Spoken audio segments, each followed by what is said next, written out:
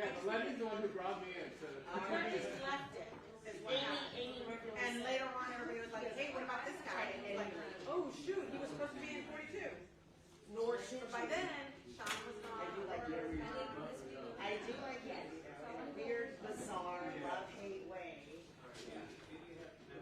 Even though he'll fuck you at me, like 10 times.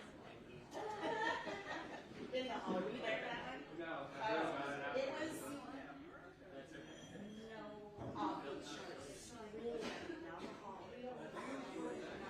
What?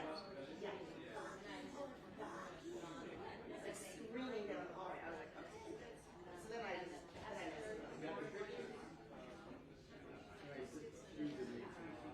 yeah, you lose it. But then when you lose it, then you can kind of ask, like, you're kind of losing your temper, and that got more than you're screaming out. But we're still friends somehow. I'm sorry. He went to law school with my really good friends. It is a little. And Jerry. Probably give a clip. Can I have that clip? How many others? At home, Do you know the order? Oh, these are court copies. Yes. This goes into a different folder, remember? I don't have order. No. Court copies of everything. Oh. They're close friends. Yes, yes. Well,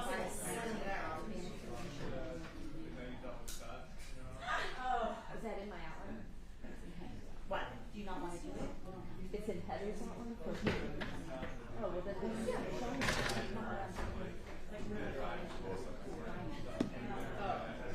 You mean with the other exhibits? No, she doesn't, because Johnny can. But it's all clean. It doesn't matter. She could do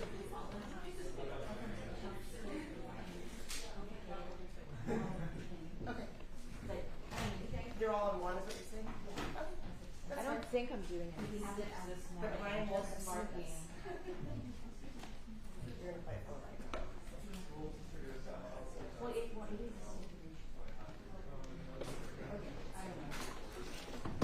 She can do it. It's not. That's not. I get it. So these photos that you put, I was so nice. I think they're already whatever.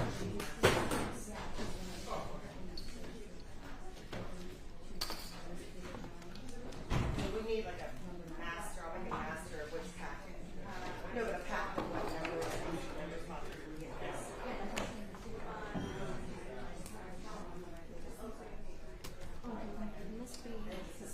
Oh, you played in 1 and 2. That's another track.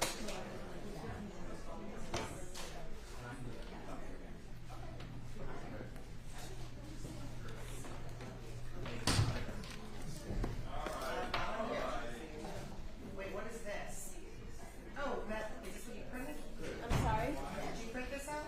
Who? What are you talking about? The court. Yes. I gave it to you last night. You were there. You said, oh, that's mine. I need mine.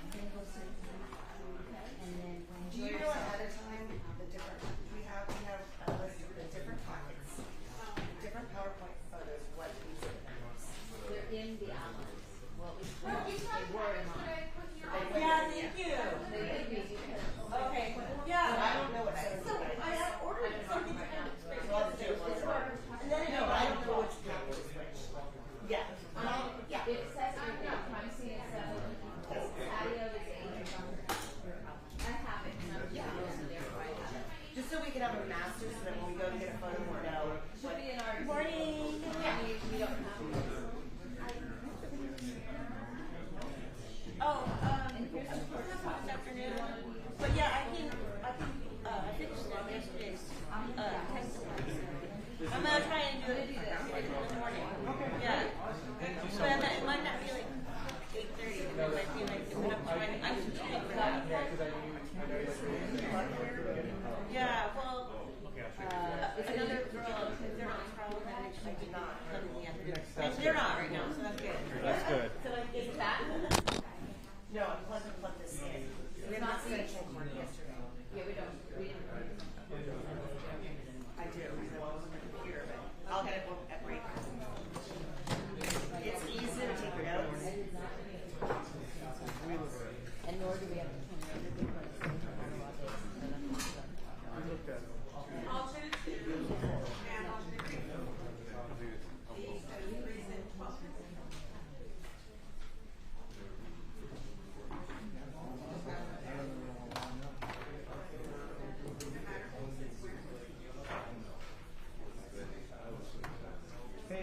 Your Honor, I have something I want to put on the record, please, sir, briefly, that I've already mentioned to counsel.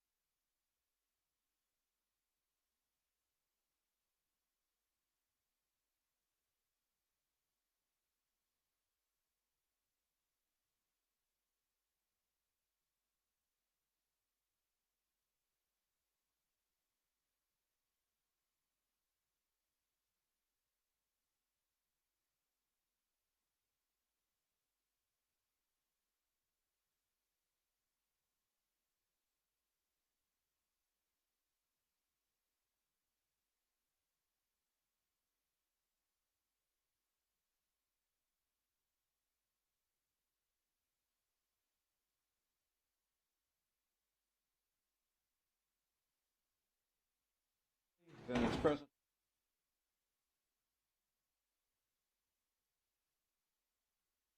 I spoke to defense counsel this morning, and I indicated that we are going to put Detective Ryan Verna on the stand just for purposes of marking some crime scene exhibits.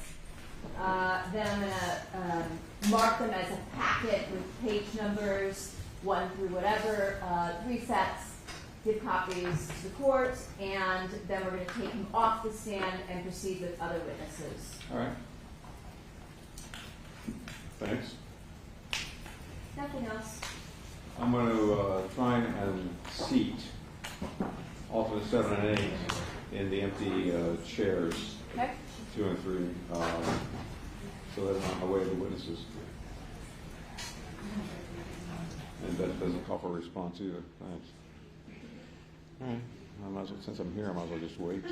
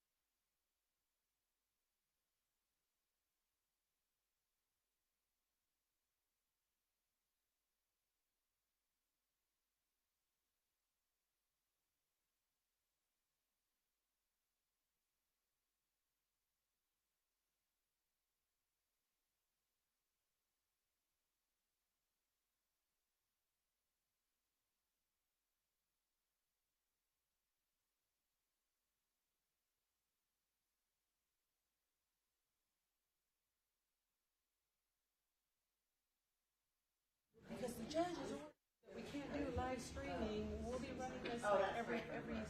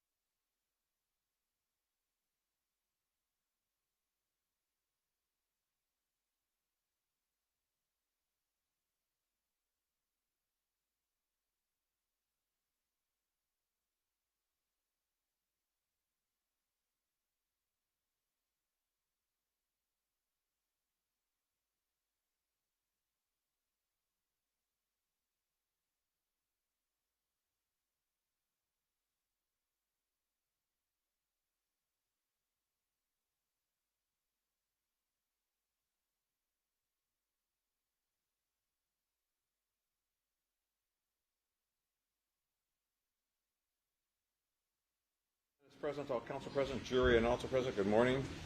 Alternate 7 and 8, you've been moved to new chairs, but you will always be endeared to me as alternate 7 and 8. So I thought about you last night when my wife got called in for jury duty. Nobody gets out of it. And that's what I even told her. You may call the next witness. Thank you, Your Honor. Just for a brief portion, we are going to call to the stand Detective Ryan Verna, who's retired.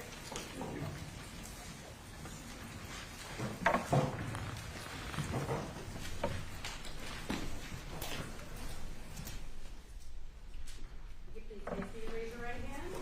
Do you solemnly state that the testimony you may give in the cause now pending before this court shall be the truth, the whole truth, and nothing but the truth, so help you God? I do. Thank you. Please have a seat in the witness stand. Right. And for the record, say and spell your first and last name, please. It's Ryan, R-Y-A-N. Last name is Verna, B as in Victor, E-R-N-A. May proceed. Thank you, Your Honor. Detective Verna, are you currently employed? I am not. Are you retired? Yes. When did you retire? In 2020. When was that? June of 2020. Okay. Approximately how many years were you at your previous employment? 20 years. And where was that? Los Angeles Police Department. And in what capacity were you working when you retired in June of 2020? I was a homicide investigator for Valley Bureau. Okay. And how many years had you worked in a homicide unit or division? 9 years. Okay. And how long were you assigned to Valley Bureau Homicide? It was established in 2016, so approximately 4 years. Okay. And approximately how many homicide detectives were assigned to Valley Bureau Homicide at the time when you were there between 2016 and 2020? There were approximately 18 working detectives, along with additional supervisors and support staff. Approximately how many homicides did you personally handle yourself? Over my 9 years? Yes. Approximately 30. Okay. And approximately how many homicide cases did you assist on? Hundreds. Okay. And did you work on the case of the murder of the victim in this particular trial, Fabio Sementilli? I did. And were you assigned as one of the investigating officers to this case? I was. And did you have a partner with you? Yes. And who was that? Gene Parshall. Okay. Is he now deceased? He is. Okay. And was there, when you work on a case, whether it be a homicide or any other type of case within LAPD, are cases assigned within LAPD some type of unique tracking number? Yes. Can you explain that? Yes. Each case is given what's called a DR number. It's a series of digits. So it starts off with the year, and then so it'd be a two-digit number, and then a two-digit number for the division it's assigned to, and then a five-digit number for the actual case itself as it progresses. So sequentially through the year? Yes. So the first case assigned in the year would be 0001, and then it would move on from there. Okay. And is this referred to the LAPD DR number? Is that like a divisional report number? Yes. And the divisional report number for this case, was that 17-21-05194? Yes. Is that a unique case number within LAPD? Yes, it would only be assigned to one case. And if it's a unique case number, then throughout your investigation, what happens to any evidence that is collected pursuant to your investigation? It is also booked to that particular number. Okay. And did you and your partner, Detective Parshall, handle the investigation into the homicide involving Fabio Sementilli for several months? Yes. And at some point in time, was the case reassigned to LAPD's robbery homicide division. It was. And is that something that happens occasionally to cases that you would initially be assigned to? Occasionally. And when does that happen? In general, when does that happen? Yes. Well, it comes with a lot of discussions internally within our bureau, and then it would come with discussions within robbery homicide division, and ultimately there's particular reasons why it would be reassigned. Okay. So. And is there usually a common reason why it may be reassigned from the divisional level to robbery homicide division? Yes, I mean we have within our bureau we have limited resources. We have a limited number of detectives that can handle cases, and when they grow outside the scope of what's a normal case within our bureau, then we have to start looking for outside resources. Okay. And is the robbery homicide division one of those resources? Yes. And so did you handle this case from January 23rd of 2017 through sometime in March of 2017? Yes. And were you still involved in this case after it was assigned to the robbery homicide division in March of 2017 until the arrest in June of 2017? Yes, in some capacity. Okay. And did you work between March and June, the date of arrest, together with the detectives from robbery homicide division? Yes. Do you recall who those detectives were? Yeah, it was Detective Barry Tellis and Detective Chris Gable. Okay. And during that period of time, did you and or your partner build a relationship with the defendant in this case, Monica Sementilli? Yes, we did. And did you also interview her on a couple of occasions? Yes. Do you see her here in court? I do. Can you identify her for the record, please? Yes, she's seated to my right, wearing a blue blazer with a white shirt. Thank you, Your Honor. And when the case was transitioning to the robbery homicide division, did you and your partner make the defendant aware of the fact that the case was being transferred to robbery homicide division, or was that kept secret? It was kept secret. Okay. And for what reasons? Well, at the time there was a belief that she may be involved in the case as a suspect, so we weren't going to play our cards that way. Okay. On the date of January 23rd of 2017 at about 6:30 in the evening, were you notified of a homicide? Yes. And how does it work when you're assigned to a homicide division in terms of notifications? Well, typically there's a radio call that's generated. Officers are dispatched and respond to the scene. Once there's a confirmation that someone has passed away from a homicide, they will notify their division watch commander, who then notifies our supervision at our bureau, and then they notify us. And so we would respond from where we were, which in this case was my house. Okay. So if you are assigned to a homicide division, does that mean that you can be called out at all hours of the day and night, including Yes. weekends? Okay. And so after you were notified, as you mentioned, about 6:30 p.m. of this homicide, approximately what time did you arrive at the scene of 5012 Queen Victoria Road in Woodland Hills within LA County? Approximately 8:10 p.m. Okay. And do you recall how long you were there or what time you finally left the scene? I believe it was sometime around 2:30 in the following morning. Okay.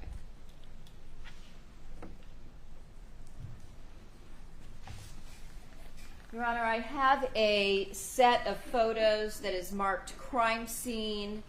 It contains 82 pages. May this set of photographs be marked, please, as People's 8. I'm sorry, 7. Yes. Showing you what's been now marked as People's 7. If you could just take a brief look through those.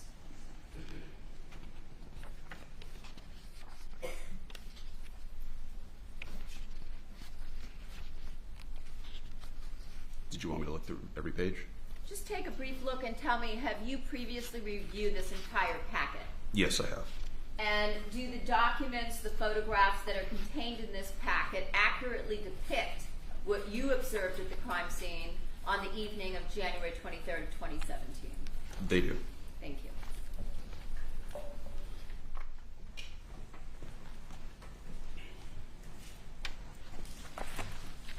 Your Honor, I have another set of crime scene photos that is labeled Crime Scene Patio, victim Fabio Sementilli, and it is 25 pages in length. May it be marked, please, collectively as People's 8. It may. Thank you, Your Honor. May I approach? Counsel can approach at any time without permission. Thank you, Your Honor. Showing you People's 8. Can you again briefly look through those photographs? Yes. Have you previously reviewed this packet? Yes. And again, do these photos accurately depict what you observed at the crime scene that night? They do. Thank you.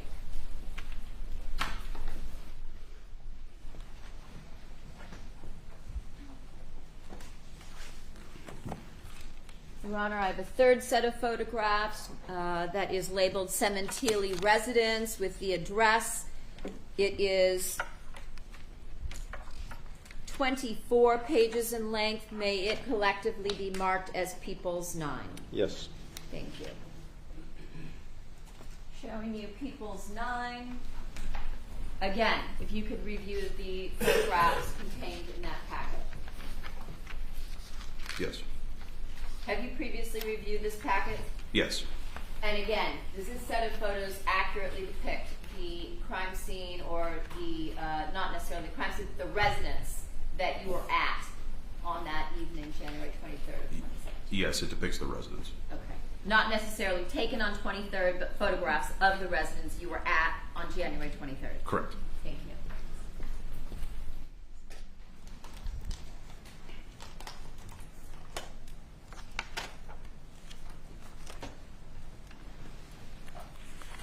Your Honor, at this point, we are going to switch to another witness. We just wanted to mark some exhibits. If Detective Verna could step off the stand, we will subsequently recall him. Not quite. You may cross-examine. Thank you, Your Honor. Detective Verna, those 3 packets of photographs, were they taken at your direction? No. So there were other LAPD officers on the scene when you arrived? There were. Was there personnel from the crime lab there as well when you arrived? Not when I arrived, no. So these photos were taken after you arrived? Yes. 2 of the packets, the first packet I was shown are overall pictures of the crime scene. The second packet were photos of the decedent for the most part, in position where he was. And then the third packet was taken at a later time. I believe those photos were when the home was listed for sale, for the most part. So that would have been, what, weeks later? I think months later. Months later. At your direction? The photos were I taken- didn't direct the home to be sold, no. No. Yeah. You didn't buy it either, no. I did not, no. I'm talking about the photos Yes. that were taken weeks later. Was that at your direction? No, I believe it's something that the realtor did when they listed the home. I see. So that wasn't part of LAPD's investigation? Correct.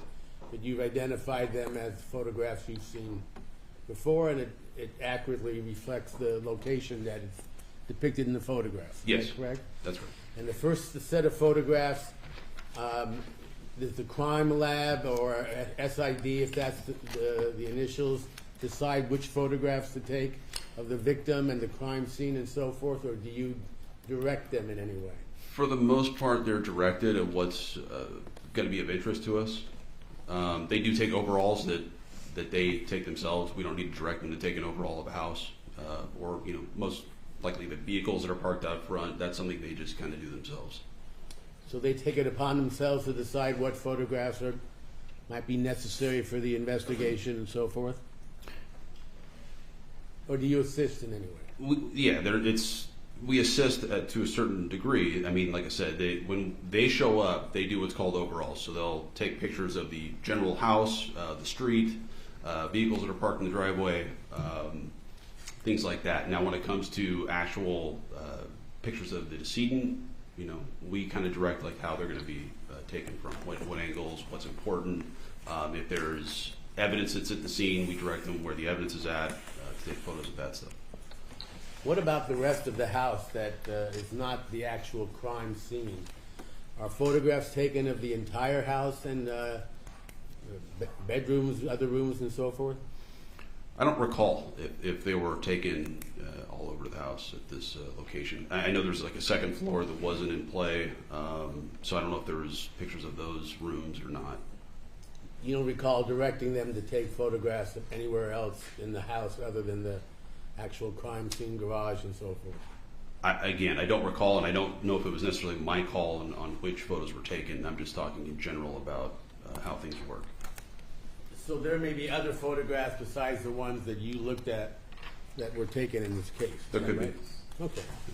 You indicated at some point that the case was transferred. Is that correct? Correct.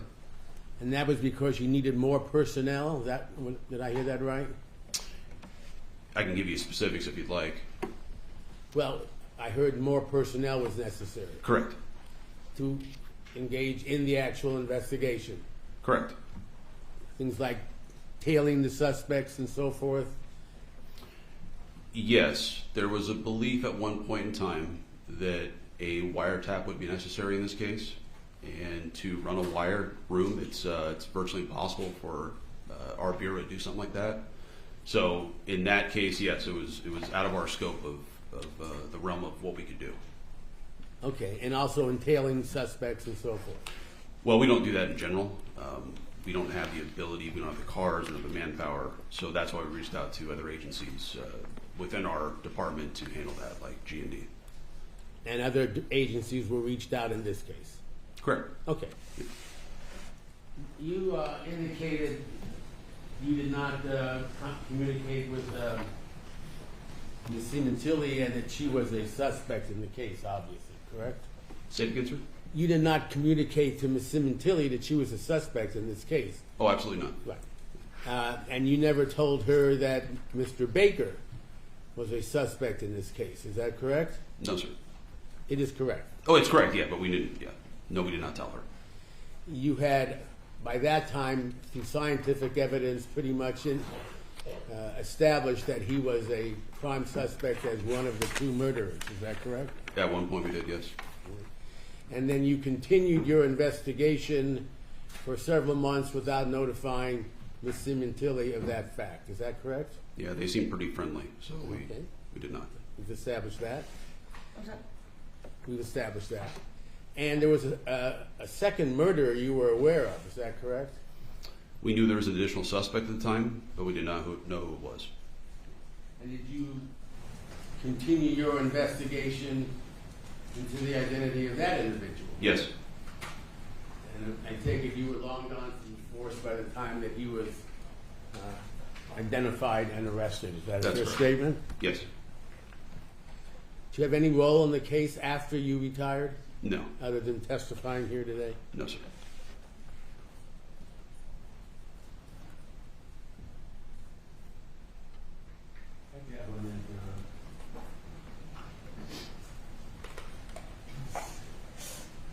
Can you tell us approximately when you determined that Mr. Baker was a suspect in this case? I believe the date was February 14th, 2017, when the DNA results came back. And that was due to scientific evidence and the results of DNA being found in locations in the car and so forth, which would indicate that he had been present, his blood was present, and so forth. Correct. So from that date, he was a suspect. Yes. Could have been arrested. Could have been. And from that day on, one of your duties was to try to document whether or not he and Ms. Sementilli were having an affair. Is that right? It wasn't about whether they're having an affair or not. That's not the. You knew that I already? wasn't investigating an affair.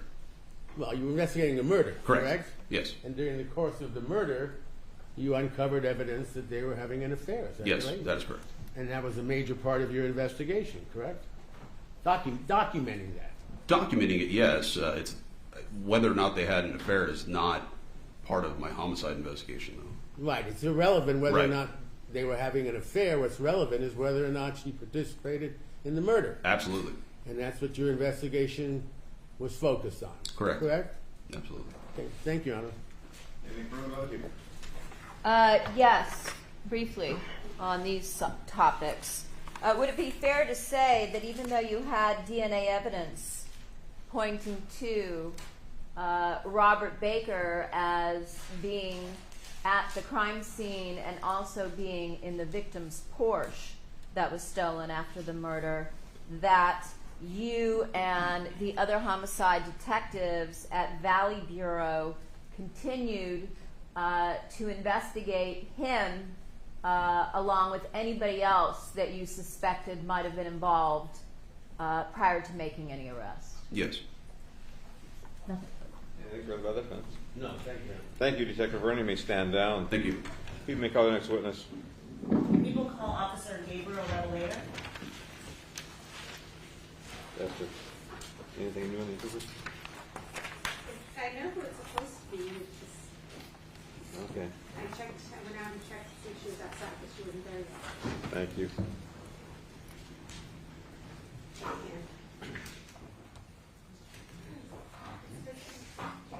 Do you want to move it anywhere? Move as you like.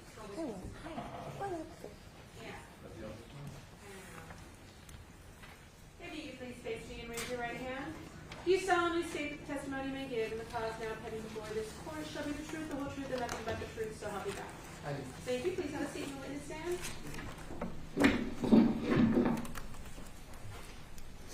And for the record, say and spell your first and last name, please. First name is Gabriel, Gabriel. Last name Revelado, R-E, B as in boy, O-L-L-E-D-O. Thank you. Officer Revelado, what do you do for a living? I'm a police officer with the Los Angeles Police Department. I'm currently assigned to Evidence Property Management Division, Curry Region, How long have you been a police officer? approximately 12 and a half years. And can you describe your current duties, what you just told the court? Yes. So what I do is I go to different divisions within the Bureau and pick up any analyzed evidence and transport to forensic science over at Cal State LA, Harvard Tech, and Central Property. Prior to that, were you a patrol officer? Yes. Back in January of 2017, then what was your assignment? I was a patrol officer at Devonshire Division. Okay, and what are your duties entail as a patrol officer in general? In general, respond to radio calls and enforce any violations of traffic. So I'm going to ask you about January 23rd, 2017. Did you respond to a radio call then at 5012 Queen Victoria Road in Woodland Hills, Los Angeles County? I did, Was that about 5:45 p.m.? approximately, yes. Now, when you got a call, can you explain how a call comes through to you to respond to a location? So a call will come out, depending on the severity of the call or urgency. It'll come out as a code 2, code 3, or a code 1. Code 3 would be lights and sirens. Code 2 would be get there as soon as possible. And code 1 would be, maybe like a neighbor dispute or, noise complaint. Do you know what code this one was? I believe it was a code 2. So did you respond directly to the location? I did. Now, you just explained it, but did you have on lights and sirens, if you recall? I did not. The comments of the call was to meet the fire department for a possible assault victim. Were you working that night then in a, what we call black and white patrol police vehicle? Yes, Were you working with a partner? I was. Who was your partner? Officer Duncan? And were both of you in uniform, meaning police LAPD uniform? Yes. Now, and you mentioned Devonshire. Is that just a station within Los Angeles Police Department? It is. And it covers the Valley area, and does that cover Woodland Hills? No. So when we received the radio call, it was assigned to Devonshire, an available Devonshire unit, because that area normally is covered by Topanga. And at that time, I believe Topanga had a perimeter set up that utilized all their available resources. And so we responded with pretty much a delay because we were further out. So were you helping another division, We were. essentially? Okay. Yes. How long after you got the call do you think it took you to get to this location? I don't recall, maybe approximately 20 minutes. So at this point, you believe that you're just responding to some type of an assault call? Yes, initially we were thinking we were going to have to take an injury report. When you arrived, I'm going to show you a photograph. This has been previously marked in the packet. Exhibit 9, this is page 7. This is an aerial view. Do you recognize the house from this aerial view? I do. And that's at 5012 Queen Victoria Road, is that correct? That's correct. Is that the location that you arrived at? It is. Now, can you describe what the scene was like when you arrived? The fire department was parked outside. We walked up to the residence, and I met with one of the firefighters. As far as any patrol officers or police officers, were you the first on the scene as far as that? Yes. Okay, so when you got there, the fire department was there? Yes. And when you arrived there, this has been previously marked also as Exhibit 9. I'm going to put it, yeah, Exhibit 9, and this is page 9. Let me just focus for a second. Is this the house that you arrived at? Yes. And then the street in front of the house, is that Queen Victoria, which would be where the driveway into the house would feed into? Yes. Can't see it from here. All right, so walk us through then what happened when you arrived. So when I arrived, I met with the firefighter who I asked, so what do we have? And he responded, the bodies in the backyard. When you're talking to the firefighter, where is that conversation occurring? On the sidewalk. So in front of the house right here? Just a little to the left of the driveway.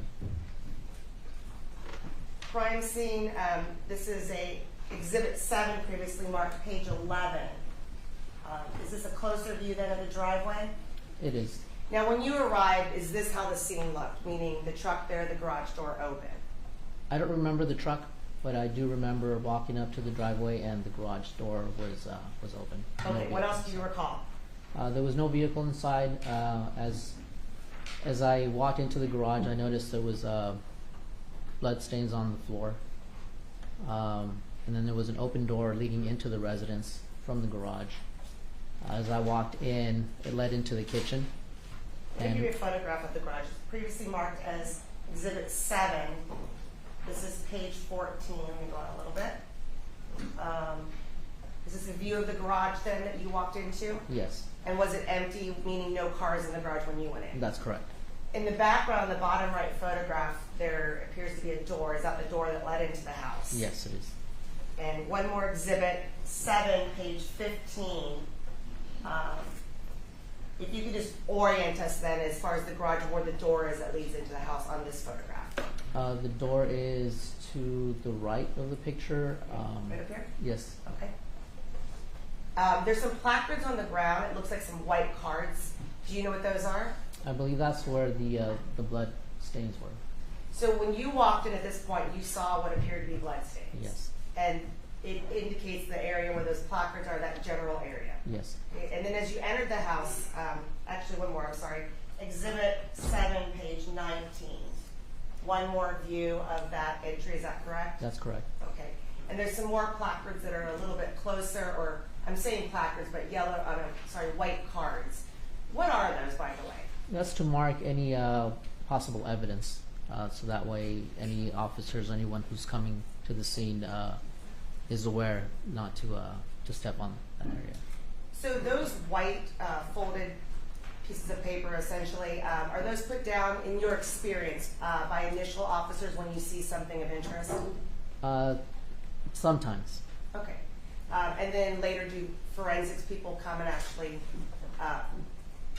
They photograph and take DNA samples if and they needed. mark the cards as well? Yes. Okay. When you enter that door into the house, where does it lead? It leads into the kitchen. And this is Exhibit 7, these off, page 33. This is the, does that appear to be the kitchen that you recall? Yes. And again, did you notice any of these red marks on the floor that appear to look like blood? Yes. They appear to be footprints with blood. As soon as I noticed that, I asked the firefighter if that was a result of them going in and out of the house, and he replied that those footprints were already there prior to their arrival. Okay, so it appered to you to be blood, and then what? When you say footprints, like somebody had stepped in it or tracked it in? Yes. You don't know correct. which one? Right. Right, okay. Exhibit 8, page 7. In the background there is a door right here. Is that the door from the kitchen? It is. Okay, can you just kind of orient us in what you did after you walked through the kitchen, saw what appeared to be blood? Did you walk out to this patio? Yes. So as soon as I walked in, I observed the footprints. Walked around the island, and the firefighter indicated that the wife and the victim's children were sitting at the dining table. Okay, so where was the dining room table in relation to the kitchen then? So, facing the door leading to the patio, the dining table was to my right. All right, and this Facing is, it from inside. let me just go to Exhibit 7, page 44. In the bottom right photograph, there Yes. appears to be a dining room table. Is that where you saw people sit? Yeah. So I was standing between, I would say, between the dining table and the island, facing the door leading out to the patio. And who did you see sitting at that table? It was the victim's wife and his 2 daughters. When you say the victim's wife, do you see her in court? Yes. Can you please identify where she's sitting and what she's wearing? Sitting to my right, she has a white blouse with a red blazer. I'm sorry, a blue blazer. Now, did you have any direct conversations with the defendant that you recall? No, not that I recall. Do you remember anything about the individual sitting at the table? Anything about what was occurring at that moment? Well, they were sitting there. I heard them crying. I remember her saying, "Why would somebody do this to him?" When you say her, do you mean the defendant? Yes, Okay. And then you saw another, was it female with the defendant? yes, Just one? 2 daughters. 2 daughters, okay. Did you have any conversations with the daughters? Not at that time. Did you later have a conversation with the daughters? Yes, with Okay. one of the daughters.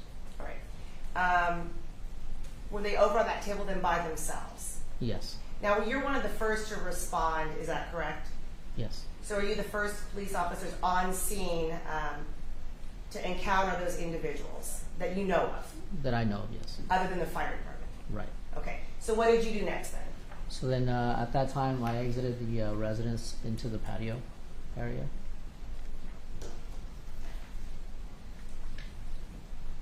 And this is Exhibit 8, page 8. Is that the patio area you walked onto? Yes. All right, and can you explain what you saw there? So when I walked out, I remember seeing the victim with his chest and his head resting on the seat of a patio chair. He had blood around his neck and blood on the floor. Is that indicated in the photo where the victim is? Yes. Is there a pointer up there or no? Yeah. There should be. Behind his TV. This one. You just extend that and then turn around to the screen and just, I'll show you some more photographs, but just for Exhibit 8, page 8. Can you indicate where the victim is then? The victim is right there. And you're pointing to the middle of the photo. It appears to be an individual lying over a chair. And is that the position that you first encountered the victim? Yes. Exhibit 8, page 9. Again, is that a closer view? Yes. Now there's some yellow tape. No, sorry, well, tape. Yes. Did you put that up? No, Was that up when you got there? it was. Do you know who put it up? Yes, I asked a firefighter who had put that up, and they said that they had put it up just to preserve any evidence. And so based on your experience, you're saying to preserve evidence. What does that mean? Meaning that a crime had occurred, and we needed to just make sure that nobody contaminated the area. Exhibit 8, page 5. You orient us as far as the direction of this photograph, where we're looking. Yes, so this is the kitchen area leading out to the patio. And then exhibit 8, page 6. Again, this is just another angle. Yes, He shows where the kitchen door is again. that's right. And you're pointing to the left photograph, the door that leads into the house. Yes.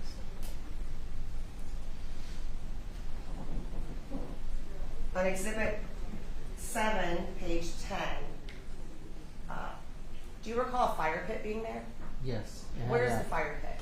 Fire pit was behind him, this area here. It had an open flame. Had also observed a television that was on. Okay. And you pointed to a round cylinder type object in the bottom Yes. left of the photograph. And you recall the flame being on? Yes, The TV was on, you said, as well? it was. And where was the TV? TV would, I would say it was, I believe it was, see, in this area back here. Okay, 1 second. Let's go to photo that one. All right. And this was exhibit 8, page 7. He shows where the TV is. And you're pointing to the top of the photograph where there's appears to be a television screen. Okay, what did you do next then? So the next, I walked into the residence and figured I needed to escort everybody out of the house. So I directed them to walk, exit the house through the front door. Why were you clearing everyone out of the house? To pretty much preserve any other evidence that might have potentially been there in the area. Is that standard procedure then at a crime scene to remove individuals from around and near a crime scene? Yes. And when you say preserve evidence again, can you kind of break down what does that mean? Well, we hadn't cleared the residence yet, so we just wanted to make sure that there was no one else was stepping on either blood and tracking it throughout the house, or any other potential, like I said, evidence.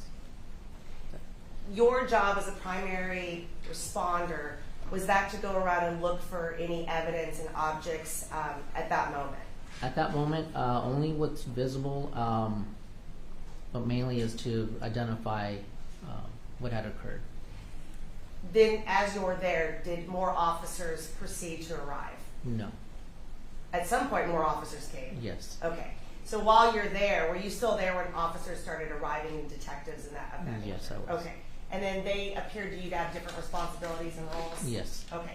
What did you do with the family then? So as we were walking out from the dining area to the front, I was walking behind the family, and I observed on the left-hand side of the front door there was a hallway leading into what appeared to be a room.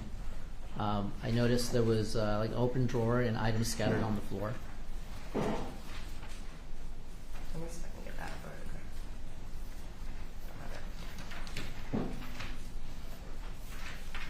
One moment.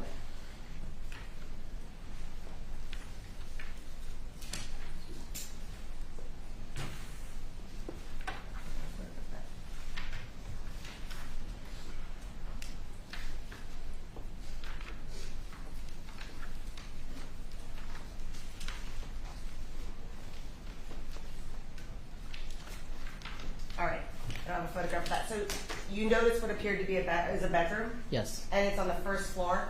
Yes. Did you go into that bedroom? I did not. So what exactly could you see within that bedroom? I remember seeing a drawer that was open and items just scattered on the floor. And why did that catch your attention? It just the house wasn't. It didn't appear like it was anything else that had been, I guess, tampered with. Okay. Just- If I may mark as equals 10 it is a drawing, appears to be a blueprint then. Yes, Are you familiar with the layout of the house? I am. Can you describe then your point of entry, just walk us through, and then that bedroom that you looked into? Sure. So this is the driveway, and this is the garage. And so I have to describe what you're doing for the record. So you're talking, if you could talk it through, in the bottom left corner, you entered, or bottom right corner, you entered in through what's marked driveway. Right. And then I walk into what's marked garage, Okay.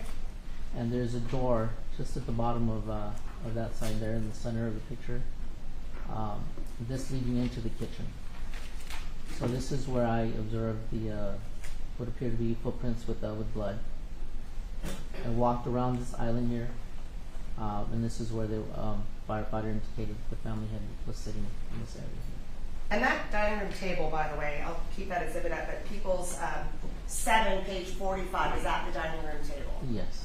And then do you remember, there's a placard there marked 21. Do you have any idea what that is? I don't. Okay. Go ahead. And back to exhibit 11. Okay. 10, I'm sorry. So as I walked around the island here, I exited the kitchen into the patio area, which is marked patio. And that's where I observed the fire pit with the open flame and the television that was on. At that moment, I went back into the residence and escorted the family out to the front door, and the front door leading over this side here. If I go mark is People's 11, Your Honor. It's a, let me see if it's 30. I'm sorry, 30 marked in the book. It's exhibit 7, page 46. We see a picture of what you've already identified as the family room. Do you see the front door in that photograph? Yes, front door as well. Okay, so you walk the family then through the living room to the front door? Yes. And then what? If we can go back to the previous picture. Yep. And that's exhibit 10. So as we're walking here, the family starts to exit the residence. This is where I was able to catch a glimpse of this room here. There was a door leading to a room here. And you're pointing to a room that has an M bedroom label, is that correct? At the top. This one here, yes. So this is where I observed items scattered on the floor. Okay. And then what happened after that? And we exited the residence through the front, walked out down the driveway, and as we escorted the family out to the to the sidewalk, we put up crime scene tape to block off the driveway. Exhibit 752, was that the doorway in the very back that you could see into? I believe that's it. So that's basically, is that a snapshot of the glimpse that you got? Yes. And no more than that, just to see that some drawers That's were open? correct. Okay. What happened then when you got outside? So as we got outside, like I said, we had taped off the driveway, and immediately contacted Devonshire Watch Commander and Topanga Watch Commanders to let them know what we had discovered. When you say take off the driveway, exhibit 7, page 10, is that a photograph then, an accurate one of the driveway that you recall with the gates right there? Yes, And when you arrived, do you recall the gates being opened? they were open. And your testimony is you don't remember the truck being there one way or the other, is that correct? That's correct. Okay. So the tape right there, that was put up by you or someone in your presence? That was put up by, I believe my partner had put that one. And that tape again is to keep people from going in and out, is that That's correct? Okay. Do you, the individuals that you spoke to, you talked about the defendant and 2 females. If I may mark as People's 11, a photograph of a female individual. Do you remember this girl as being one of those 2 females Yes. that you identified as one of the daughters? Yes. And if I may mark as People's 12, another photograph of a second female with long hair. Do you recognize, I'm sorry, do you recognize this individual as well as being one of those 2 females? I One of do. the 3 females? Yes. Okay.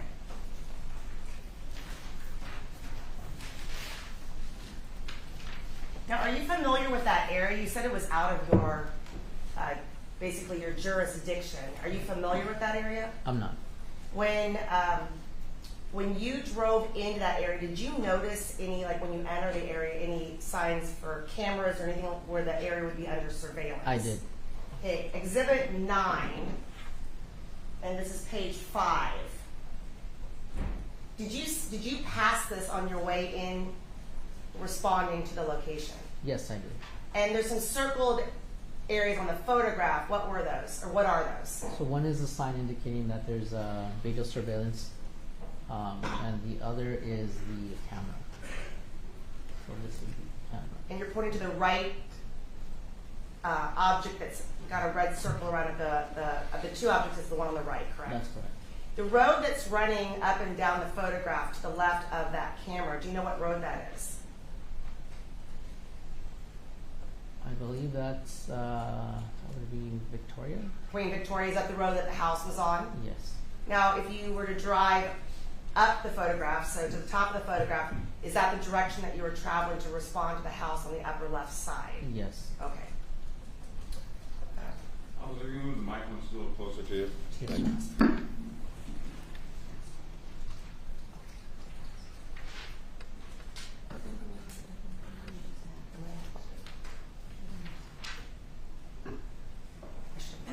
Is that 12? Did I mark that as 12? I believe so. Was my last exhibit 12? Your last exhibit is 12. Yes. Okay. I put 12 back up there. That road, do you recall? Sorry, if you that's were, not 12. No, this is 12 is exhibit female. 9. Oh, sorry. You have the packet. Exhibit 9, page 5. Yes. Thank you. That Queen Victoria from that direction, from where that camera is going up, do you remember how far up that hill the house was? I don't, but I know it was quite a walk. Do you recall, is that a flat road or a hill? It's a hill. Okay, like a steep hill? Or just an average? Well, going uphill. Yes. Okay, thank you. No further questions. Yes, McCross. Thank you, Your Honor.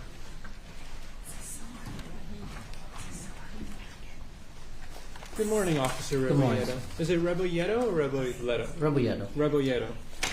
If there's anything I ask you that's confusing or you need me to clarify, just let me know, okay? Yes, sir. So this is going back quite a while. January 23rd, 2017, correct? Yes. Did you write a report I in this did. case? And did you review that report prior to testifying here I did. today? When did you review it? I've reviewed it just this morning.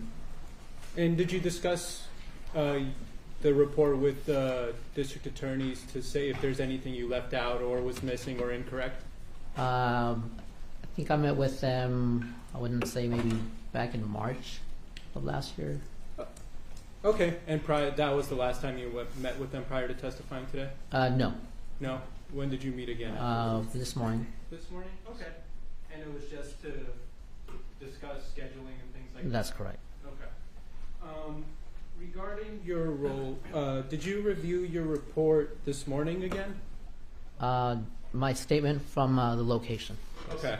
And your statement from this location, do you remember saying that you received the dispatch at approximately 1726? If I could take a look. Yeah, if you need to, you can refresh your recollection. That's correct. That's correct. So 1726, you received a dispatch for a possible assault, correct? That's correct.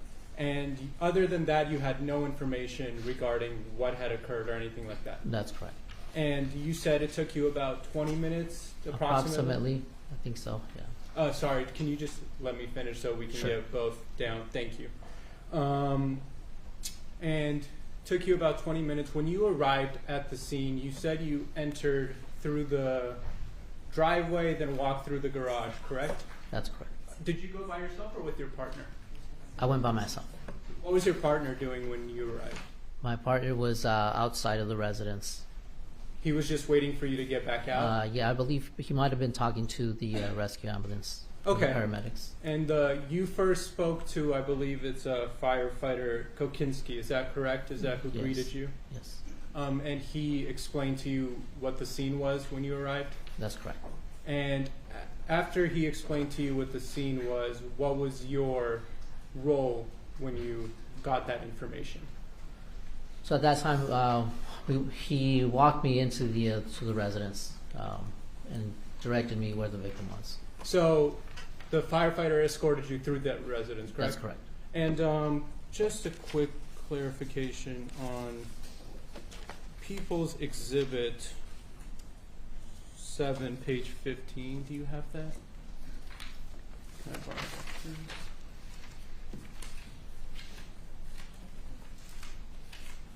First one? No, the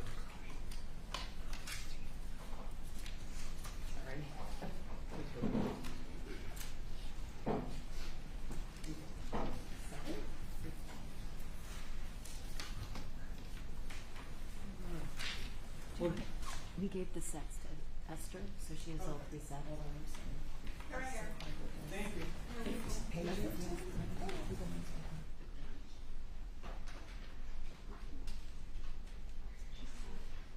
You got it?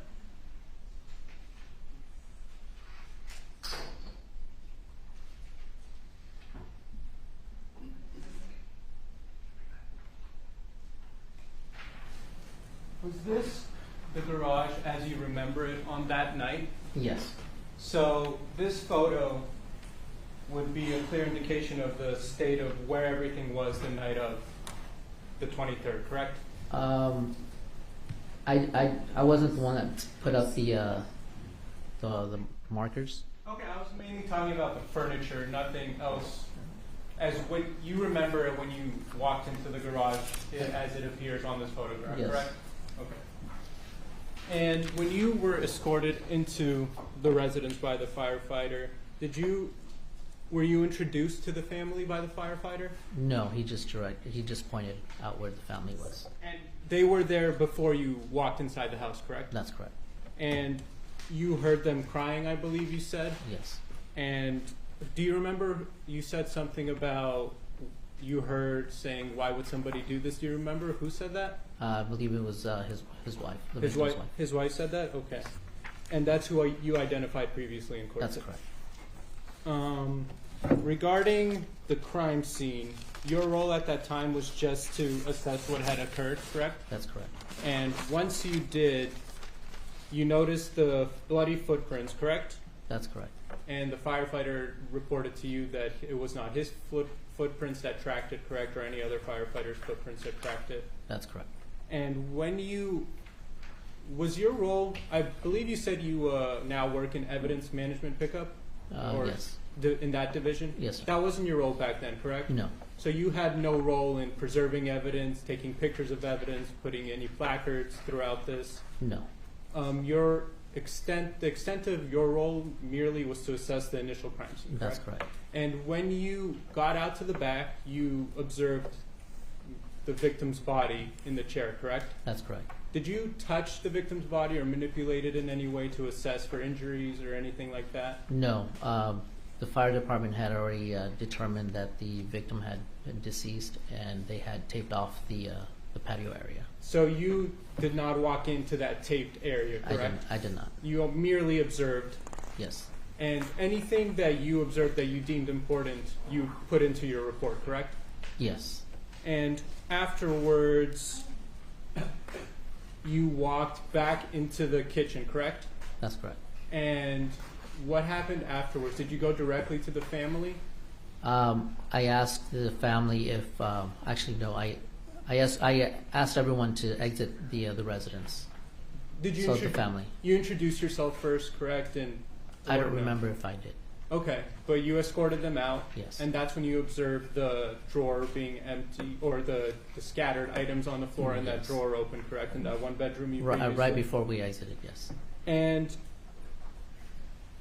when you walked outside, your partner was still out there talking to the other firefighters, I believe he was. Yes. and you escorted them out through the gate, and then your partner taped off the area. Yes. Did you ever return back inside the house after the? I did not. What did you do the rest of the night after you got outside? So we, like I stated earlier, we notified Devonshire Watch Commander and Topanga Watch Commanders of what we had discovered, so that they could send out additional resources. And afterwards, I believe you said in your direct that you spoke to one of the daughters later. Yes. Do you remember which daughter that was? I don't. Could those pictures help you possibly identify which one it was? No. You don't remember? No. Did you what was that conversation about? It was brief.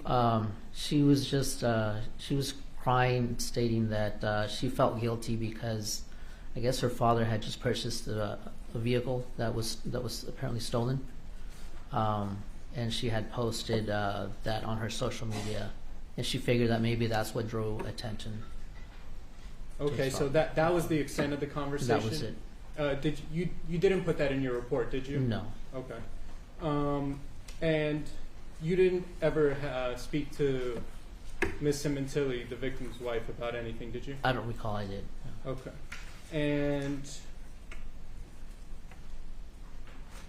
how long were you at the house for that night? Inside the house? Outside?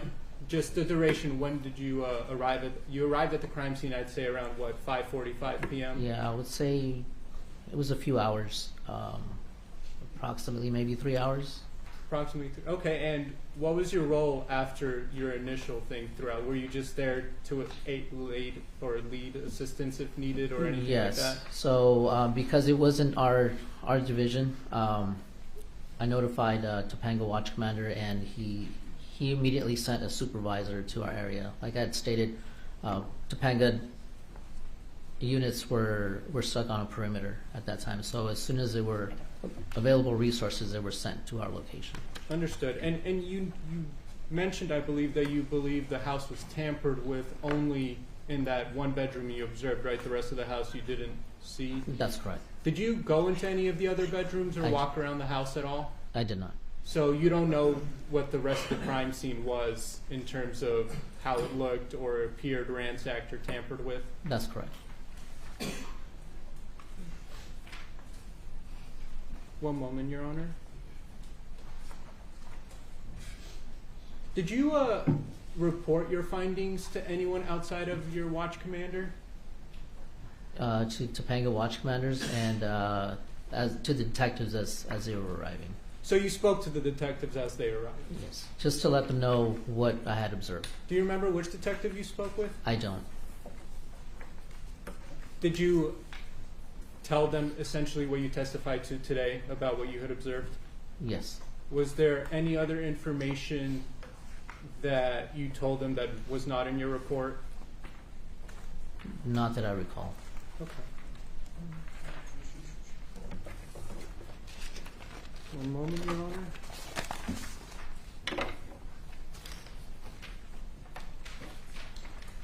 Nothing further, thank you. Can you redirect? No redirect, Your Honor. However, I did want to correct one exhibit.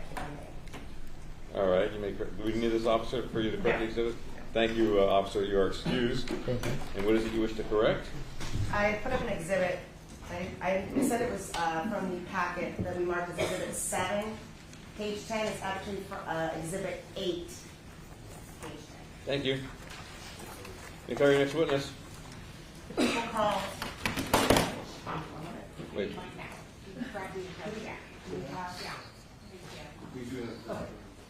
Delia Rivera. Interpreter, is that correct? Counsel, this witness does require a Spanish interpreter? Yes, she does. And the Spanish interpreter is present. Thank you.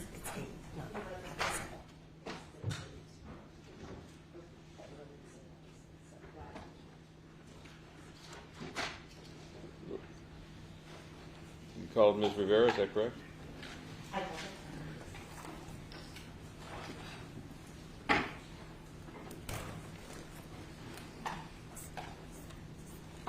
And before the witness is sworn, if I can have the identifying information of the interpreter, please. Yes, Your Honor. Good morning. Good morning. Carmen Garza, for certified 5 ID number 300436. Thank you. You could please raise your right hand. Do you solemnly state that the testimony you may give in the cause now pending before this court shall be the truth, the whole truth, and nothing but the truth? So help me God. Yes. Thank you. Please have a seat in the witness stand.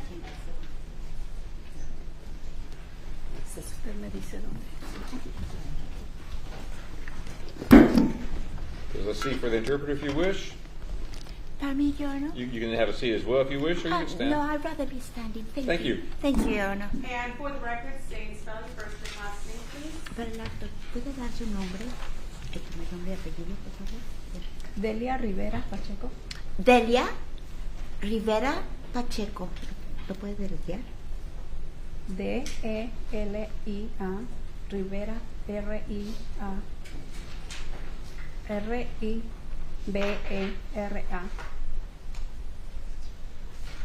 Pacheco. P-A-C-H-E-C-O. D-E-L-I-A-R-I-V Victor E-R-A P-A-C-H-E-C-O. Thank you. And you may proceed. Gracias. Pueden proceder. Good morning, Ms. Rivera. Buenos días, señor Rivera. Buenos días. Good morning. Ready? Okay. Back in 2017, that time frame, where were you employed? En el 2017, en ese periodo de tiempo, ¿dónde estaba trabajando? Trabajé en la residencia, limpiando casas, en la residencia de la familia Sementilli. I was working at the residence. I was working cleaning houses at the Sementilli residence.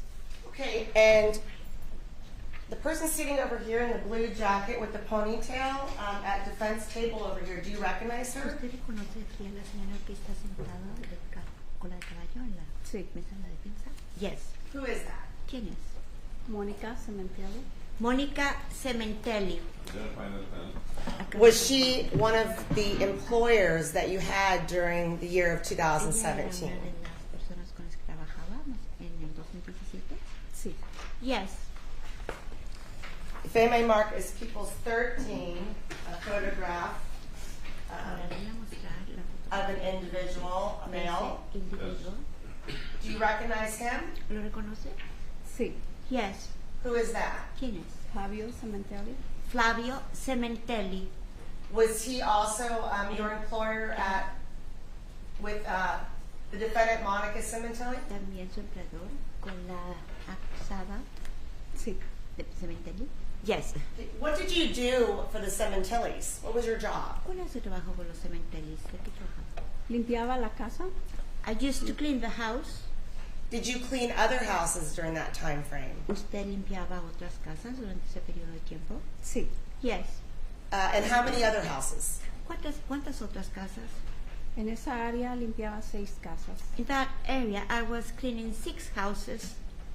When you say that area, is it the area of Queen Victoria Road in Woodland Hills? Cuando dice esa área, habla de la calle Queen Victoria Road in Woodland Hills. En el área.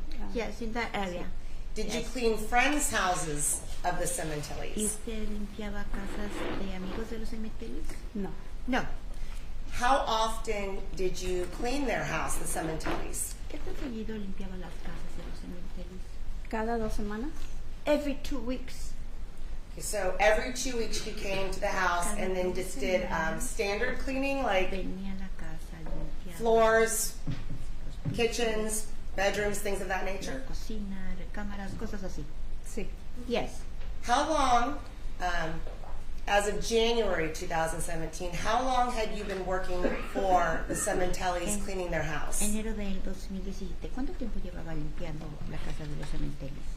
2 años y medio. 2.5 years. Putting up Exhibit 11, do you recognize En el that individual? 2011, ¿usted reconoce a ese individuo? Ese individuo. Sí. Yes. And who is that? ¿Quién es?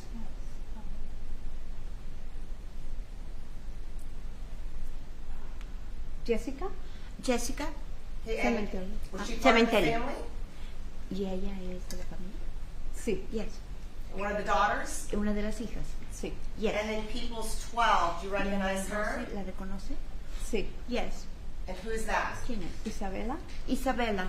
And that was another daughter? ¿Otra hija? Sí. Yes. Okay, would you say that you were close friends with the family? ¿Usted puede decir que era como cercana a la familia? ¿Como amiga cercana? No. No. Okay.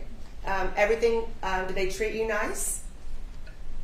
¿La trataban bien? Sí, Yes. Good employers? Eran buenos empleadores. sí. Yes.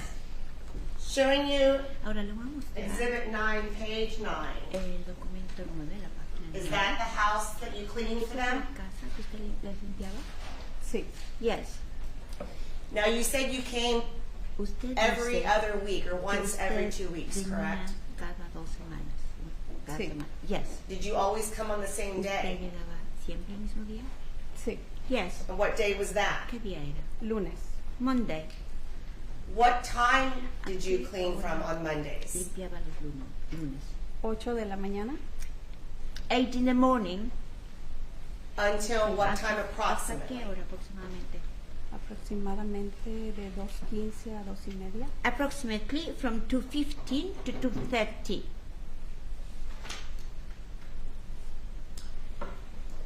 And was it the same hours Ya, then? las mismas On the horas. Mondays when you came? Los lunes. Was it cuando always usted 8 to about 2? Siempre era de 8 a 2, más o menos. Más o menos. More or less.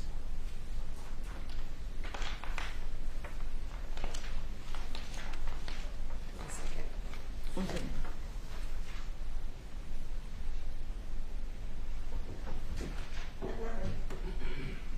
Sorry, I'm just thinking.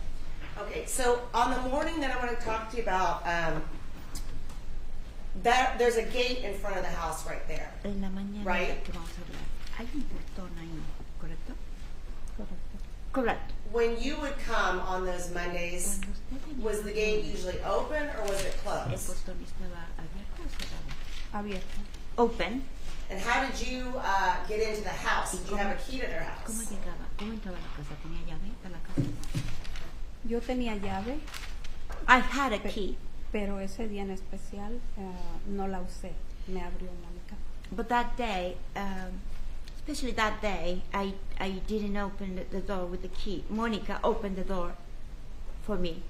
Okay, so the door was opened by Monica, and then when you left, how did you leave? Did you go out through the front Y door? cuando salió, se salió por la puerta de enfrente. Sí. Yes. And normally, Y when you left, normalmente, did you lock cuando the se front iba, door when you would leave? ¿Usted cerraba con llave la puerta de enfrente cuando se iba?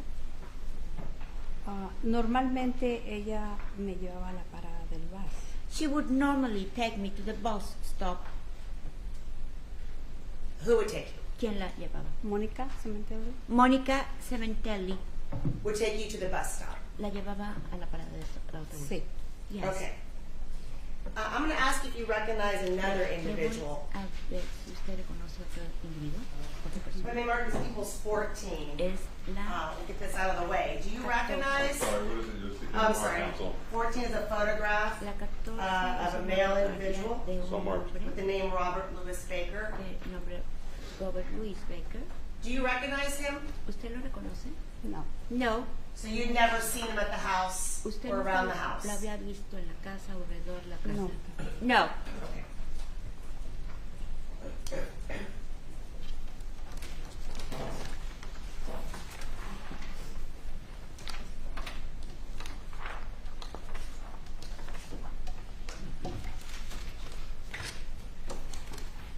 I'll show you a couple photos here.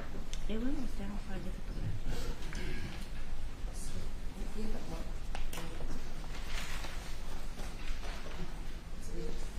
I may Marcus Peoples 15. Y voy a poner el documento 15 de la And that is a photograph of a bedroom with a bed in it. de una cámara. Peoples 15, and it's labeled on the left. Do you recognize that room? I'm just going to orient you to the house. Es, ¿en qué orientación está la casa? ¿La conoce?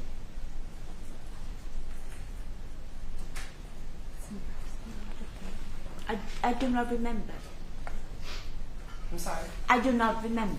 Okay, so you don't recognize. Did you ever go clean the girls' bedrooms, Isabella and Jessica's? ¿Limpiaba las recámaras de las niñas Isabela y Jessica? Sí. Yes. Does that refresh your memory? Does that look like one of the bedrooms that you Esa cleaned? Parece una de las recámaras que limpiaba.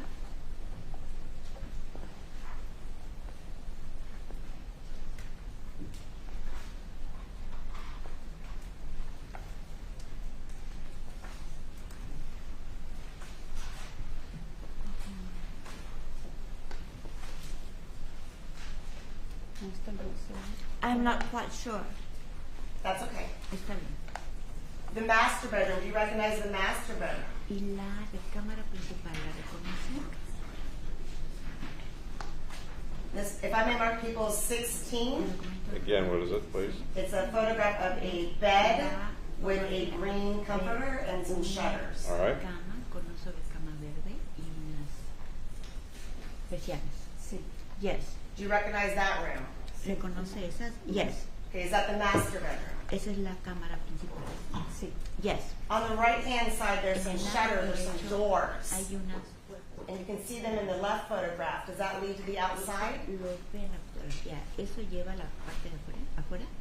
Sí. Yes. Typically, when you were there every other Monday, were those doors open or were they closed? ¿Estaban abiertas o cerradas? Cerradas. Closed. Do you know if those doors, ¿Usted like sabe behind si that, esas puertas those doors, do they lock? tienen seguro? A veces tenían seguro. Sometimes they were locked.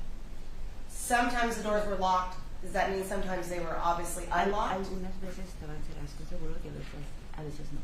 Lo que pasa es que en una vez yo limpiaba las persianas y es cuando me daba cuenta si estaban abiertas o cerradas. What happens is that whenever I had to clean them once, I would know whether they were locked or not. En la siguiente vez no las limpiaba y no las tocaba para And the nada. next time I would not clean them, so I would not touch them. Do you remember then back on the day that Fabio died, January 23rd, 2017? Do you remember cleaning the house that day? ¿Usted se acuerda haber limpiado la casa ese día? No. La casa la limpié, las persianas no. Oh, I cleaned the house, but not the blinds. So The shutters. do you recall then, when you say blinds, do you mean those doors? ¿Esas puertas? Sí. Yes. Do you recall or do you know if those doors were locked or unlocked? ¿Estaban cerradas o estaban cerradas con seguro o no? No sé. Porque No, no las toqué. I don't know because I didn't touch them. Okay. Were they closed like this in the photograph? ¿En esa fotografía sí estaban cerradas?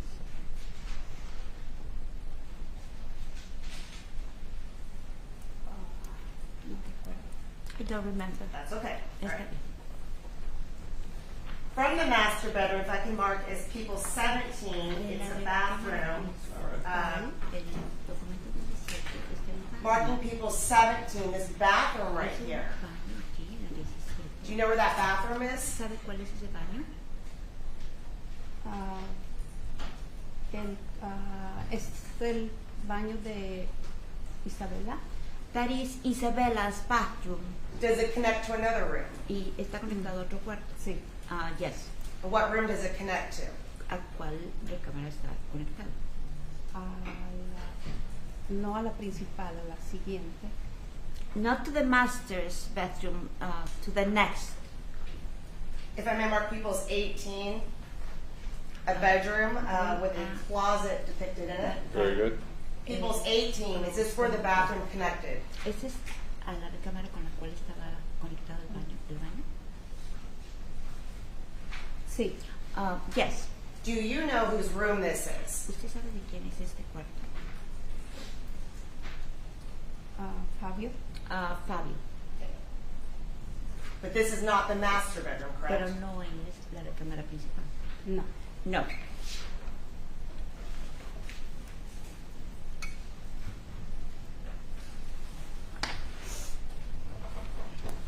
So the day of January 23rd, 2017, I want to walk you through that. Vamos a repasar. Do you know what time you arrived at the Sementilli residence? ¿A qué hora llegó a la residencia de los Sementilli? 8 de la mañana. 8 in the morning. Okay, and how did you get there? ¿Y cómo llegó ahí? Mi hija me llevó. My daughter took me there. Who's your daughter? What's ¿Quién her es su name? hija? ¿Cuál es su nombre? Paula. Paula. Do you remember what kind of car Paula drove? Sorry. ¿Qué auto manejaba Paula? Era un Honda Accord 2008. 2008 Honda Accord If I may show a Le video, voy a mostrar un video are you aware that the Sementilli residence had que la casa de los cementerios surveillance cameras? tenía cámaras de vigilancia. Sí. Yes. And I'll get into that in a bit. Are you aware of any other surveillance cameras in the neighborhood? Were you aware that the neighborhood had surveillance Sí, el cameras? vecindario tenía esas cámaras de vigilancia. No sé. No, I don't know. Okay, I'm going to show you a video and see if Le you voy a recognize, mostrar un video. Mark? if I may mark it. Reconoce. Sorry. 19. Yes, thank you. 19. And if it doesn't work, then we'll just. Why would it work? I mean, Well, we're supposed to do it in a break anyway. okay, yeah. All right, let's take our morning recess for 15 minutes. The admonition applies. See you back here in 15 minutes.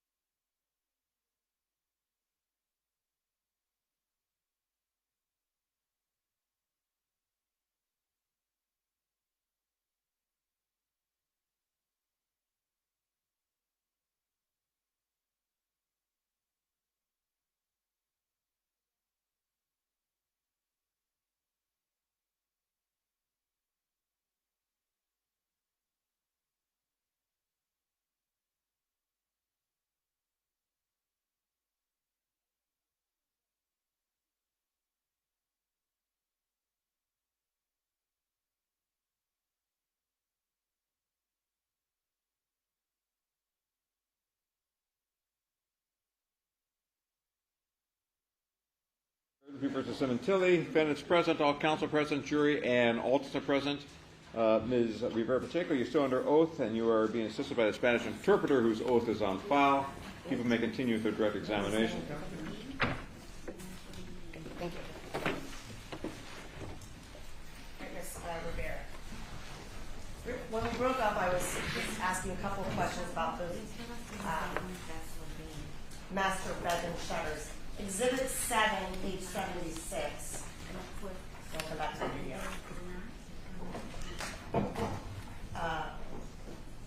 That photograph is from the patio looking into the master bedroom. Is that correct? Or the outside looking in? Yes. Now, in that photograph, the shutters appear or are open, and there's a sliding door. When you left the day of the 23rd of 2017 after you finished cleaning, do you know, if you recall, if those shutters were open or closed?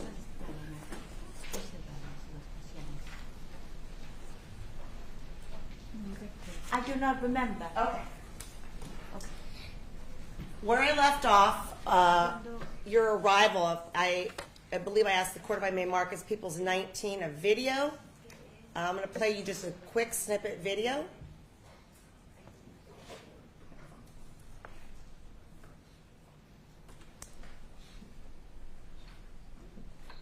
And if you'll watch the next car coming down the road. That's really fast. Was that the car that you arrived in that morning then? I think so. Do you need to see it again? ¿No necesita ver otra vez? Why is it so fast? Yes, please. Let's see if we can slow it, if we can. If not. Oh, that was too fast. We have technical experts here. Do you have a screenshot? Yeah. Right here.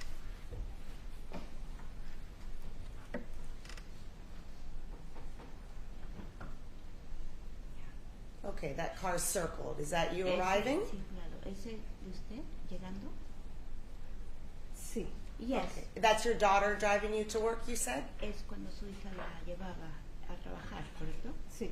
Yes. Okay, and then you testified earlier. Do you believe it was around 8:05 in the left corner? Does that appear as the accurate time when you came to work? Es la hora a la que llegó a trabajar.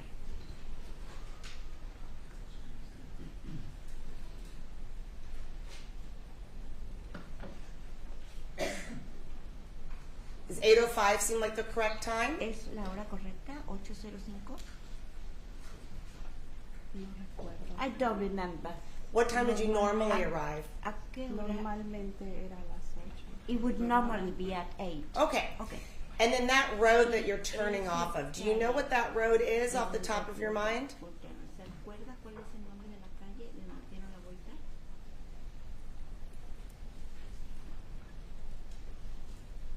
Esta es Oakdale. ¿Qué dijo? Oakdale. That is Oakdale. Oakdale, and then what street are you turning onto?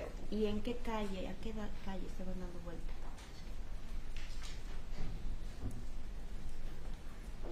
Queen Victoria. Queen Victoria. Okay, and then after you turn right here, how far is the house from when you turn this corner right here? ¿Qué tan lejos estaba la casa de donde ustedes dieron la vuelta? ¿Qué tan lejos?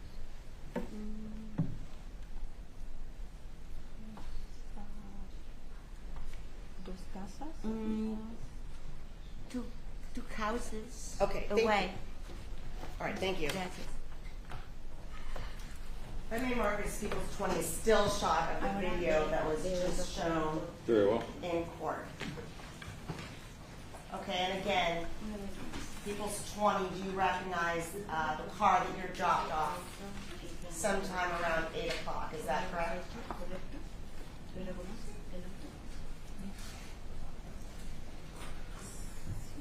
Yes. Okay. Now, when you got to the location that morning, you said Monica let you in. Was Fabio home when you got there? ¿Fabio estaba esa mañana ahí? Sí. Yes. Who else was home? ¿Quién más estaba en la casa? Jessica. Jessica. What about the other daughter, Isabella? Did you see La her? otra hija, Isabela, ¿la vio? No estaba. She was not there. When you saw Fabio, when you got there a little after 8, what was he doing? De las 8, ¿qué estaba haciendo él? Cuando yo entré, When yo no lo miré, When I got there, I didn't see him, pero lo escuché que estaba en la cocina. but I heard he was in the kitchen. Normalmente él se está preparando su café. He would normally be preparing his coffee.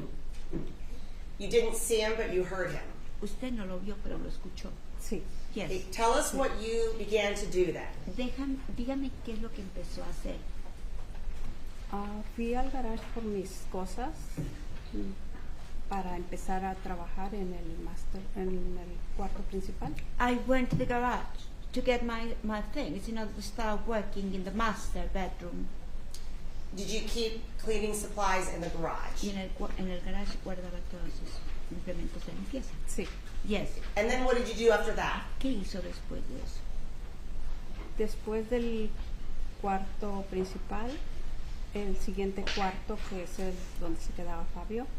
After the master bedroom, I went to the bedroom where Fabio used to stay. So, are you saying that you went to clean the master Dice, bedroom first? Primero fue a limpiar la recámara principal. Sí. Yes. Do you know where Fabio was at that time? ¿Usted sabe dónde estaba Fabio en ese momento? Como está retirado de la cocina, él seguía en la cocina. Yo ya no fui para la cocina. Yo no lo miré ya. It is far from the bedroom, so he was in the kitchen, so I didn't see him again. Did you see Monica again? ¿Usted vio a Mónica otra vez? Ella andaba ahí alrededor. She was there. She was around. Okay. Did you notice anything unusual that day at all? ¿Vio algo inusual ese día? No. No. Okay. At some point, En algún momento, did the defendant, Mrs. Sementilli, and acusada la señora leave the Sementilli. residence? Se fue de la residencia, salió. Sí. Yes. What do you remember? ¿Qué es de lo que se acuerda? Recuerdo que salió ella y su hija Jessica. I remember that she and her daughter Jessica left. Do you know where they were going? Did they tell you? ¿Se acuerda a dónde fueron? ¿Le dijeron? No me dijeron, pero estaban vestidas con ropa deportiva. They didn't tell me, but they were wearing sports clothes. Okay, like for exercise? Como para ejercicio. Sí. Yes. Did you know them to belong to a gym? ¿Sabe si pertenecían a un gimnasio? No. No. Did you see Fabio ¿Usted leave at vio any time? a Fabio que saliera en ese momento? En ese momento yo no lo miré que saliera. I didn't see him leaving at that moment. Supe que no estaba porque Mónica, cuando se iba a ir, ella me dijo que ahí me dejaba mi cheque y que tal vez regresaba su esposo para llevarme a la parada del bus. I knew that he was going to leave. Monica left me my check, and then she said that her husband was going to take me to the bus stop. Okay. So did you ever know before you were done working if Fabio left the house De trabajar. at any point? ¿Usted sabe si Fabio salió en algún momento? No sé si él salió porque cuando yo bajé de limpiar la recámara de Jessica, es en el segundo piso. I don't know if he left because when I went down after I cleaned Jessica's bedroom, that is on the second floor, Estaba la troca de Fabio y él estaba hablando por teléfono ahí. No sé si llegó o ahí estuvo hablando nada más. Fabio's truck was there and he was talking on the phone. So I don't know if he had left before or not. So there's a period of time when you were cleaning that you did not see Fabio, is that Un correct? periodo de tiempo mientras estaba limpiando en donde usted no vio a Fabio, ¿correcto? Sí.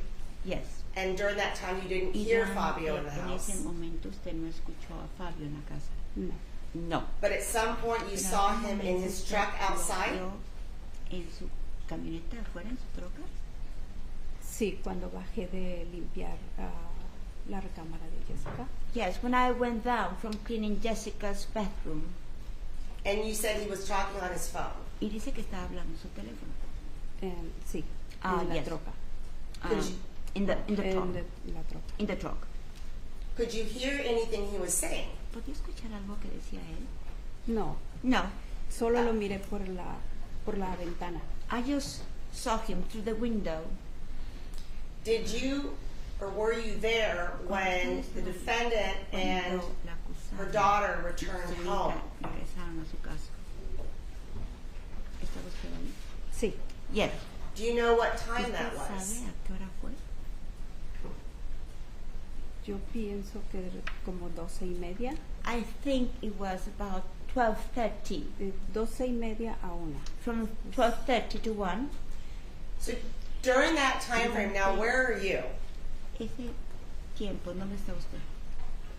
Estaba empezando a limpiar la cocina. I was starting cleaning the kitchen. Okay, can you tell us then who's in the kitchen and what's happening? Entonces, ¿me puede decir quién estaba en la cocina y qué estaba sucediendo? En la cocina estaba Fabio. Fabio Después de que dejó de hablar por teléfono, él entró por la puerta del garage. in the kitchen. Fabio was in the kitchen, and after he finished talking over the phone, he went out to the garage, A la cocina. To the Hacia kitchen. la cocina. to the kitchen. Okay, I'm sorry. A ver, perdón, es que Entró por el garage he entered through the garage, y de garage hay una puerta a la cocina. and from the garage there is a kitchen that goes into. There's the door that goes into the kitchen. Okay. Okay. What did he do in the kitchen? ¿Qué hizo en la cocina? Él empezó a calentar comida. He started heating food. Was Monica and the daughter in the kitchen at that time? Mónica y la hija Todavía estaban no en- llegaban ellas. Espere. Deje que acabe. No, they were not there yet. They weren't back yet? Todavía no llegaban. Cuando él estaba calentando la comida, ellas todavía no llegaban. When he was heating the food, they had not arrived yet. Okay, and then what happened? ¿Y después qué pasó? Y llegaron unos minutos después. They got there some minutes later. What happened next? ¿Qué pasó después? Fueron a la cocina también They also went to the kitchen. y ya estaba la comida caliente. Ellas comieron un poquito con él. The food was hot, warm, so they ate a little bit with him. And then what happened? ¿Y después qué pasó? Y yo ya seguí limpiando la cocina. I kept Y- cleaning the kitchen. Ellos terminaron de comer. Fabio se salió al patio con su computadora. Jessica se fue a su recámara y Mónica a la sala. So when they finished eating, Fabio went to the yard, to the patio with his computer. Jessica went to her bedroom, and Monica, ¿a dónde fue Mónica? A la sala. To the living room. Exhibit 9, page 21. Is that the patio you're talking ¿Es el about? patio del cual está hablando? Sí. Yes. Did you often see on the Mondays when you came Los lunes cuando venía, Fabio sitting on that ¿usted patio? veía que Fabio se sentaba en ese patio? Sí. Yes. Did he appear to be working out there? ¿Parecía estar trabajando ahí? Sí. Yes. Computadora. Was there in his computer. On his computer? En su computador. Sí. Yes. Was there any particular chair or place that he sat? ¿Había una silla o en algún lugar en donde se sentaba en particular?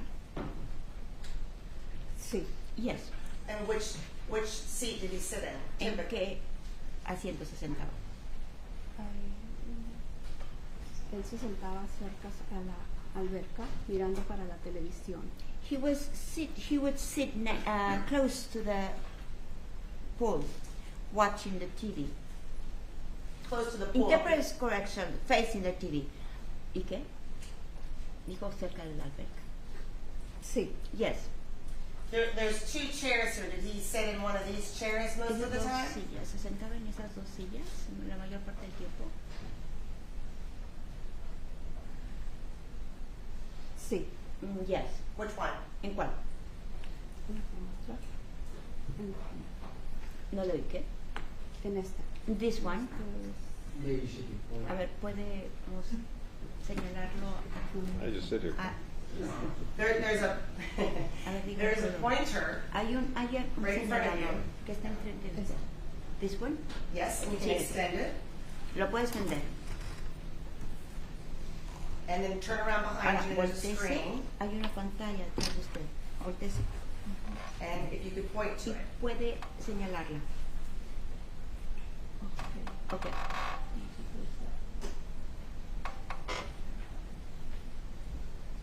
Okay, and so the chair. Entonces, You pointed to a chair that's closest to the kitchen door. Is that correct? La puerta de la The cocina. door ¿correcto? leading into the house. La puerta que da a la casa. Sí. Yes. Okay. So the times that you worked there on Monday, you would see Los días Fabio que sitting trabajaba, outside usted veía que Fabio se estaba sentado in that afuera, chair en facing esa towards silla the que house. Is daba that hacia correct? la And the casa, TV? ¿correcto? Y con la televisión. Sí. Yes. Okay. Okay. What happened next then? He's on the patio. What happened with the defendant and her daughter? ¿Qué pasó entre la acusada y su hija?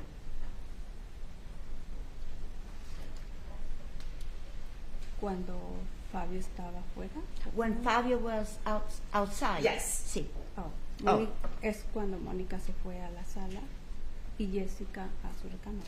That is when Monica went to the living room and Jessica went to her bedroom. And what did the defendant do in the living room? ¿Y qué hizo el acusado en la sala? Ella estaba con su celular. She was on her cellular. Was she talking on her ¿Estaba cellular? hablando en el celular? Pienso que estaba texteando porque me tapaba un sillón. Yo no la escuché hablar. I Solo think miré. that she was texting because she was there was a sofa that or seat that was blocking me, but I didn't hear her talking. You didn't hear talking, but you saw her texting? Usted no la escuchó hablar, pero la vio que estaba texteando. Sí. Yes. Okay. Now, one question I wanted to ask you. You had cleaned there, you said every other Monday. When you came on Mondays to clean, was Fabio usually working from home? Lunes, Fabio por lo general trabajaba desde su casa. Sí. Yes. So, going back the Mondays before you had come, but prior to January 23rd, 2017, was Fabio working from home those previous Mondays when you were there? Trabajaba desde su casa los lunes anteriores que usted había ido a trabajar. Sí. Yes. 3 lunes anteriores. Mhm. 3 lunes anteriores él estuvo trabajando desde casa. The 3 previous Mondays, he was working from home. The 3 previous Mondays to January 23rd, 2017, he was working from home. Él estaba trabajando desde la casa. Sí, entraba y salía. Yes, he would come and go. So the 3 previous, and then the January date, those, all of those Mondays, those 4 Mondays, did he work on the patio? ¿Estaba trabajando en el patio? Sí. Yes. Same chair, same direction he was facing? La misma silla, la misma dirección. La misma silla. The same chair. Okay. At some point, En algún momento, did you finish usted terminó cleaning the house, obviously? limpiar la casa, obviamente. Sí. Yes. Now, if I may, 30 mark, I'm sorry, People's 7, Exhibit 29. This is a photo. Is that the kitchen? Ahora, el documento 729. ¿Es en la cocina? Sí. Yes. Now, in that kitchen, there appears to be a monitor in the upper left photograph, like a screen or a computer monitor. Do you recall that being in the house? Estaba en una computadora o un monitor. ¿Se acuerda que estaba en la casa? Sí. Yes. Was that monitor ever on where you could actually see things on that monitor? ¿Ese monitor estaba prendido en donde usted podía ver cosas? Sí. Yes. And what could you see? ¿Y qué podía ver? Era 4 cámaras, eran 4 cuadritos. There were 4 cameras, 4 squares, 4 different camera, and cuatro Diferentes direcciones. you don't have to say specifically, but what areas of the house? in different directions. Okay, can you please repeat that? Yes. The camera, it was Cámara. visuals of camera angles, is that Eran correct? diferentes ángulos de la cámara, visuales de la cámara, ¿correcto? Sí. Yes. Did it show Mostraba screens of inside the house pantallas camera adentro footage de or la outside the house? de imágenes adentro o fuera de la casa. Fuera de la casa. Outside the home. Did you see any, Usted did you vio see a camera Una cámara on that screen that en covered esa the patio area pantalla where que Fabio sat? cubría el área del patio donde se sentaba Fabio? No recuerdo. I do not remember. Okay. Okay. Do you recall if it showed the front of the house? ¿Sabía si estaba la imagen de enfrente de la casa? Sí. Yes. Do you know anything about ¿Sabe the algo surveillance acerca equipment at del the Sementilli house, de aside from this vigilancia monitor en and la what casa you could de see los on it? Sementilli, aparte del monitor que ve aquí? No. No. Were you there when any of ¿Usted these estaba cameras were ahí installed? cuando se instalaron alguna de las cámaras? No. No. No recuerdo. I don't remember. I do not remember. Do you know where the Usted sabe. DVR box was that backed up all these cameras? Could you please repeat the question for the Yes. Do interpreter? you know where the DVR box ¿Usted sabe dónde está was that backed la up all caja this del surveillance DVR en donde cameras? guardaba toda la vigilancia de las cámaras? Me imagino que en el garage. I think it was in the garage. Do you know where it was in the garage? ¿Sabe qué estaba en el garage?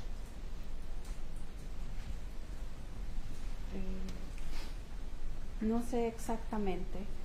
Lo que pasa, una vez no se miraba en una de las pantallas, eran 4 cuadros, no se miraba en uno y Mónica salió al garage y luego ya se miró aquí. I don't know how it was, but one day there was a square that didn't have any footage. So Monica went to the garage and then it just appeared Y here. entró y me dijo que ya lo arregló. And she came in and she told me that she had fixed it. Okay. Exhibit 7, En el documento 7, page 19. página Is this 19, the Sementilli garage? ¿es el garage de los Sementilli? Sí. Yes. Is that where you saw Monica go to fix Es the donde video screen that was blank? Que Mónica fue a arreglar la pantalla del monitor que estaba en blanco. Sí. Yes. Now, looking at the garage, does it Viendo refresh your memory at el all where garage. that DVR ¿Se box? acuerda en dónde Had estaba been la stored? casa del DVR? ¿No lo guardaban? No. No. Okay. Okay.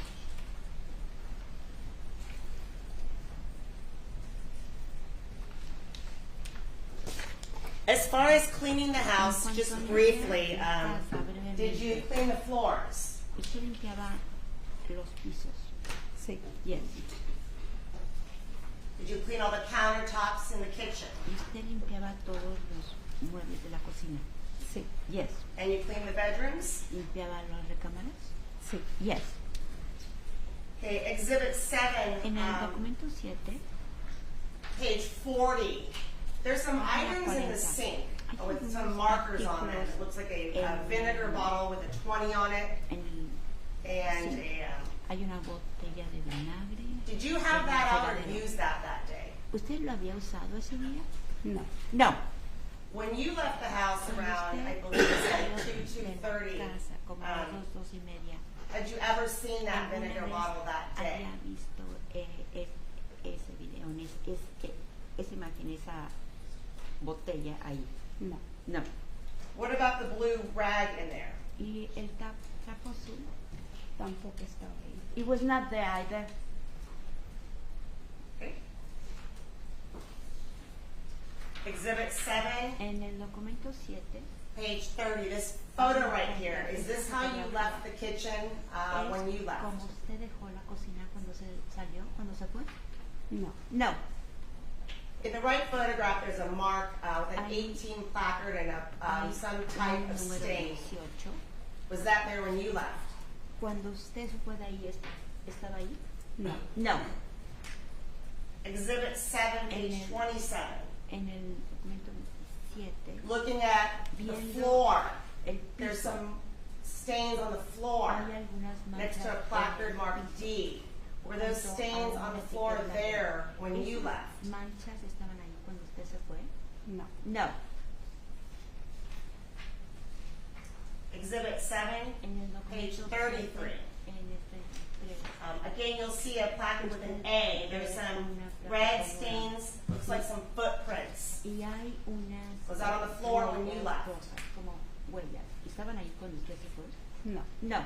And in fact, you would clean the floors, right? De hecho, usted limpiaba los pisos, ¿correcto? Correcto. Correct. And another photo, Y después, Exhibit 7, 26, some additional 7:26. stains on the floor. There's red boxes around in the photograph. Were those cuadros rojos stains on the floor when you left that day around 2, 2:30? En el piso cuando usted se fue de ahí en el 23. No. Enero 23. No.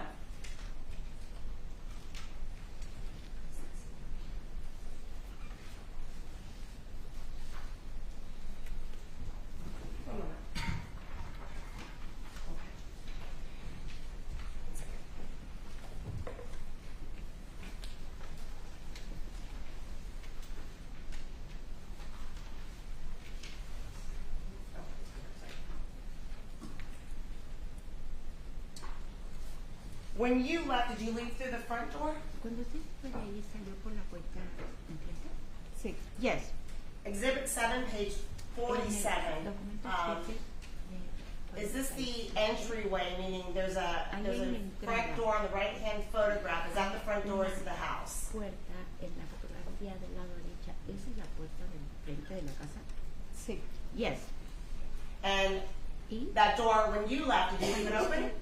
salió de ahí? ¿La dejó abierta? No. No. I do have a couple more photos to show you. No. Exhibit 738, just some En el close-ups.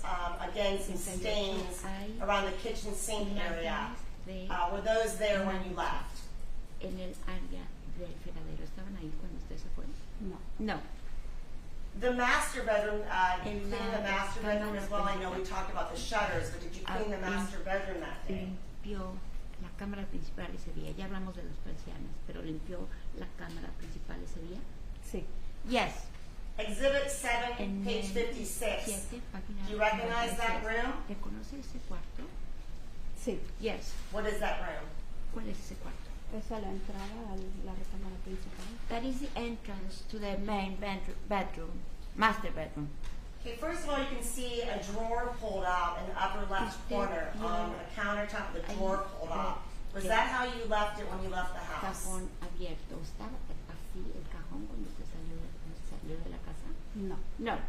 There's also También multiple hay items muchos on the objetos ground. en Were el those items suelo. there when you left? ¿Estaban ahí cuando usted se fue? No. No. Exhibit 7, En el documento 7. page 58. en la Is that a página different 58, angle of the es same master un bedroom? ángulo diferente del mismo cuarto principal. Sí. Yes. Directing your attention to the Ahora top left quiero photograph, there's que again vean items la kind of fotografía strewn del about objeto. the floor. Were those Hay items there when you objetos left? en el piso. ¿Estaban ahí cuando usted salió de ahí? No. No. And then the bottom Y right después, photograph, drawers del lado- open del lado derecho. with various items on the ground. Were those Cajones items there, abiertos those drawers con open when objetos. you left that day? ¿Estos objetos estaban abiertos cuando usted se fue ese día? No. No. So you testified earlier, this is the master bedroom, and I showed you a photograph of another bedroom. Did you know what bedroom Fabio slept in? ¿Usted sabe en qué recámara dormía Fabio? En la cámara siguiente de la principal. It was the bedroom next to the main master one. Okay, so he did not sleep in the master bedroom. Él no dormía en la recámara principal. No. No. And it's this bedroom, is Exhibit 18, is that the bedroom you're talking about? That's Fabio's? De la cual está hablando, es la de Fabio? Sí. Yes. Now, during your time working there, did you know that the Sementillis had a safe? ¿Usted sabía que los Sementillis tenían una caja fuerte? No. No. Had you ever seen any currency laying around, such as, ¿Usted había visto let's start with like Canadian money or moneda, foreign money laying about? Had you ever seen that? dinero canadiense o algo así en el suelo? No. No.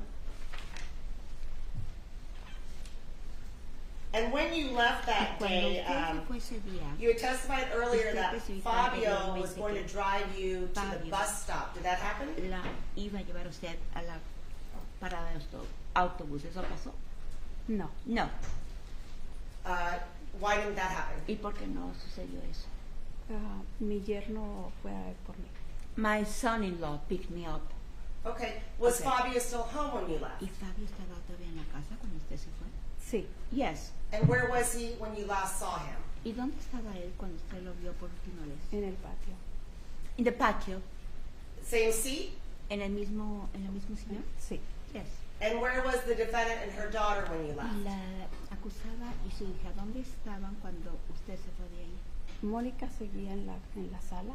Monica was still in the living room. Estaba hablando por teléfono. She was- Ahora sí estaba en el teléfono. She was talking over the phone. Now she was talking at that time over the phone. Now she's on the phone. Do you know who she Ahora- was talking to? Estaba en el teléfono. ¿Sabe con quién estaba en el teléfono? No. No. Did you hear her say anything that caught your attention? ¿Ella dijo algo que le llamara la atención? No. No. And then the daughter Jessica, was she still home?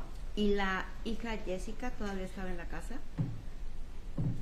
A ese momento yo ya no supe si ella salió o no salió. At that moment, I didn't know whether she was gone or not.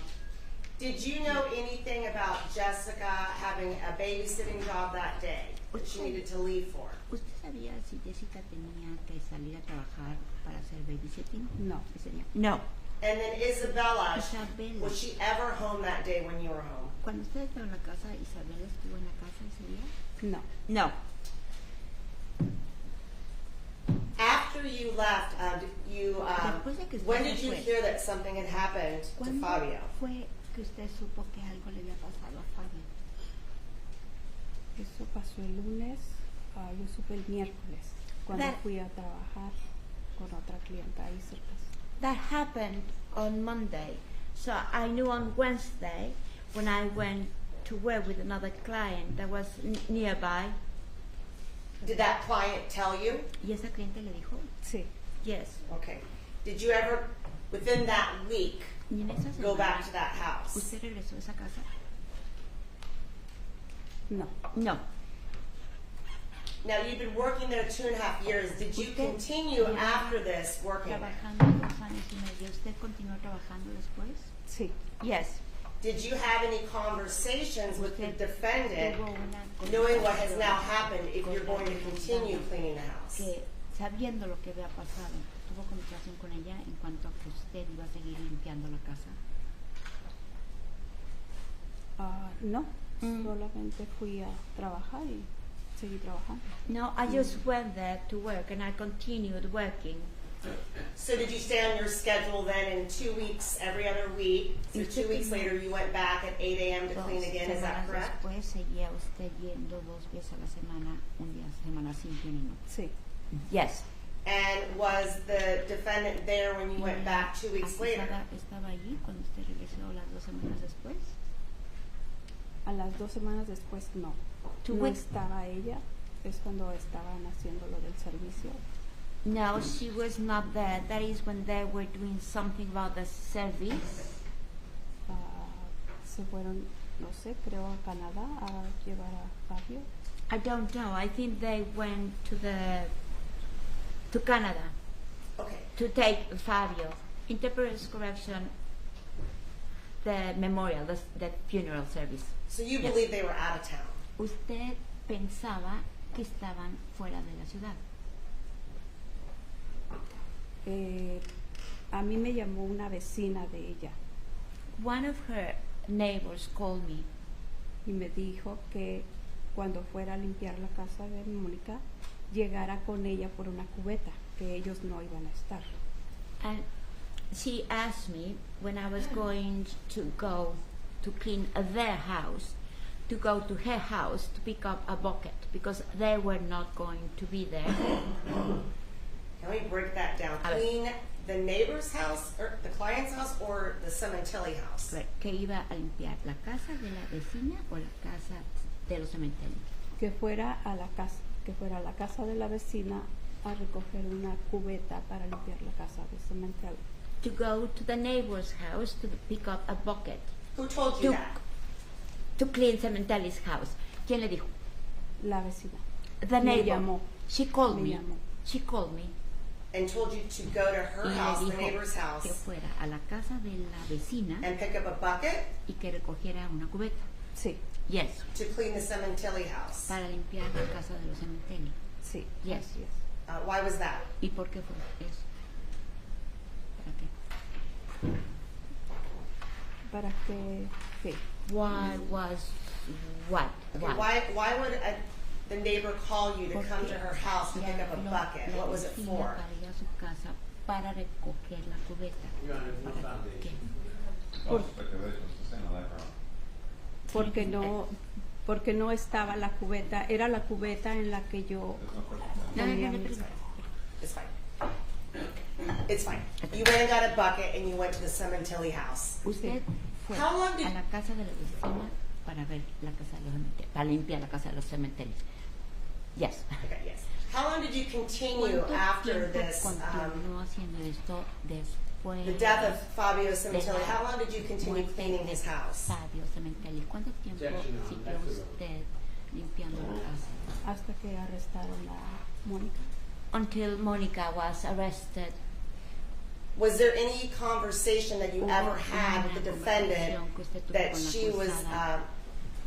going to De que- terminate your employment Ella iba a dejar, quitarle el empleo a usted No. prior to the arrest? antes del arresto. No.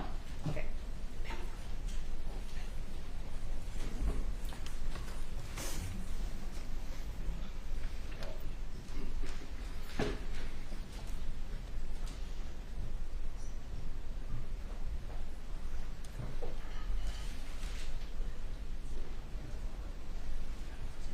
No more questions. Yes, thank you. Gracias.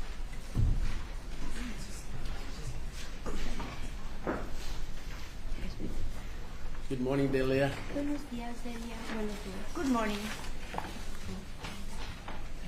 We just met this morning, is Nos that right? acabamos de conocer esta mañana, ¿correcto? Sí. Yes. And you understand that I Usted represent Monica entiende Sementilli que, along with que yo represento some of the other attorneys here, right? a Mónica Sementilli con los otros abogados aquí, ¿correcto? Sí. Yes. And Y since the desde murder of Fabio, you have given or been interviewed a usted several le times, entrevistaron is that varias right? veces, ¿correcto? Sí. Yes. And testified Y before a grand testificó jury. Do you know what en that frente means? de un gran jurado. ¿Sabe lo que significa eso? Sí. Yes. And talk to the police Usted officers. habló con los oficiales de policía. Sí. Yes. And each time you've done your best to tell them Cada the truth. vez Is that usted right? hizo lo mejor que pudo para decir la verdad, ¿correcto? Sí. Yes. You began working for the Sementillis Empezó a trabajar para los Sementillis. when? Can you ¿Cuándo? tell us ¿Nos puede decir how long you worked there before cuánto tiempo trabajó ahí Monica was arrested? antes de que arrestaran a Mónica? 2 años y medio. 2.5 years. And was it always every other week? Y siempre era una semana sí y una semana no. Sí. Yes. And it was always on a Monday, Y is that siempre right? era un lunes. Sí. Yes. Now you knew that Fabio worked? Counsel, could you please repeat? You knew that Fabio worked, had a Usted- job? Usted sabía que Fabio trabajaba en un trabajo. Sí. Yes. Did you know what he did for a living? ¿Usted sabía qué hacía? ¿En qué se dedicaba? No estoy muy enterada, pero hacía cortes de pelo. O esto, ¿sabes? I am not Estilista. quite sure, but I think he did some hair cutting. Okay. But you knew he had a steady job. He was working Pero usted sabe every que day tenía except for un holidays trabajo, or weekends. Constante, que trabajaba los días festivos o los fines de semana. Sí. Yes. Do you have any idea of what his schedule was when he was ¿Sabía working? cuál era el horario que tenía cuando trabajaba? Exactamente no, pero cuando yo iba el lunes, él iba saliendo a veces a su trabajo. Not exactly, but when I used to go there on Mondays, he was leaving to his work. He was leaving for his work? Se iba a su trabajo. Sí, es lo que me imagino. Yes, that is what I Salía imagine. con su maletín. Okay. Salía con su maletín. Me imagino. He would go out with his briefcase. Okay. So you were there every other Estaba Monday for 2.5 ahí years. Cada 2 lunes por 2 años y medio. Sí. Yes. And most of the time on Mondays, Parte del tiempo, Fabio would leave the house Fabio with a briefcase salía de la casa con un when you portafolio. got there. Cuando usted llegaba ahí. Sí. Yes. How did you usually get there? ¿Y cómo llegaba usted por lo general? Por lo general en el bus. Generally, it was by bus. And did you have to walk from the bus stop to the Y house, después or would tenía que somebody caminar pick de you la up? parada del autobús a la casa o alguien la recogía. Caminaba a la casa. I would walk to the house. How far was that? ¿Qué tan lejos estaba? Caminaba unos 15 o 20 minutos. I would walk about 15 or 20 minutes. Okay. And was that okay with you? Y era bien, usted estaba Sí. bien. Yes. If you wanted, someone in your family could Si have usted taken you quería there, or que someone alguien de su familia could lo have llevara picked allí, you up from the Sementilli house. o que alguien la recogiera de la casa de los Sementilli. My apologies, how was that? Said if you wanted Si usted to, quería, would someone take you to the alguien house la from your llevaba family, a la casa, alguien de su familia la llevaba a as la casa, opposed to the bus and walking? en lugar de tomar el autobús y caminar. Sí. Yes. A veces mi hija me llevaba cuando llovía o que ella no tenía clases. Sometimes my doctor would take me there when it was raining, or whenever she didn't have class. Okay. Okay. So you arrived at the same time Usted every time you worked there, 8 llegaba o'clock. Is that a la right? a la misma hora cada vez que trabajaba ahí. Sí. A las 8, ¿correcto? Correcto. Correct. Yes. All right. Correct. That didn't change, did it? Y eso no cambió, ¿sí? No. No. And when you would arrive, it would Y cuando be usted many times llegaba, the same time as Fabio muchas was leaving. veces Is that era right? Más o menos a la hora que Fabio salía. Sí. Yes. And then you saw him drive Y away después usted vio with a briefcase. que él se iba con su maletín. Sí. Yes. Did you know where he was going? ¿Usted sabe a dónde iba? Pienso que a trabajar. I think he was going to work. And was he dressed like he was going to ¿Y work? estaba vestido como para ir a trabajar? Sí. Yes. And at that En time, esa época, how did you get into the house? ¿cómo llegó usted a la casa? Ese día. That day, No, when you would come in the morning, Cuando if llegó Fabio was leaving, y Fabio se iba. how did you go into the house? ¿Cómo entraba usted a la casa? Oh. Oh. A veces usaba la llave. Si no estaba nadie, yo usaba la llave. Sometimes I would use the key. If there was no one there, I would use the key. Would Fabio let you in sometimes as he ¿Y was leaving? Fabio alguna vez la dejaba entrar cuando usted se iba? Cuando él se iba, perdón. No, es que yo llegaba y él todavía estaba ahí preparándose para salir. No, what happens is that I would get there and he was getting prepared in order to leave. Okay. So would you knock on the door? Usted tocaba, Tocaba la la puerta. puerta. Si no me abrían, yo ya abría con mi llave. I would knock on the door. If no one opened the door, I would use the key. Okay. Okay. And sometimes Fabio would open the door? Y muchas veces Fabio abría la puerta. No. No, He would already have left, correct? él ya se había ido. No. No. Okay. A So- veces me abría Mónica. Sometimes Monica would open the door for me. Okay. So if you saw Fabio leaving with his briefcase, Si usted then veía someone a else would Fabio have to open the door, que se iba right? con el maletín, alguien tenía que abrir la puerta. Sí, pero él se iba cuando yo ya había entrado. No, but he would leave after I had gotten inside. Monica would leave? A veces Mónica. estaba ahí. Oh, perdón. No, Mónica estaba ahí. A veces estaba ahí ella. Sometimes she was there. Sometimes who was there? Algunas veces, ¿quién estaba ahí? Algunas veces Mónica. Sometimes Mónica. And she would open the door for you. Y ella le abría la puerta. A veces. Sometimes. Okay. So it wasn't a regular schedule. Sometimes you No era saw un Fabio horario leaving. regular. Y Sometimes Monica would open the Fabio door. se iba, algunas Sometimes you would use your key. Mónica Is le that abría right? la puerta y algunas veces usted usaba su llave. Sí. Yes. Okay. And the girls, Y for that period, that 2.5 Las years, niñas were they durante ese in periodo de school? 2 años y medio estaban en la escuela. Casi no miraba a Isabela. Ella no estaba. I barely saw Isabella. She was not there. Y Jessica sí. estaba en Jessica casa. Jessica was in the house. On the day of the murder you're talking about, correct? ¿Usted estaba hablando del día del asesinato? No, en otras veces también. No, on other Another- occasions as well. Okay.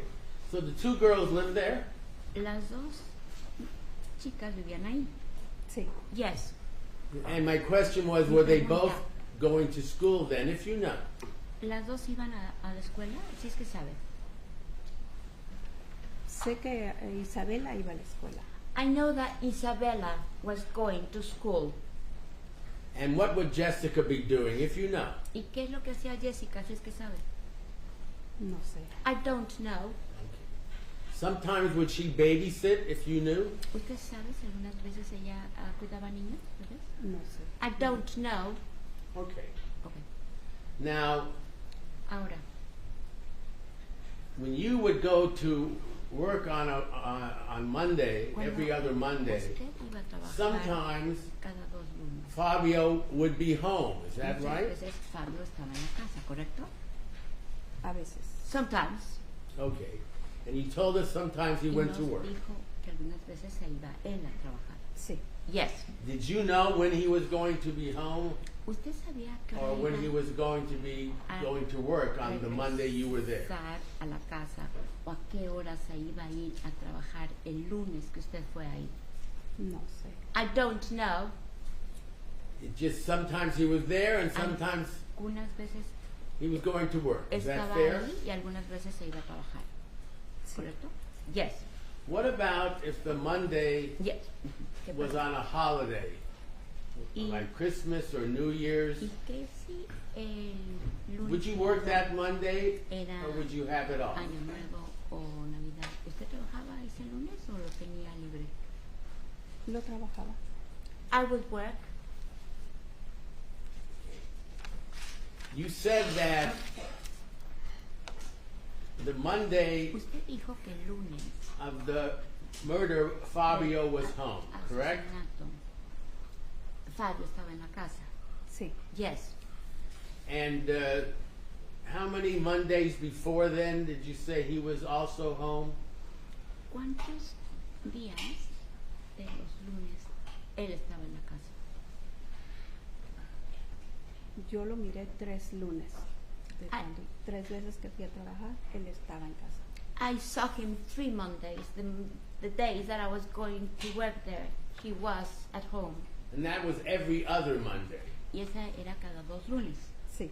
Yes. And before those 3 Mondays, Y antes de esos 3, sometimes you saw him going to work, right? algunas veces usted veía que él se iba a trabajar, ¿correcto? Correcto. Correct.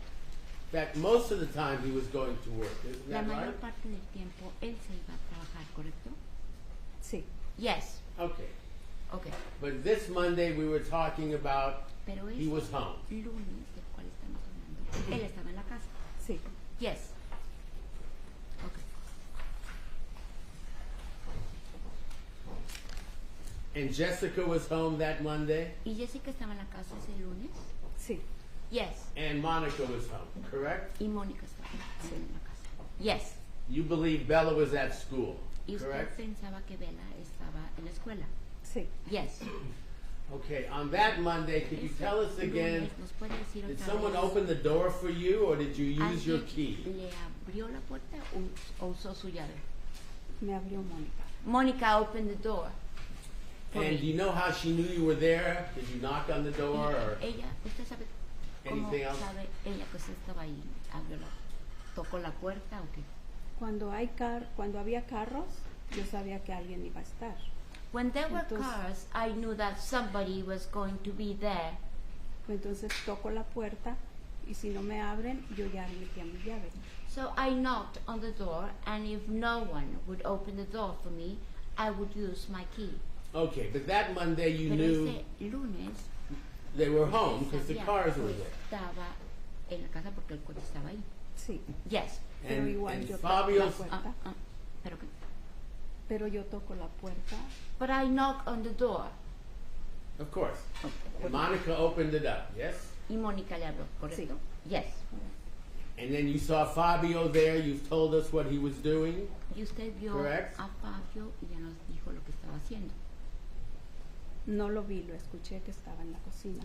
I didn't see him. I heard he was in the kitchen. Okay. Okay. And at Y sometime, en algún momento, did you see him before he left? Because you Lo said he vio left at some point, right? antes de que se fuera, porque usted dice que se salió en algún momento. Yo no lo miré salir. I didn't see him leaving. Okay. Okay.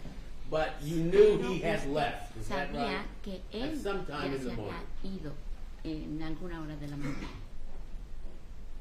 Supe que se fue cuando Mónica me dijo. I learned that he had left because Mónica told me. Okay. Okay. Did you know where he Usted sabe was going or where a he dónde went? iba o a dónde fue. ¿De quién me habla? Who are you talking about? When Monica said he Cuando Mónica dijo had left, did Que ella you know where he left for? que él ya se había ido, ¿usted sabe a dónde se había ido? No. No. But at some Pero point en he algún came back. momento él regresó. Sí. Yes. And the first time you saw him when he came back Y la was primera where? vez que usted lo vio, cuando regresó, ¿en dónde lo vio? Él estaba en la troca, He was hablando por teléfono. in his truck, talking on the phone. Okay. Okay. And his truck was parked where? ¿Y en dónde estaba estacionada su camioneta, su truck? En el driveway, On the muy cerca a la puerta. on the driveway, very close to the door. Okay. Okay. So you Entonces, saw him ¿usted how? vio- Through a window or how lo did you see vio him? a través de una ventana o cómo lo vio? Sí, lo miré por la ventana. Yo terminé de limpiar el cuarto de Jessica. I saw him through the window. I had just finished cleaning Jessica's room. Bajé la escalera y ahí hay una ventana y se miraba la troca de él. I went down the stairs and I could see through the window and I saw his truck. Okay. And he was in there for a long time, Y él is that right? estuvo ahí mucho tiempo, ¿correcto? De cuando lo vi, él estuvo ahí como media hora. From the time that I saw him first, he was there for about half an hour. And was he always talking on the phone when you saw him? Y cuando lo vio siempre estaba hablando por teléfono. Sí. Yes. And Monica and Jessica were Y doing Mónica what? ¿Y Jessica qué estaban haciendo? If you know. Sí saben. Ellas no estaban. They were not there. They had gone somewhere with athletic clothes on. Ellas se habían ido Correct. con la ropa de deportes, ¿correcto? Sí. Yes. Do you remember about what time that was? ¿Se acuerda como qué hora fue? Que salieron ellas. That they left? Yes. Sí. Como 11 de la mañana. Around 11 in the morning. And Fabio was gone at that time as well, Y correct? Fabio también se fue en ese momento. No, a Fabio yo no supe a qué hora se fue. Yo supe que se había ido cuando Mónica me dijo I que don't- ella se iba a ir. I don't know at what time Fabio left. It was when Monica told me when she was leaving. Okay. But he was gone when they left, Monica and Jessica, Pero cuando Mónica y Jessica se fueron, él ya se había ido. as far as you knew. Por lo que usted sabe. Sí. Yes. Okay. And when Fabio then came home Cuando Fabio regresó a and la was casa talking in the car, y estaba hablando en el were auto, Monica and Jessica back yet or not? Mónica y Jessica ya habían regresado. No. No. And when they came back, was Fabio still in the car talking? Y cuando regresaron, Fabio todavía estaba en el auto No. hablando. No. Cuando regresaron, Fabio ya estaba en la cocina. When they came back, Fabio was still in the kitchen. Okay. Okay. So he came back from the outside on the phone and he was in the kitchen eating or something, did De you say? afuera, y que estaba por la cocina y estaba que haciendo o algo, comiendo o algo. Se puso a calentar comida. He warmed some food. Warmed up some food? La calentó. Sí. Yes. And did Monica and Jessica join him for lunch? Y Mónica y Llegaron. Jessica se unieron a él. Llegaron ellas They Y- got there. y fueron a la cocina. Comieron un poco ahí con él. They went to the kitchen and they ate a little bit with him. Okay. Okay. And all this time, of course, you're walking around cleaning the house, Y room todo by room. ese tiempo Correct. usted estaba alrededor de la casa limpiando cada cuarto. Ya iba a empezar la cocina. I was about to start the kitchen. Okay. So I assume you Entonces, waited till they finished eating supongo que and then you started cleaning the kitchen. esperó a Is que that right? terminaran de comer y usted se fue a limpiar la casa, ¿correcto? Sí. Yes. Okay. Is that when Fabio went outside to the patio? Y es cuando Fabio se fue afuera del patio. Sí. Yes. And did you see where Monica and Jessica were? ¿Usted sabe dónde están Mónica y Jessica? Sí. Yes. And where were they? ¿En dónde estaban? Mónica se fue a la sala. Monica went to the living room. Jessica se subió a su recámara. Jessica went upstairs to her bedroom. Okay. And there was I'm sorry. Yeah. And there was, There was nothing unusual about that, was there? ¿Y no había nada inusual acerca de eso? No. No. You knew Monica did not have a job at that time? Usted sabía que Mónica no tenía un trabajo en ese tiempo. Sí, sabía que no estaba trabajando. Yes, I knew that she was not working. Okay. And you knew Jessica was not going to school? Y usted sabía que Jessica no estaba yendo a la escuela. No sé si estaba yendo a la escuela. I don't know whether she was going to go to school. She was going to school. Well, when you would come there on every other Monday, Cuando usted iba would cada Jessica 2 lunes, always be there or would she be gone sometime? Jessica siempre estaba ahí o algunas veces se iba. A veces estaba ahí y a veces se iba. Sometimes she was there and sometimes she would leave. Okay. So you didn't know whether she was in school or not at that time? En esa época usted no sabe si ella iba a la escuela o no. No. No. Okay. But you knew Bella was in school, is that Pero right? usted sabía que Bella estaba en la escuela. Sí. Yes. Okay. So, Okay. how much longer would you say that you were in the house before you left? ¿Cuánto tiempo cree usted que estaba en This is after lunch and after Fabio was in the patio. antes de irse? Es cuando estaban comiendo el almuerzo y Fabio estaba en el patio. ¿Cuánto tiempo? How, ¿Cómo? How long? How? Well, let me take it in order. Lo voy a After poner- lunch, Después de Fabio went to no, the patio, you cleaned the Fabio kitchen. se fue al patio y usted limpió la cocina. Sí. Yes. What did you do after you cleaned the kitchen? ¿Qué fue lo que usted hizo después de limpiar la cocina? Era lo último que me faltaba de limpiar la cocina. That was the last thing that I needed to clean, the kitchen. Okay. Okay. So then did you get ready to go home ¿Y usted or se leave? preparó para salirse o irse a su casa? Sí. Yes. And about what time was that? ¿Cómo a qué hora fue? Como de las... Normalmente era de las 2 a las 2:30. It would normally be from 2 to 2:30. And do you have any idea on that date what time it was, or Y was ese it día- normal, just a normal time? ¿Tenía idea a qué hora era o tenía una hora diferente? No, era normal. No, it was normal. Okay. Okay. So you had a regular schedule, Usted and it usually tenía ended un about 2 or 2:30. Is Horario that right? regular que terminaba como a las 2 o 2:30, ¿correcto? Sí. Yes. So there was nothing unusual about that. No había nada fuera de lo común sobre eso. No. No. Okay.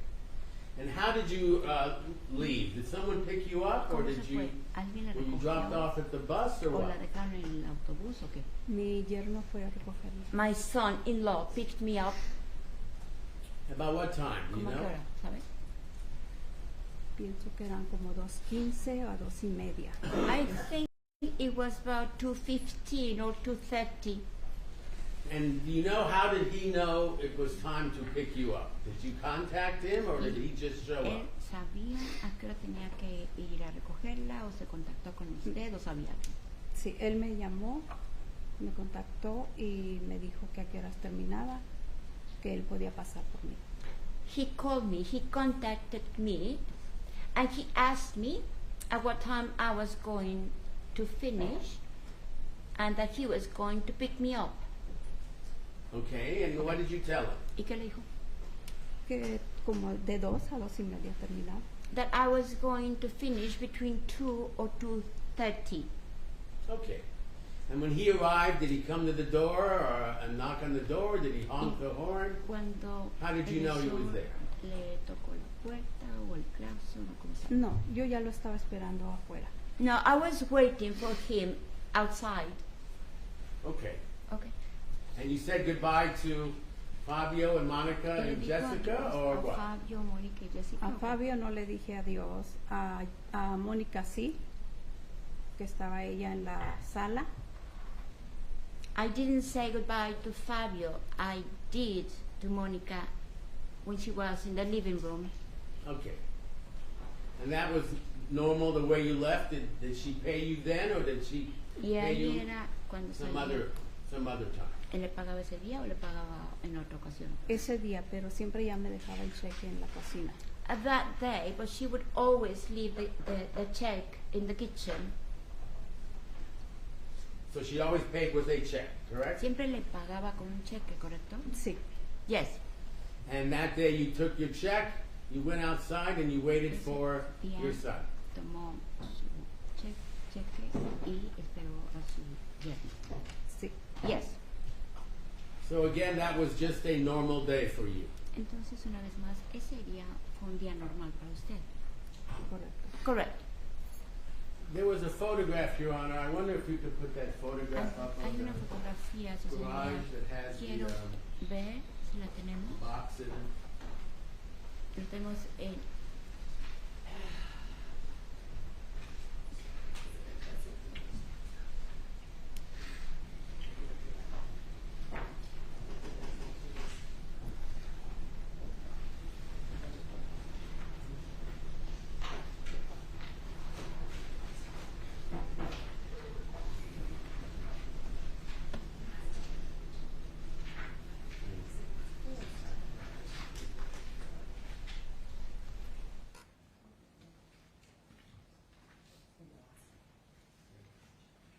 Your Honor, this is Este People's Exhibit 7, page 19.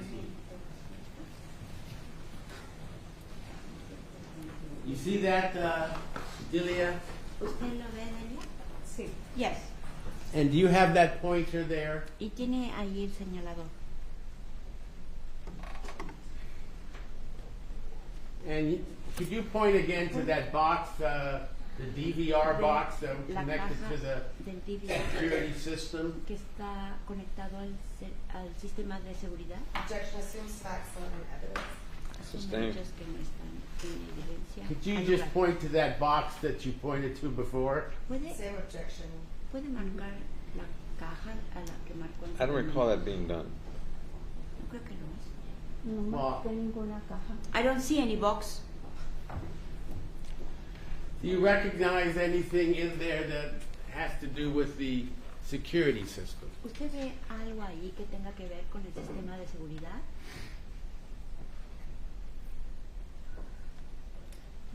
No. Can you look above the... There's a door to the kitchen. You see that? Puede ver arriba. Hay una puerta. Point on the Elmo if you want it on the projector, and she can see that.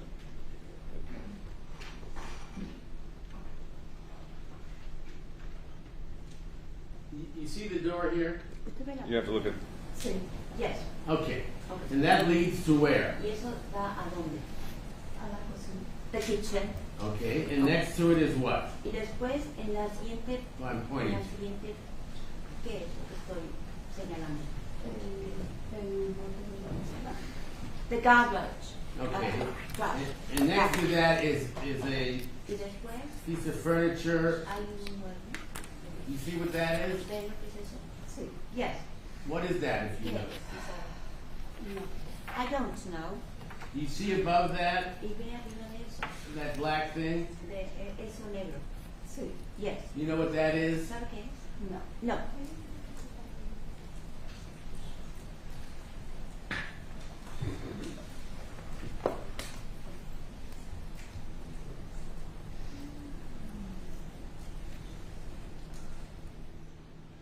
All right.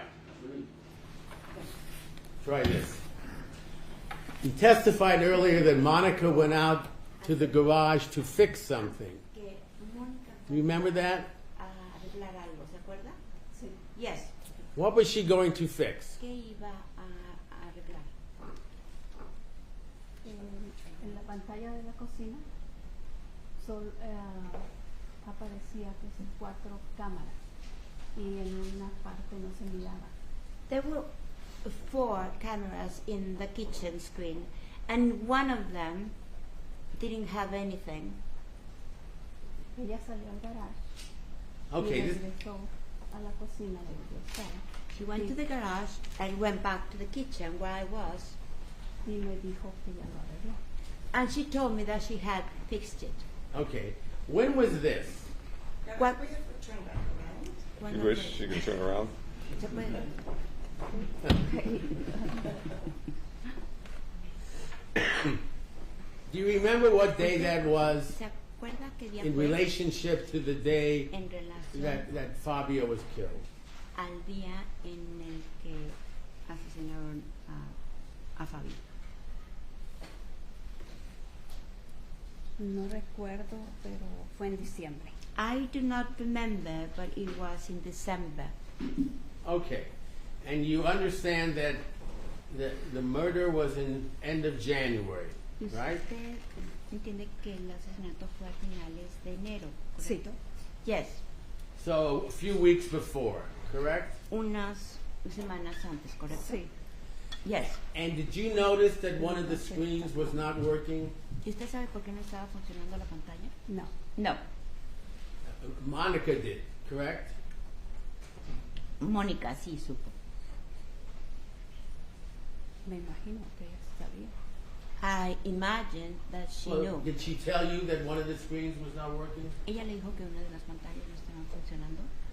No. No. Simplemente miró las pantallas y salió al garage y regresó y me dijo a mí me dijo, "Oh, ya lo arreglé."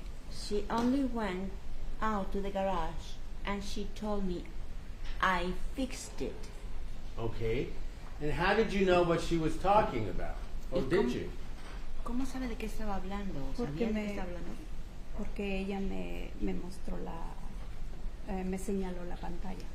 Because she showed me, because she pointed at the screen In the kitchen. de la cocina. Sí. Yes. Mr. Van, to interrupt, we're going to take our lunch and recess until 1:30. Thank you. The admonition applies not to discuss this case either among yourselves with anyone else or to form or express any opinion until the cause is finally submitted to you. Have a good lunch. I'll see you at 1:30. Ms. Rivera Pacheco, I'll see you at 1:30 as well.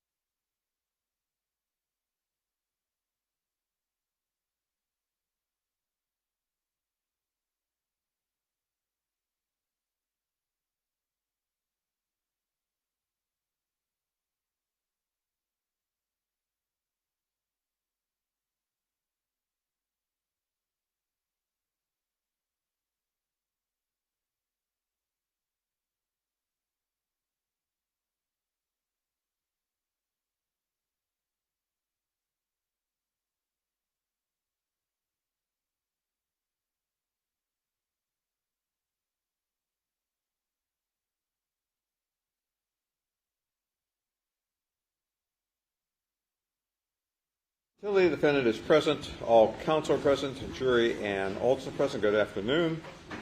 The witness, Ms. Rivera Pacheco, is present with the Spanish interpreter whose oath is on file. And ma'am, you're still under oath. Mr. Levine, you may continue.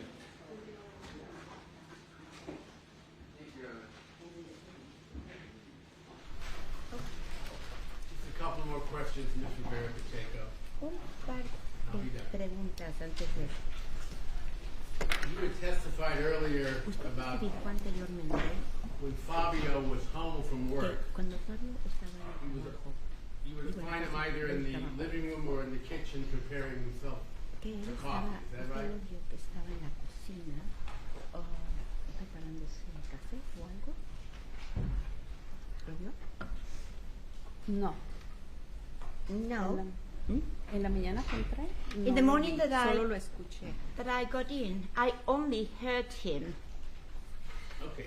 But usually, not just that morning, other mornings when he was home, Pero no esta mañana. he would be in the kitchen or the living room Otras preparing mañanas, coffee when you cuando first saw him. cuando Or heard him. usted lo veía en la mañana, él estaba preparándose el café o algo en la cocina.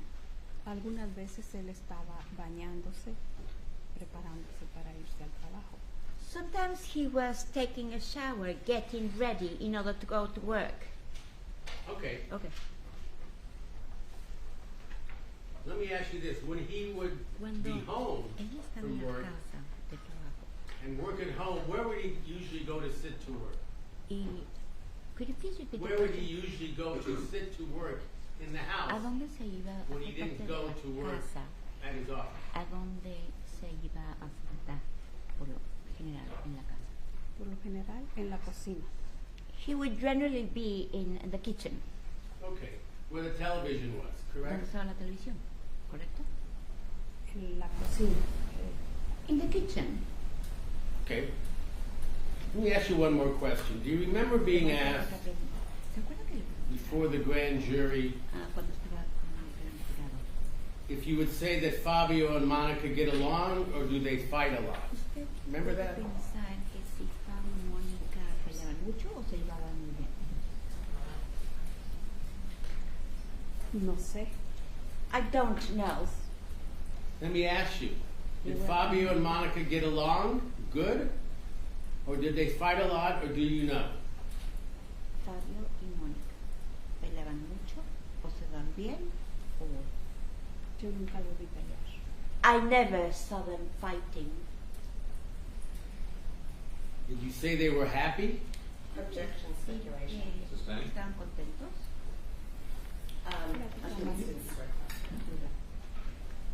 Did you ever hear them argue? ¿Usted alguna vez escuchó que ellos discutían? No. No.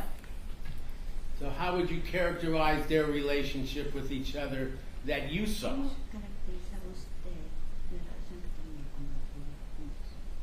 Normal. Normal. Thank you very much. Any redirect? No redirect. Thank you, ma'am. And you are excused. Do we require the Spanish interpreter anymore? There we go. And thank you to the Spanish interpreter very much. And you're excused as well. Thank you. Thank you. You're welcome, Your Honor. You may call the next witness. Thank you, Your Honor. People would like to call Corey Hawk, please.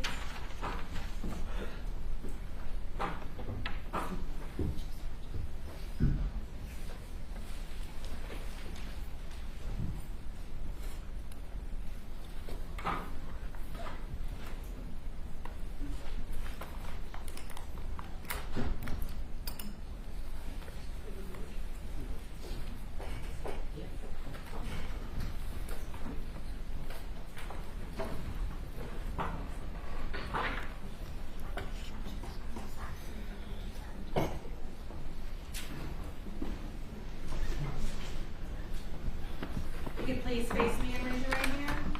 Do you solemnly state that the testimony you may give in the cause now pending before this court shall be the truth, the whole truth, and nothing but the truth, so help you God? Yes. Thank you. Please execute the witness stand. Adjust the microphone so we can hear you, and for the record, say and spell your first and last name, please. My name is Corey Hawk, Korihawk. Proceed, please. Thank you, Your Honor. Good afternoon, ma'am. Good afternoon. Can you tell us how it is that you're employed, please? I am currently employed with the Tennessee Bureau of Investigations in the Forensic Science Division. Okay. What is forensic science?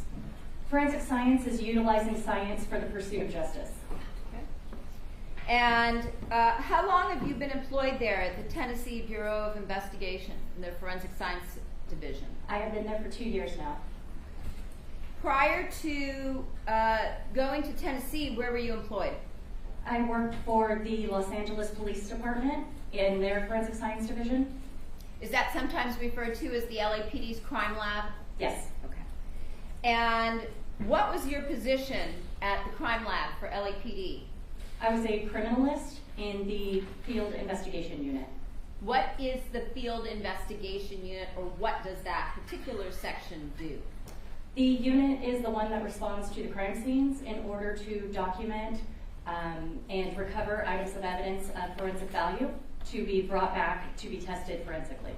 And approximately how many years were you so assigned? In the Field Investigation Unit for 8 years. All right. And you talked about going to crime scenes. What was your job when you would go to a crime scene?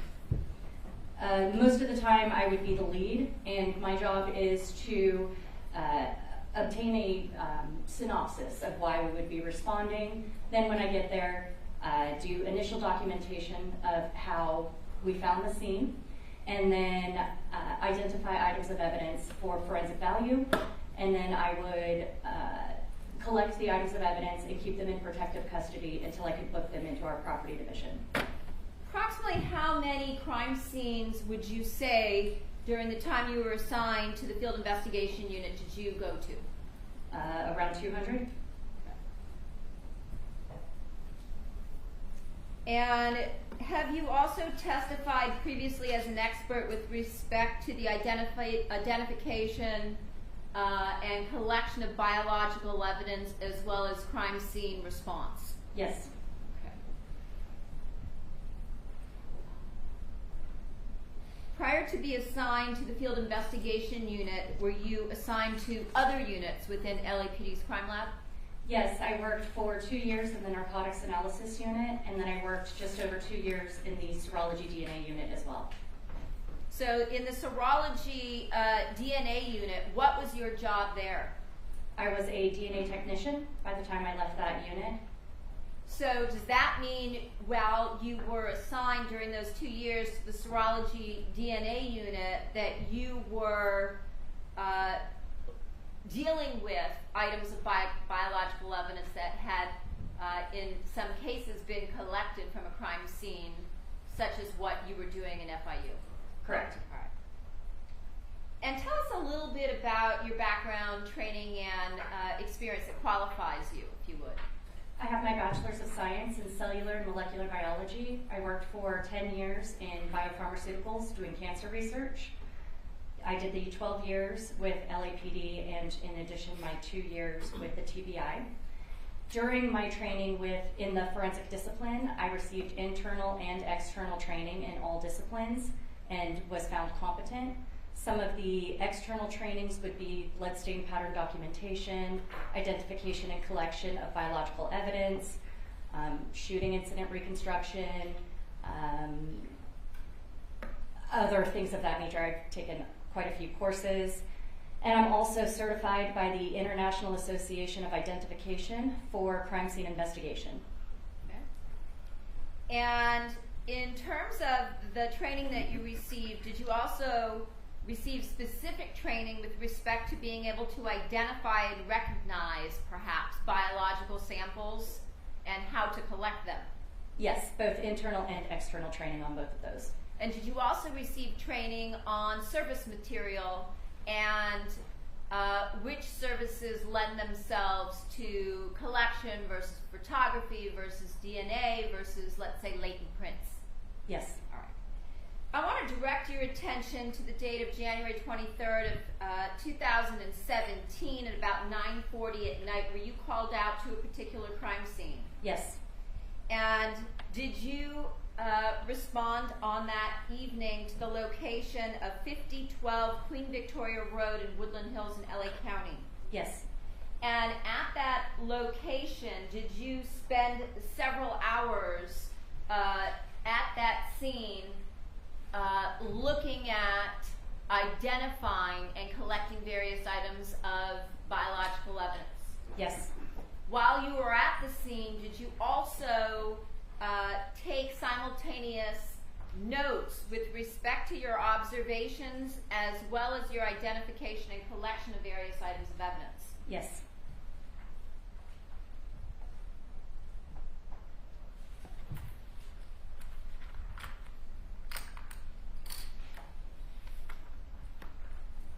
Start by showing you what's been previously marked as People's Exhibit 9,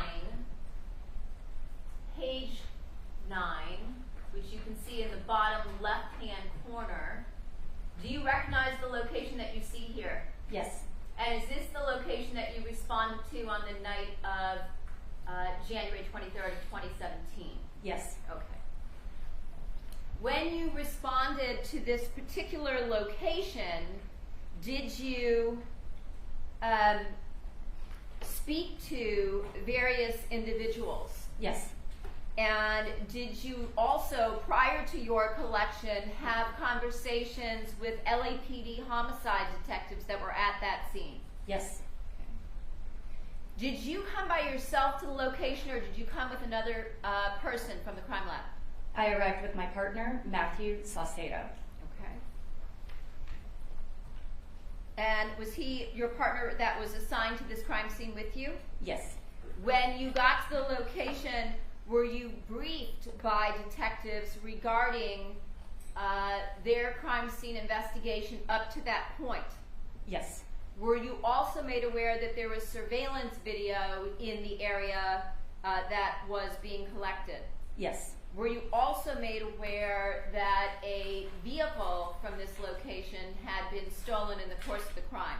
Yes. That being a Porsche? Correct. When you came to the location that night, you said that you arrived at somewhere around 9:40 at night, so I'm assuming in January it was dark? Yes. And was the location lit in any particular manner when you arrived? There was portable light units brought in for external searching. Is that a standard procedure for when you go out to a crime scene such as this in order to provide sufficient lighting so that you're able to identify, let's say, potential biological evidence? Yes. All right. And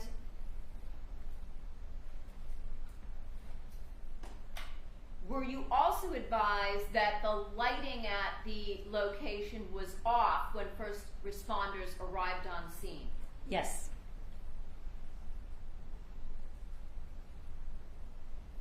Were you also advised in terms of what you subsequently did at this crime scene that the light panel or the breaker box had been turned off in the garage area? Yes. And were you also advised, again, with respect to what you subsequently did, that those lights on that breaker box were turned back on by the first responder? Yes. Okay. Did you actually examine the circuit breaker box? Yes. Where was that? Walking in from the garage, it was just to the right of the entry, or to the door that went into the kitchen from the garage. Okay. From the two-car side. Okay.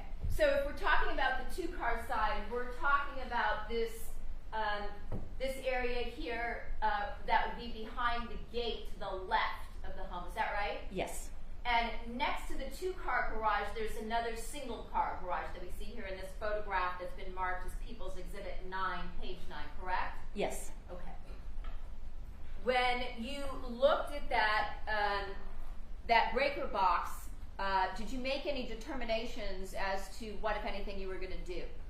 It was a smooth surface, not a textured surface, so I left the breaker box switches for the latent print unit to process, as they had a better job or better opportunity to try and recover evidence. And did you make some determinations based on your collections with the detectives at the scene regarding what you were going to collect and where from? Yes. The criminalists that arrive, so me, I follow the evidence and I collect the evidence that I deem forensically relevant, and I communicate that with the detectives what I believe is of interest. So as you're going through the scene, you are continually, as you're saying, updating or advising the detectives of what you're seeing and what you're collecting and why? Yes. All right.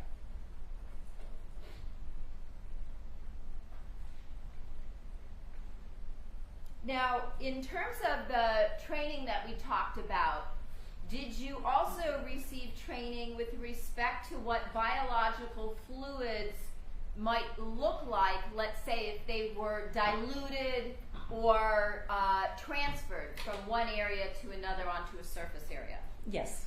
And did you also receive training regarding what biological fluids look like when they are, let's say, dripped onto a surface? Yes. Did you go through this entire home located at 5012 Queen Victoria? Yes. And did you notice when you went through the scene anything with respect to some sort of a trail? Yes, there was a continuous pattern of red stains from garage, through the kitchen, back patio, back towards the front door, down a hallway, and into the master bedroom. Okay. And so did you basically go about following that trail? Yes. And during the time that you were at the location, approximately how many samples did you collect? I collected 43 items of evidence in total. Okay. Did that include what appeared to be biological or blood stains? Yes, it was collections of red stains, possible biological material that would happen from touching surfaces, 2 towels, 2 pillowcases, a bottle, and a pair of shoes. Did you find anything in the upstairs area of this home that was of evidentiary significance or forensic value? No. So your collection was limited to the first level, is that right? Correct. Okay. And did you go about numbering the various items of evidence that you collected or collected samples from in a particular way? Yes. Tell us about that. When I locate items of evidence, I place what we call a photo identification number adjacent to the item of evidence. And what this is it's just a numerical determination of what that item would be in for photography reference, and then in my notes there's a sketch, and then I also have an evidence log. So it's to associate that item of evidence with all subsequent documentation that I will be doing. So it's called a photo ID number, and they're yellow placards. And are those referred to in the detailed notes that you took as PID numbers? Correct. I want to show you exhibit, what's been marked previously as Exhibit 7, page 4. And I'm going to turn it right side up for the moment. Do you recognize what you see here? Yes. And what is this? This is a bird's eye view sketch of the home, the first level. And who created this? The actual outline sketch was done by my partner, Matthew Saucedo, but we both made notations on the sketch while we were processing the crime scene. And is this a piece of paper that is pre-printed with the information that we see at the top left that you bring with you to crime scenes, or that you brought with you to crime scenes at the time, in order to make notations of the sort you're just talking about? Yes. Okay. And up on the top right, I see a series of numbers next to what says DR. What does that stand for? That is the division record. It's the number that is assigned to every case that is processed by the Los Angeles Police Department, and every case has its own unique identifier, and that is this case's identifier. Okay. And so in terms of the items of evidence that we talked about that you collected at this scene when you were there for several hours, did you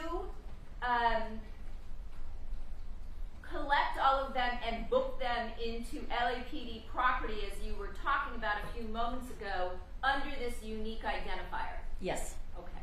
Does this box contain your writing? Yes. And is this actually your initials in the box? Yes. Okay.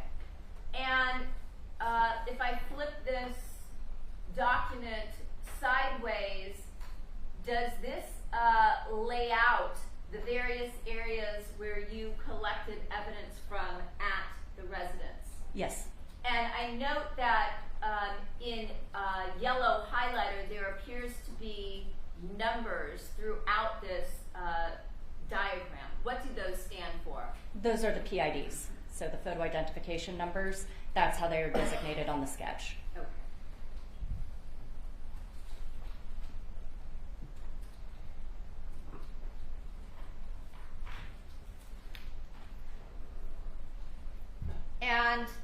And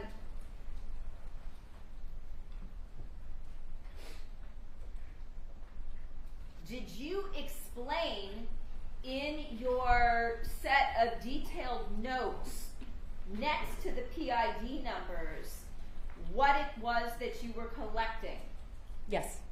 And next to that, did you also include property item numbers? Yes. Were there times where the PID number did not match up to, let's say, a property ID number? In other words, you have a PID number of 6, but a property item, a booked item of evidence, as number 7.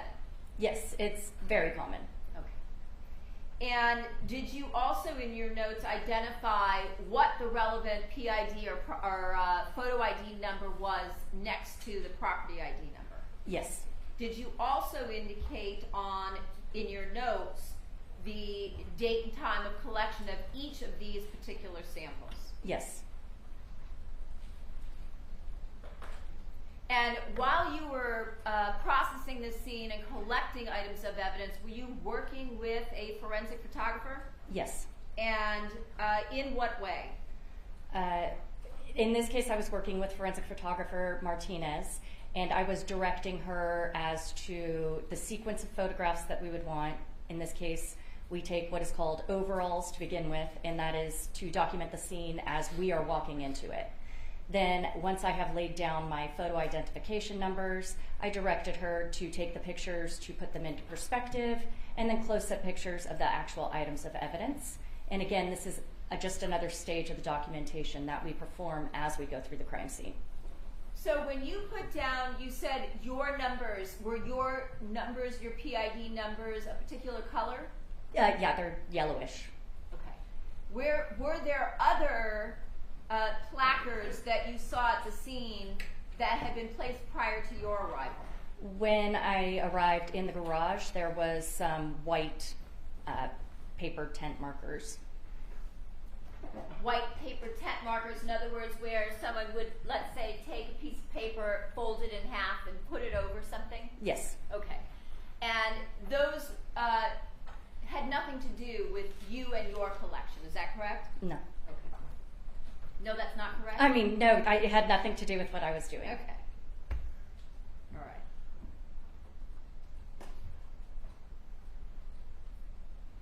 Is there a difference between the numbered placards that you placed at the scene and the lettered placards?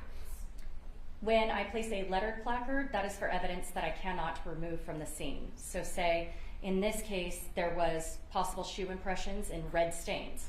I can't take those impressions as a whole, so I would put a letter, and then we would do what's called one-to-one photography. It's comparative photography that makes sure that what I see at the crime scene can then be examined by the lab personnel photographically and have it be an exact replication.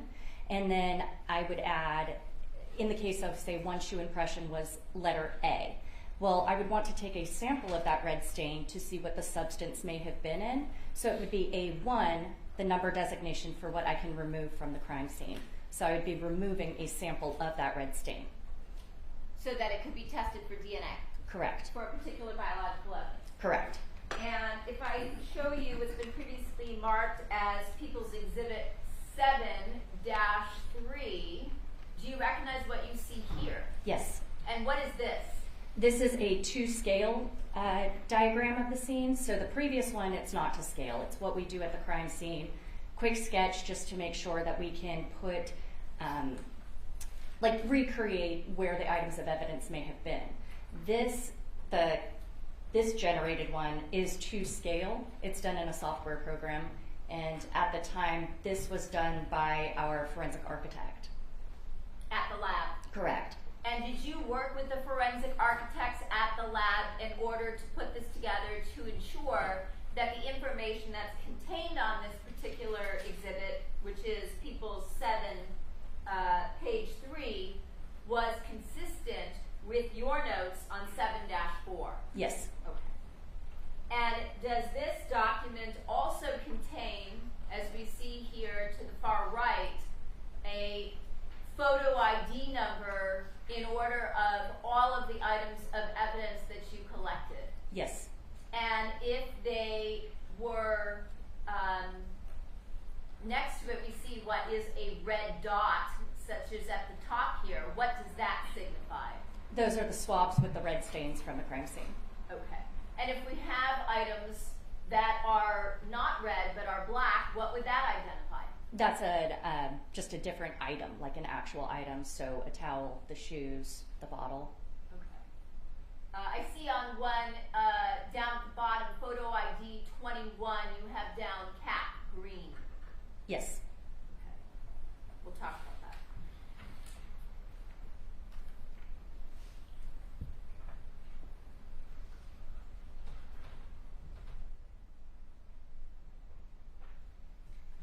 And can you tell us a little bit about, very briefly, how you go about the actual collection of items of evidence, of biological material?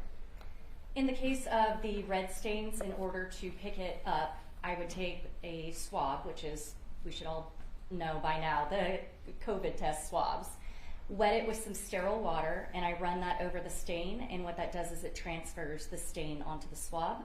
I then package that into an envelope, allow it to dry, and then I book it into evidence. And I only collect one at a time, and I use a sterile swab.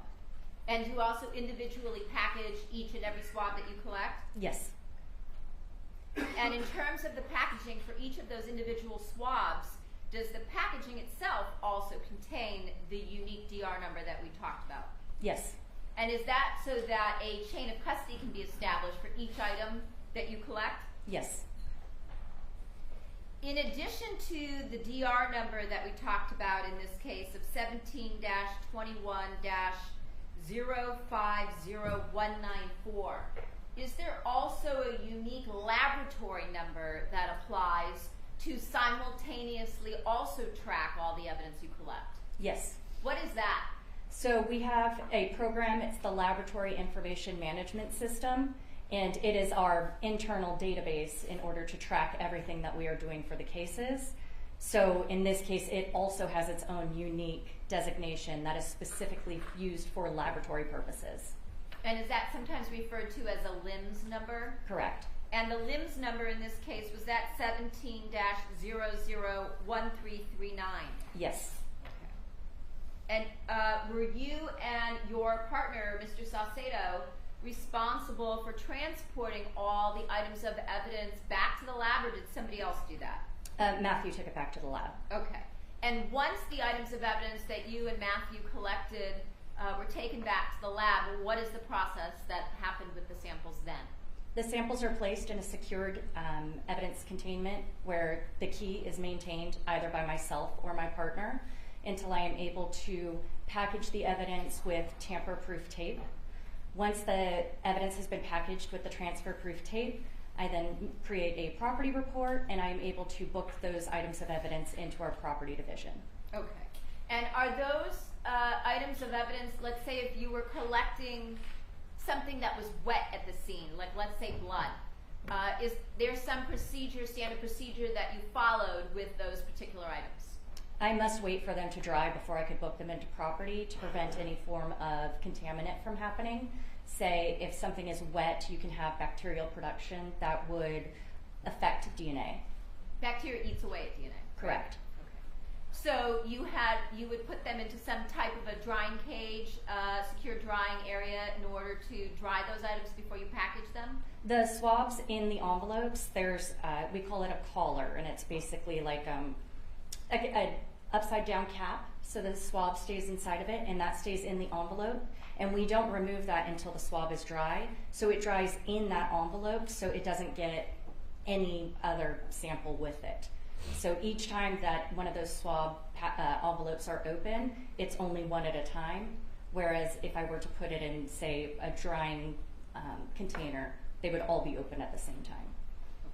And that's to prevent cross-contamination? Yes. All right. And in terms of your work in the DNA serology unit at the LAPD's crime lab, did you work with a DNA analyst by the name of Randy Zepeda? Yes. Okay. And were you aware that the items that you collected were sent to the DNA unit to Randy Zepeda for analysis? After he processed them, I found out that he was the one who did it. Okay. Now, where did you enter the scene through? The garage. Showing you what's been marked as People's Exhibit 7, page 15. Do you recognize what you see here? Yes. And is this the two-car area, the garage, that you were talking about before? Yes. And is this the location where you entered into the residence? Yes. When you entered, did you enter through the door that we see here where I'm pointing to? It looks like maybe next to some type of a black object that might be a trash can, through the open door right behind that? Yes. And in terms of the white items that we see on the ground in the garage, are those the white placards that you talked about previously? Yes. When you entered into the home through this door, what did that lead you to? The kitchen. And before entering the home, you said to the right of the door was the breaker box that you looked at. Yes. Showing you Exhibit 7, page 21. Do you recognize what you see here? Yes. What is that? It is the breaker box. Okay. And that's the area that you said you decided based on the surface area to leave for the latent print people. Yes. Okay. So that would be a different discipline, correct? Yes. Showing you People 7, page 20. Do you recognize what you see here? Yes. And what is this? The door that is open toward the left of the image, I'm sorry, my left, that is the door to the kitchen, so the breaker box would be practically in the middle. And then to the right is a cabinet, and on top of that cabinet, that's the close-up image that you see, there's a bunch of like cables that are up there. And did you inspect that area? Yes. And what did those cables appear to be? It looked like where a surveillance system would be. And were the cords that you see there just left unattached to any particular object? Yes.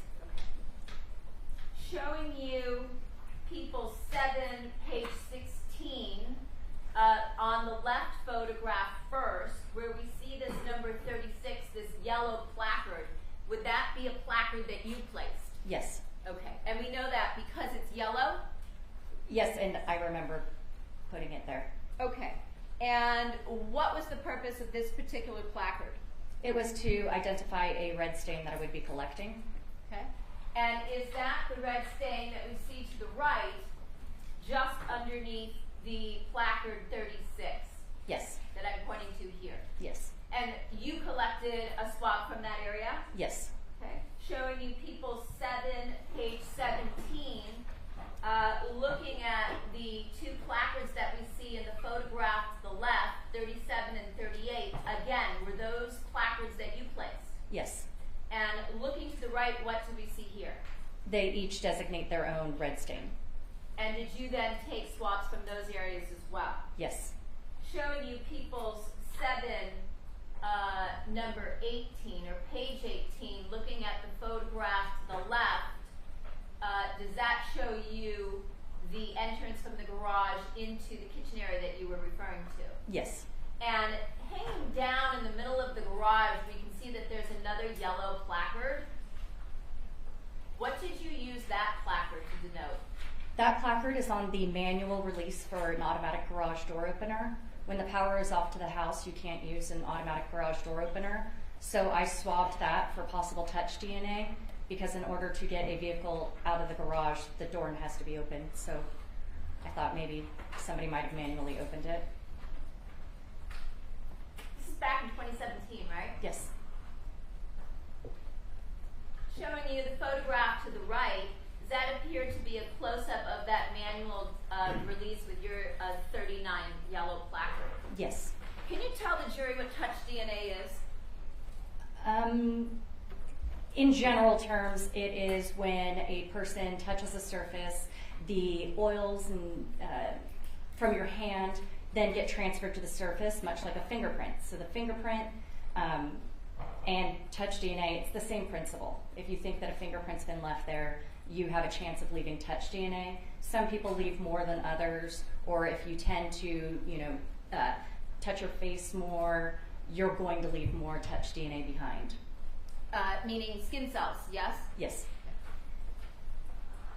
When you got to this scene, before you even entered, were you advised that the victim was still at the scene on the patio?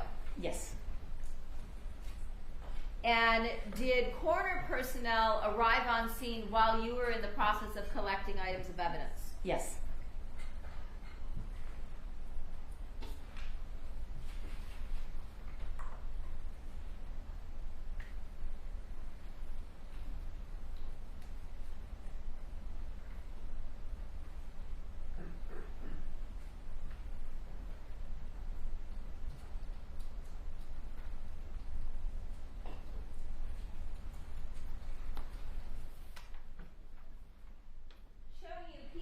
Exhibit 7, page 24.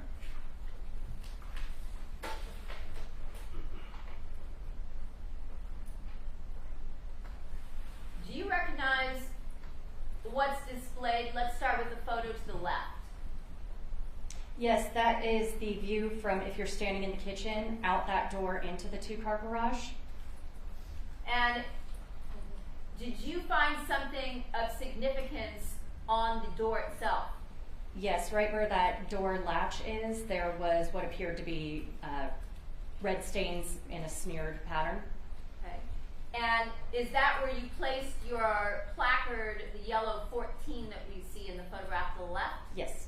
And if we look at the photograph to the right, a close-up, where we see that there appears to be a red stain, did this appear to be a red stain that was transferred? It was possible that it was transferred, yes. Consistent with? Yes. And so did you take a swab from that leading edge of the deadbolt there, of the door from the kitchen to the garage? Yes.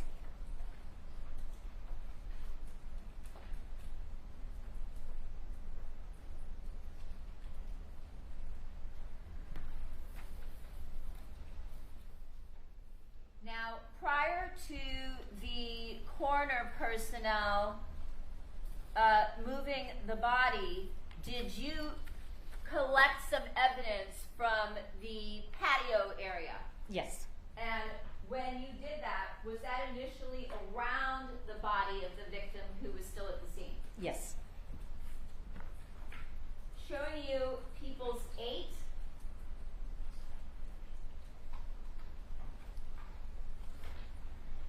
Page 5. Do you recognize what you see here? Yes. And what is this? That is the view from the backyard towards the house with the patio to the right. Okay. And when we see this area that's blue, just through this open door, what area of the house would that be? The kitchen. And in terms of the patio area where you collected evidence from, where was that? Where that yellow crime scene tape is, it was from that area. Inside that yellow taped off area? That whole vicinity, and from there towards the kitchen as well. Okay. Showing you People's 8, page 6. Do you recognize what you see here? Yes. And what is this? That is the view if you were standing adjacent to the home towards that patio area. With the victim still at the scene, leaning over or folded over on his knees on a chair? Yes. Okay. Again, with the yellow taped area you were talking about? Yes. Showing you People's 8, page 7. Do you recognize what you see a closer up picture of the patio, and you could still see the decedent's left hand in the image. Okay.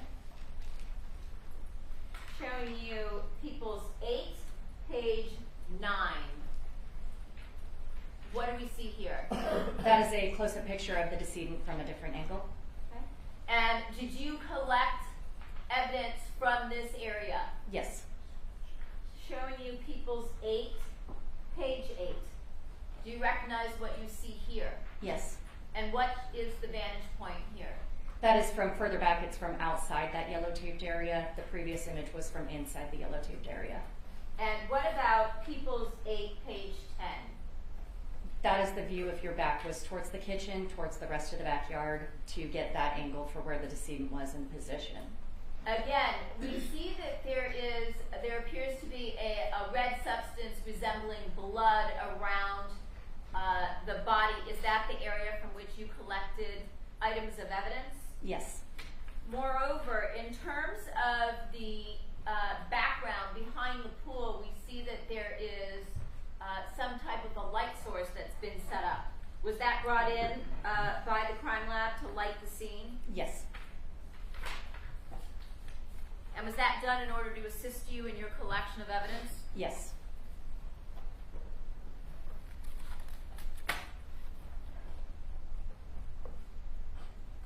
Now,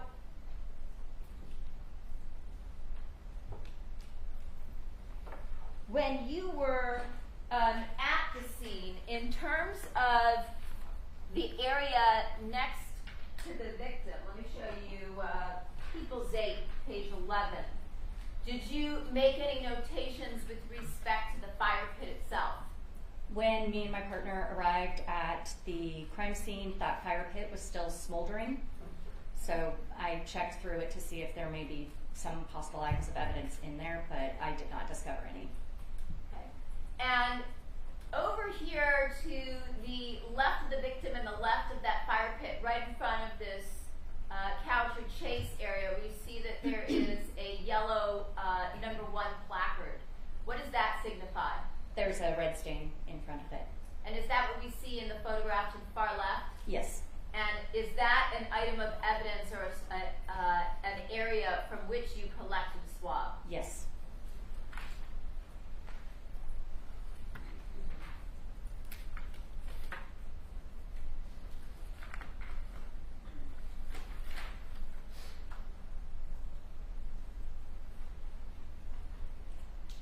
I want to go back to People's 7, Exhibit 4 for a moment.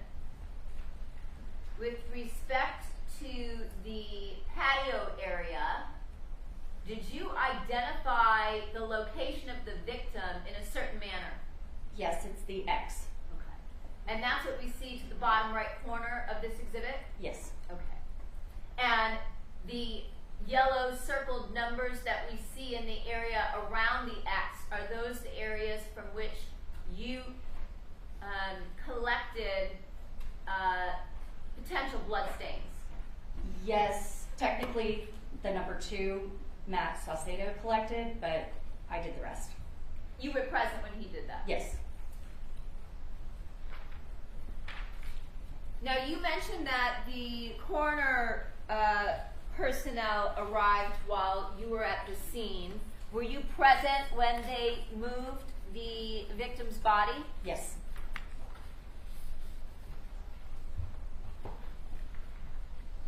Let me go back to People's 8. This is page 12, where we see this number 3 placard to the right, just near the edge of the pool, to the right of the victim and forward. Did you collect an item of evidence from this location as well?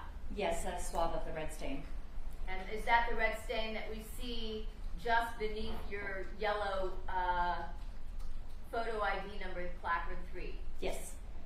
Once the victim was moved by coroner personnel, were you present to observe what remained underneath where he was lying? Yes.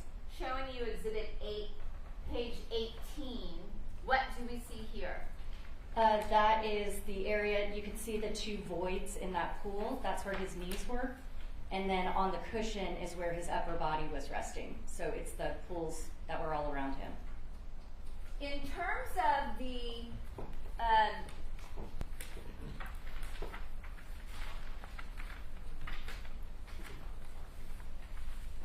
backyard area, we look at People's 8, page 5. Was the TV on when you arrived? Yes.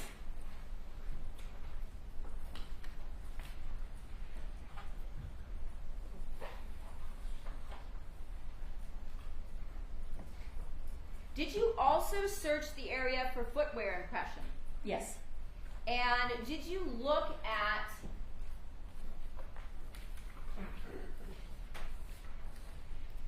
the bottom of the victim's feet? Yes. Showing you, again, People's 8, page 10. What, if anything, did you note with respect to the bottom of the victim's feet that was significant to your investigation at the scene? There was no red stains on the soles of his shoes. And what did that signify to you? That if I were to find any footwear impressions in or any part of the crime scene, it could not have been his.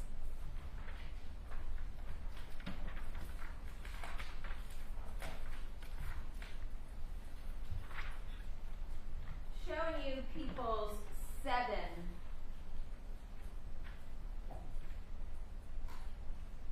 page number 43. Do you recognize what you see here in these 2 photographs?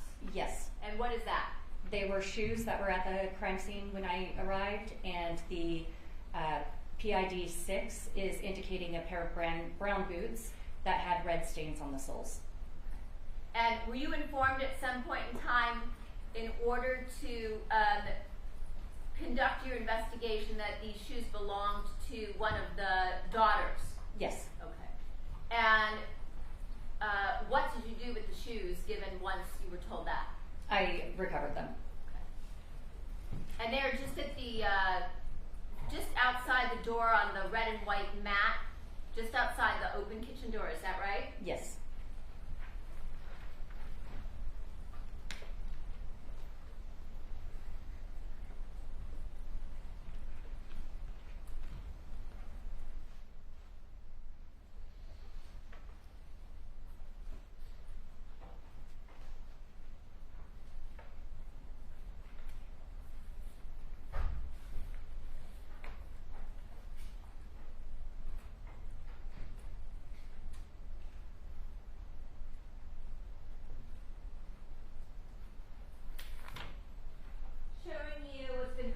Marked as People's 7, page 41. Do you recognize what you see here? Yes, that is standing in the kitchen area, and it is the open door that leads to that back patio area. And if we look at the door jamb area as depicted to the right photograph in People's 7, page 41, what did you notice in this area here? There's a red stain there that, again, appeared to be possible transfer. Okay. And if we were to look through the open door leading from the kitchen to the backyard, was there a particular item of evidence on the other side of this glass pane on the counter? It was the decedent's cell phone.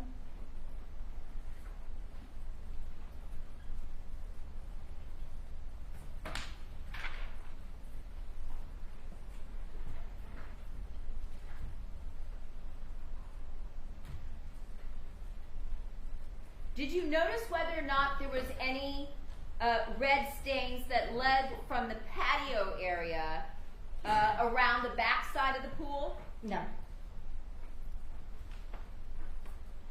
Did you notice if there were any red stains along the side of the house where the master bedroom and 2 other bedrooms were that lead around to the back side of the pool? There were no red stains there. So, in terms of the blood stain or the red stains that you recovered that resembled blood, were those stains consistent with the killer or killers entering the kitchen from the back patio after the murder, given where you observed the red blood stains? In order for the red stains to appear where they were, the blood would have had to be present, so it had to be after the decedent was attacked. And did you follow the red stains into the kitchen area? Yes.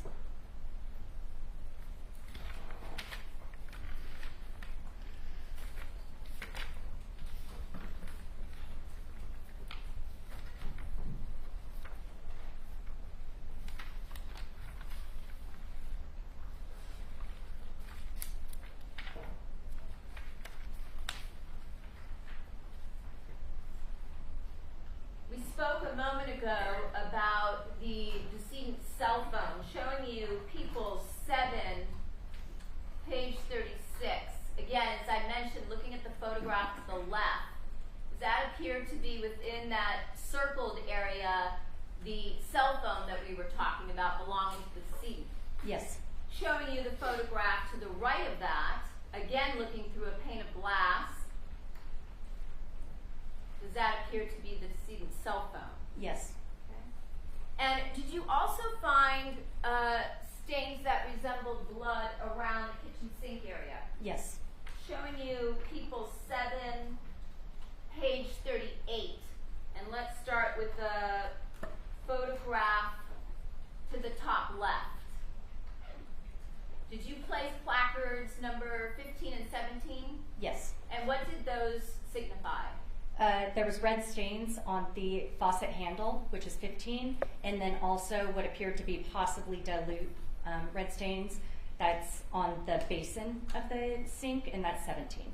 Okay, so taking a look at the photograph on the bottom left corner of People's 7, page 38, is that the red stain that you're referring to with your placard number 15? Yes. And looking closer at the photograph to the right with placard number 17, where we see various, it looks like circles, is that what you're referring to in terms of diluted blood stains? Yes. And you took samples from those areas as well? Yes. Showing you People's 7, number or page 37, starting again at the photograph on the left. What are we looking at here? It is a further back image of that same kitchen sink. There's a placard on that blue towel that had red stains. The faucet handle is 15. The basin is 17. And then 20, there was red stains on a vinegar bottle that was left in the sink. And in terms of that vinegar bottle, did that appear to be an empty vinegar bottle? Yes. And was there a top on the bottle? There was no top while it was in the sink. Did you find a top? Yes. Where was that? In the dining room, so just outside the kitchen. Looking at the 2 photographs to the right of People's 7, page 37, what do we see here starting with the photograph at the top? PID 16 is the blue towel that was draped over the kitchen faucet. And then you can also see placard 17 in that same photo.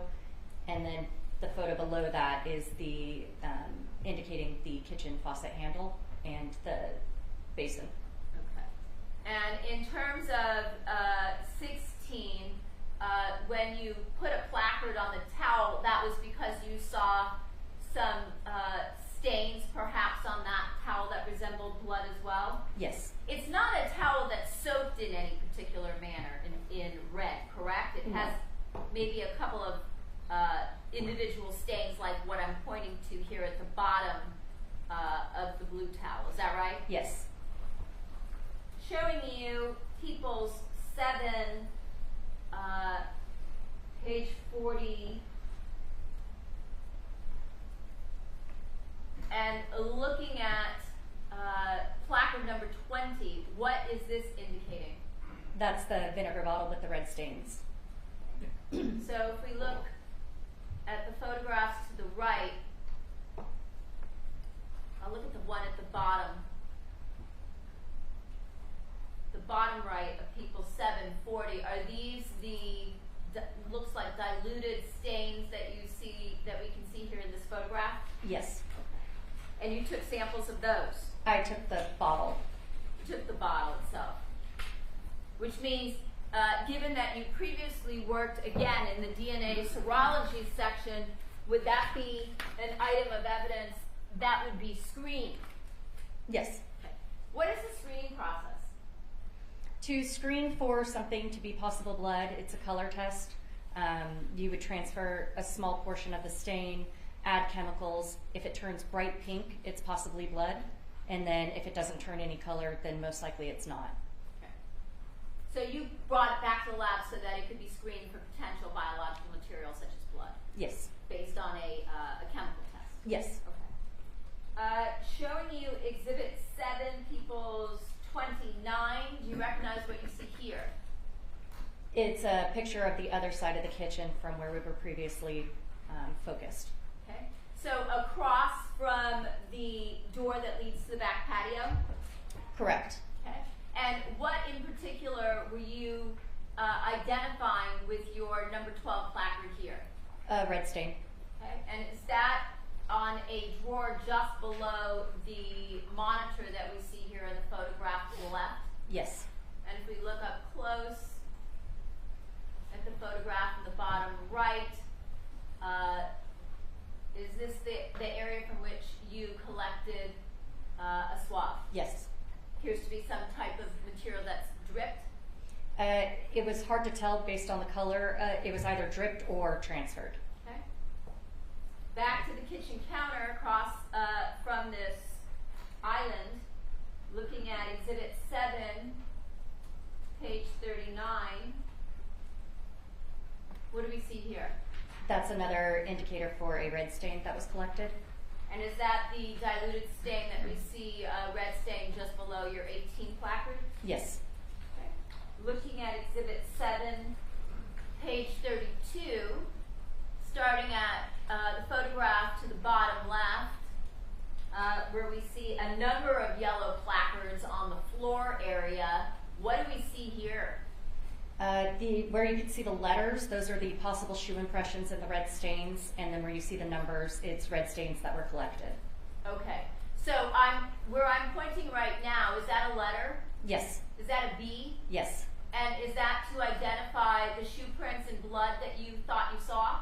It indicates one of them, so it's a letter per stain, and the rule of thumb is to get 2 of each type of pattern in hopes that you can piece enough together to get the entire shoe impression, because they're never perfect when you leave an impression. So let me interrupt. Let's stretch.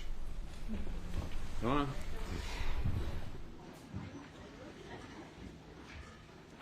Actually, I'm not doing it for you. I'm doing it for me.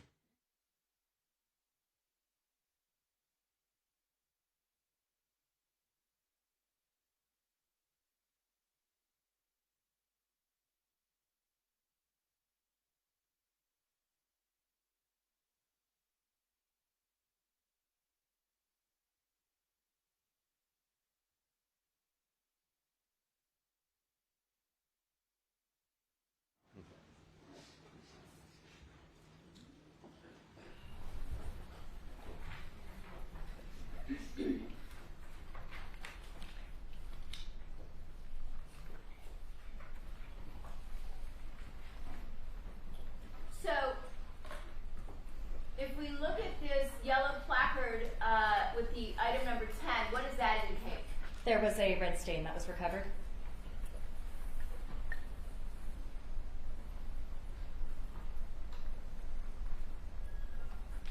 And if we go closer to the door, does there appear to also be another letter? Yes.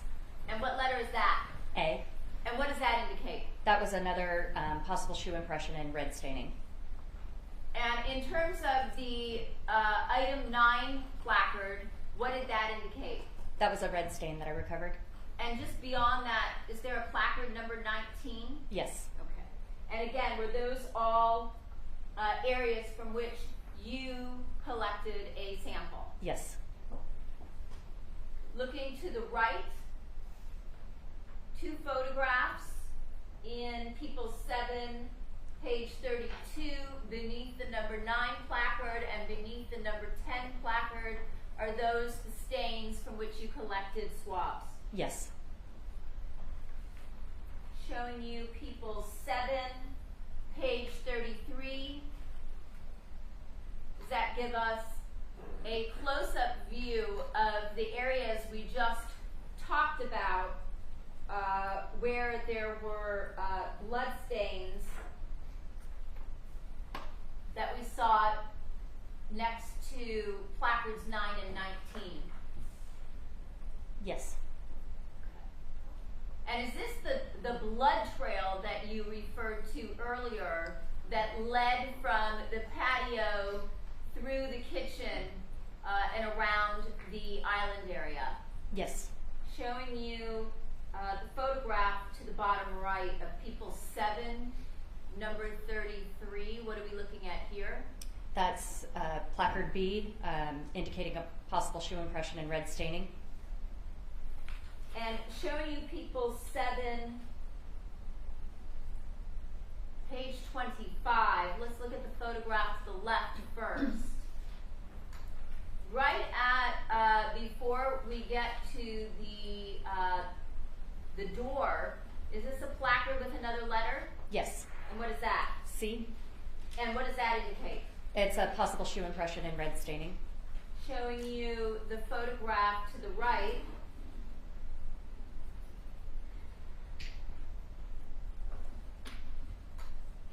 Is this a close-up of, well, let's see if it focuses itself. There it is. Does that depict that potential shoe impression and blood that you were referring to? Yes. From which you collected another stain? Yes. Okay. Showing you people 7, number 27. Photograph again to the bottom left.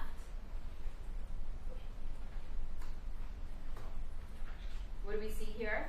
That is photo identifier D. Okay. And again, what is that? That is a possible shoe impression and red staining. And to the bottom right, next to the D, is that up close an enlargement of that potential shoe impression and blood that you collected from? Yes. Now, we talked about the empty vinegar bottle in the kitchen sink, showing you People's Exhibit 7, page 45.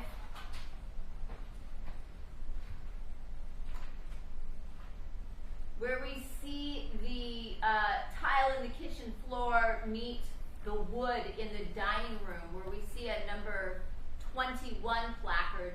What is that? That is the cap, the green cap for the vinegar bottle.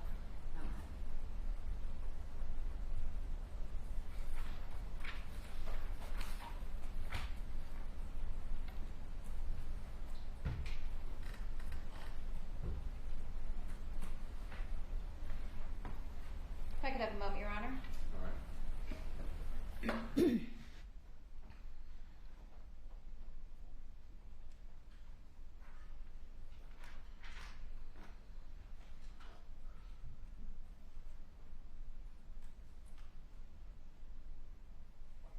you find any red stains in the dining room area? That means on the wood floor area? No. How about in the living room area? No. Showing you People 7, page 46.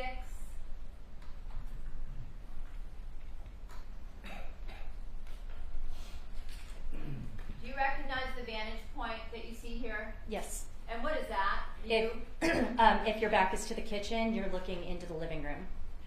So you're standing in the dining room, though. Okay. So it's a long room with the dining room next to the dining table next to the kitchen area, and further down to the opposite direction would be the living room area. Correct. And you didn't find anything of significance forensically in that area of the house? No. We can see to the right of the photograph to the top left of People 7 page 46, that it appears that there are some stairs that are in the same type of tile, perhaps, that we saw in the kitchen area? Yes. Where did that lead you to? The entryway, the main entrance. Showing you the photograph to the right in People 7, page 46. Is this the entryway that leads to the open front door? Yes. Okay. Showing you Exhibit 7, page 49, the photograph to the top left. Did you lay down a couple more placards here? Yes, 22 and 23. And what did those identify? They were red stains that I recovered. Showing you the photographs to the right in People 7, page 49. Are those the red stains up close that you're referring to? Yes. Now, did this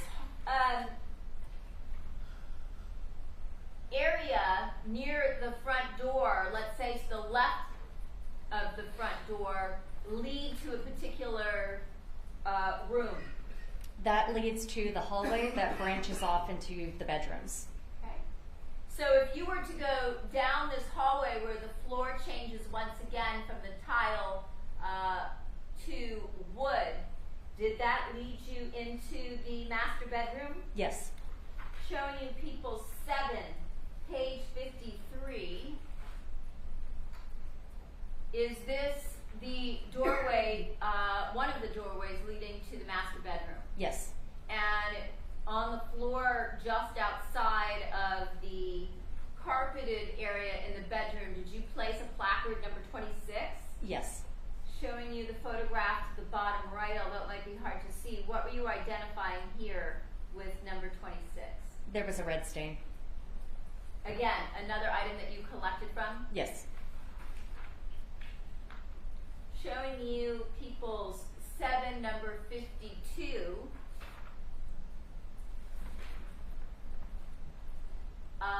If you were to follow the 24 straight forward to the 26 that we looked at a moment ago, this would lead you, as you said, into the master bedroom. Is that right? Yes.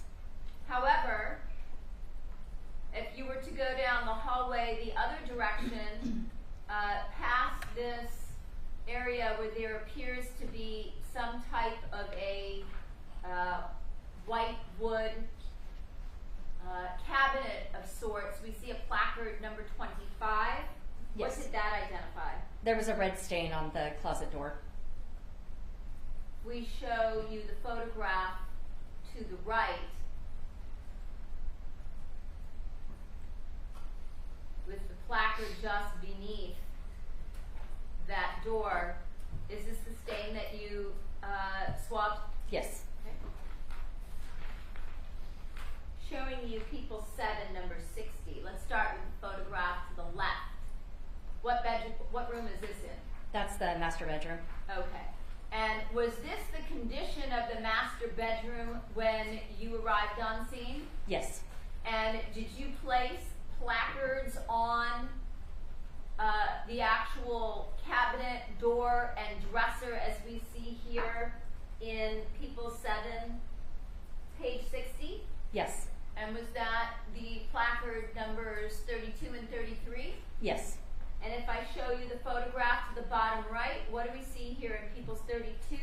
That is a red stain that was on the drawer that was recovered for evidence. Once again, in looking at that particular stain and noting the trail from the patio area, was that consistent with blood that had been transferred from the victim or the patio area into the bedroom? It is a possible transfer stain, yes. Okay. Showing you People 7, page 59. Looking at placard 33, what did that identify? That is a red stain that was recovered. Okay. By you? Yes. Showing you People 7, number 56. Let's start with the photograph to the bottom, top left. Would this be the vantage point opposite what we were talking about before from the hallway looking into the bedroom, this time from the bedroom looking out into the hallway from the master? Yes. And again, was this the condition of the master as you found it? Yes. With the drawers open and the items strewn on the floor? Yes. Showing you the photograph to the bottom right of people 7, number 56 or page 56. I can see that there is a placard 27 on a cabinet door and a placard 29 on the floor. What did those items signify? 27 was a red stain, and 29 was the bag. It didn't have red stains on it. Okay, and also on top of the counter, there appears to be another placard. What does that identify? That's a red stain that I recovered. Okay, on the counter area? Yes. That we can see right below the placard? Yes. Showing you people's 7, page 77, again looking at the overall photograph to the top left first, looking at the placards 30 and 31 on this green bed. What did those identify? The pillowcases had red stains on them, so I recovered the pillowcases. Okay. And in looking at the photograph to the bottom right of people 7, page 77, was this a photograph that you had taken of the condition of the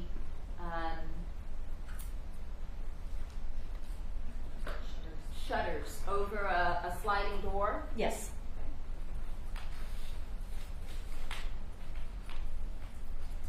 Showing you people 7, page 54. Is this a photograph taken from inside of the master bedroom? Yes. And did that appear? Does this photograph appear to lead into a walk-in closet? Yes, it would be as if your back is to the bed. To the right, you see the hallway that would lead to the hallway. Straight ahead is the closet, and then to the left is the bathroom. And if you were to go to the left, showing you people 7, page 55, the photograph to the top left, is that the master bathroom? Yes. And showing you the photograph to the bottom right, is that also a photograph inside the master bath? Yes, if you're standing in the master bath, to the photo towards that hallway. And what does the 34 identify? There was a towel on the back of the door with a red stain I recovered.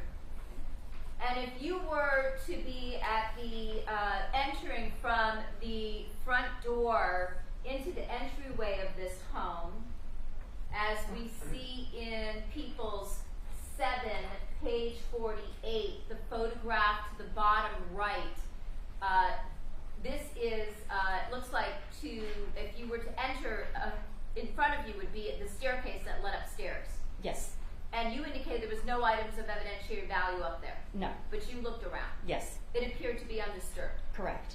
Showing you photograph to the top left of 7, page 48. As you enter into the house, if you were to go to the left, what does this door lead to? The garage. And would that be to the one-car garage portion? Yes. Which led into the 2-car garage portion? Yeah, there's no wall or anything in between them. It's all one big space.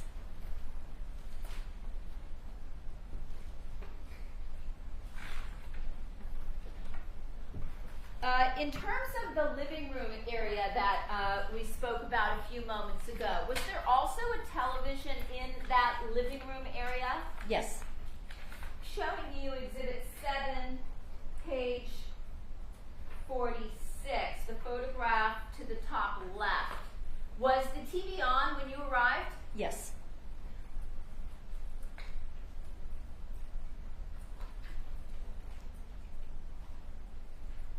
Did that include the sound? I don't independently recollect if the sound was on.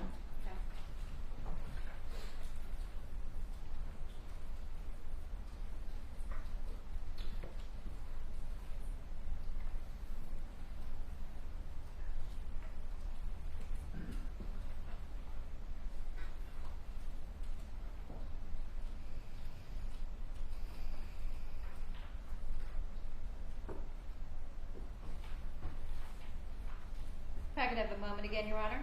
Yes. Did you find any rooms in the home that had been ransacked other than that master bedroom that we talked about? No. Room ransack? It's overruled. No. That appeared to be the only room that had been disturbed, Yes. where there were items strewn about, Yes. cabinets and drawers open. You didn't find that elsewhere? Nope.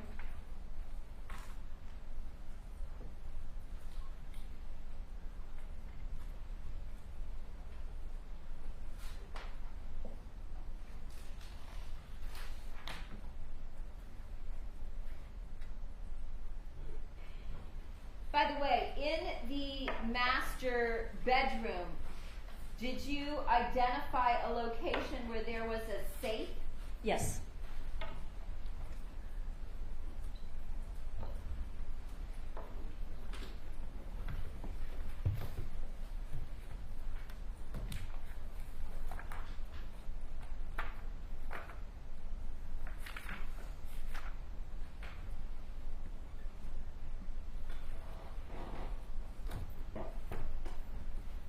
And where was that located?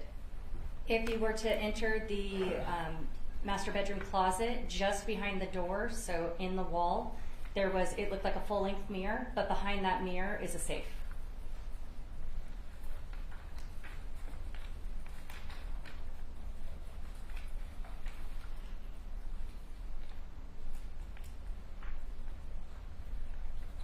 Did that appear to have a, did that appear to be untouched? I did not see any red stains on it.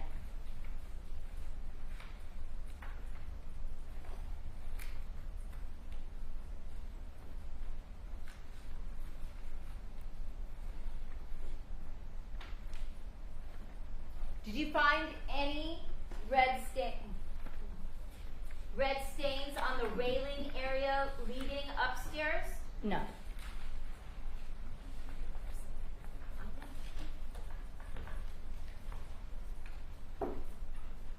And I just want to make sure that I clarify, because I might have read this wrong. In terms of your set of notes,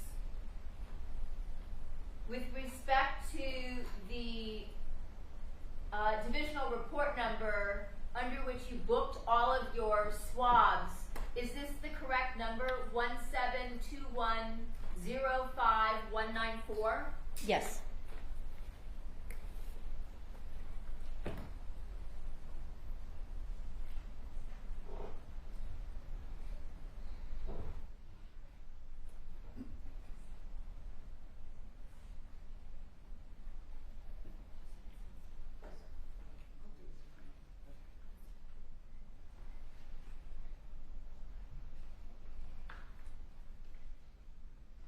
I have nothing further. Thank you. Looks like we're having a recess for 15 minutes. The evidence applies. See you back here in 15 minutes.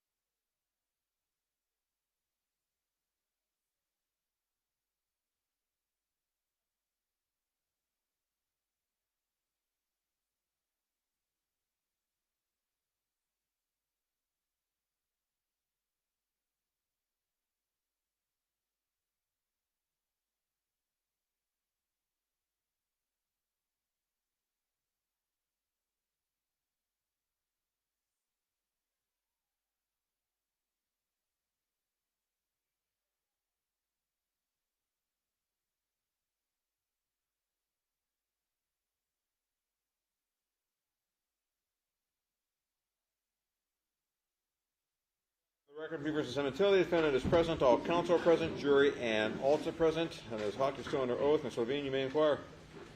Thank you very much, Your Honor. Good afternoon, Ms. Hawk. Good afternoon.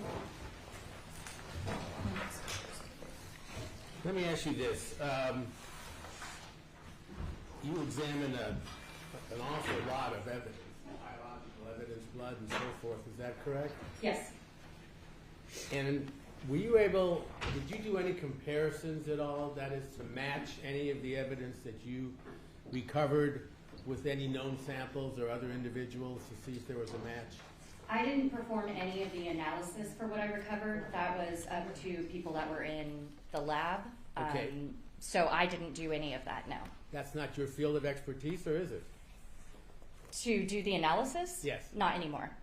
Okay, at one time. I am no longer competent in that field of forensics. It's progressed quite a bit. Yes. Let me ask you this. What time did you arrive on the scene?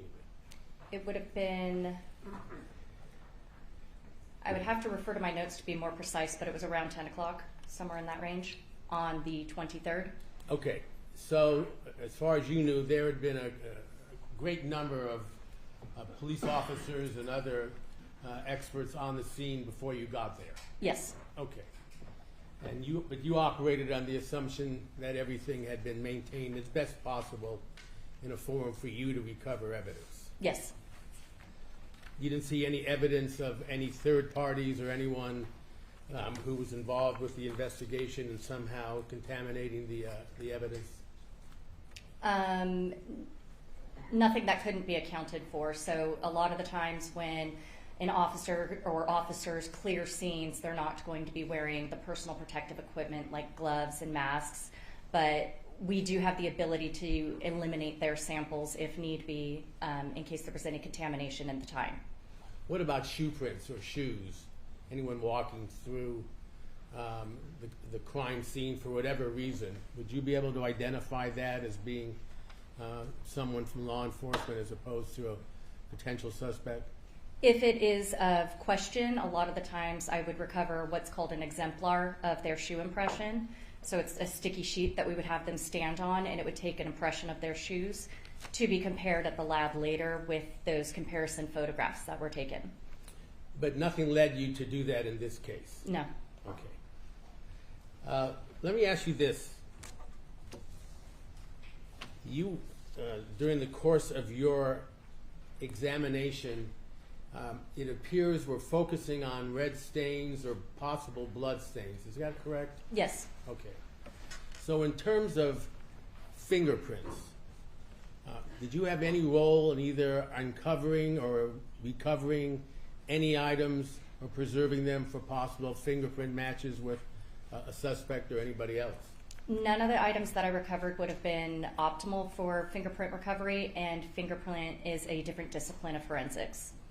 So had you come across an item or a surface that you thought might be productive in uncovering fingerprints, would you have done that, or would it have been done by a separate expert? Done by a separate expert. I could recommend, say, this is a good surface for you to fingerprint. I left it for you, because if I ran a swab over it, it would destroy a fingerprint. So I let them know, I did not touch this. You're free to process it, but I don't actually do the fingerprints. Did you have any direct contact with someone whose specialty was recovering or comparing fingerprints? At this crime scene, no. Let me, there were a few exhibits that were shown to you, and let me show them to you again if I can. These are all Exhibit 7. Bless you. Let's start with the lowest number.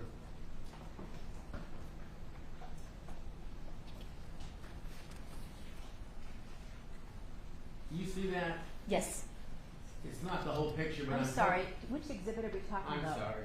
This is People's Exhibit 7, item 17. This was shown to you previously. Can you see it on the screen? Yes. Okay. I believe you were asked about two items here. One was this item down there. That big finger. That little item there, you see what that is? That is the breaker box. Okay, that's the breaker box that you previously discussed, is that correct? Yes. And then the item above it, above the cabinet, could you describe that again, what you saw? It was loose cables that were not connected to anything. And you said they appear to be part of their surveillance system, is that right? Consistent with what I've seen in the past for the types of plugs that would plug into, like, the housing, I guess you would call it. Okay. Let me show you then another exhibit from number 7, and this is exhibit 20.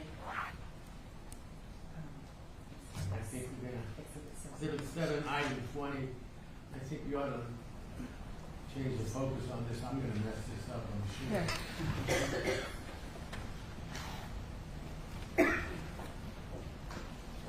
There we go.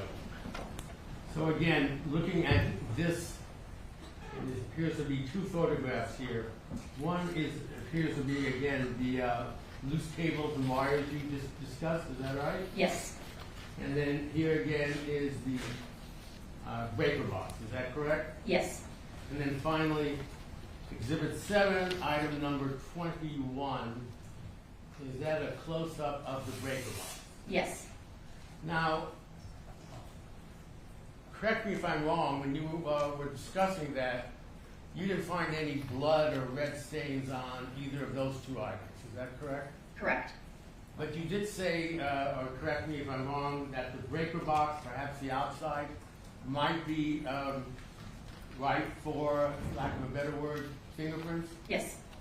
And do you know whether or not the breaker box was ever examined for possible fingerprints? I don't know. Did you request or make it known that you thought that surface might be productive in possibly finding prints? I communicated it to the detectives that I was leaving it for latent prints as it was a better surface for them, but I can't dictate what happens with any other. It's not my case. Okay. So I can only give recommendations. I can't control any part of that, and I didn't have direct contact with the latent print examiner. And whether or not there was a follow-up on that, you have no idea at this time? No. You wouldn't be part of that? No. Were there any other surfaces that you came across during the course of your very thorough examination, it sounds like, that you thought might be ripe for possible fingerprints? There was a few, yes. Can you tell us what they were, if you recall? The kitchen faucet handle, I focused on where the red stains were, but it is a very smooth surface that would be a good place for fingerprints. The safe, how it was a mirror, though I didn't see any red stains, it could have possibly been fingerprinted as well as a target point. Well, let me stop you right there, and if you recall something else, please let me know. So the safe itself, you examined for possible red stains, is that correct? Yes. And you had followed a trail of red stains from the first floor hallway and kitchen area, backyard, into the master bedroom, is that right? Yes. And found, I believe, a few small stains in the master bedroom? There were 3, 4, 5. Yeah, less than 10 red stains in there. And can you refresh my memory approximately what they were on, what surfaces?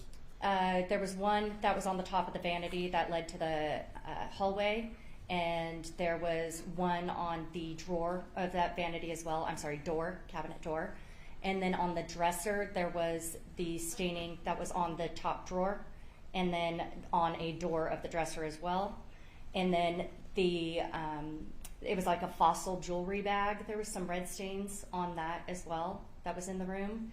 And the 2 pillowcases had some red stains as well. And you said, I believe, for lack of a better word, that the room looked like it had been ransacked. Is that correct? It did appear as though it was not how somebody intended to leave it. But one of the things that you did look at closely would be the safe area. Is that right? Yes. And could you describe again how the safe area was situated? And you mentioned a glass mirror or something like that. Could you describe it in detail as best you recall? As you walk into the master bedroom closet, the door would open inwards towards the left. And if you shut that door behind where it had opened, that would be where it looked like a full-length mirror almost would be. And that area was the safe. If you flip the mirror out, there's the safe. Was the safe open or closed? Closed. And again, any red stains anywhere on the safe, near the safe, in the vicinity of the safe? No.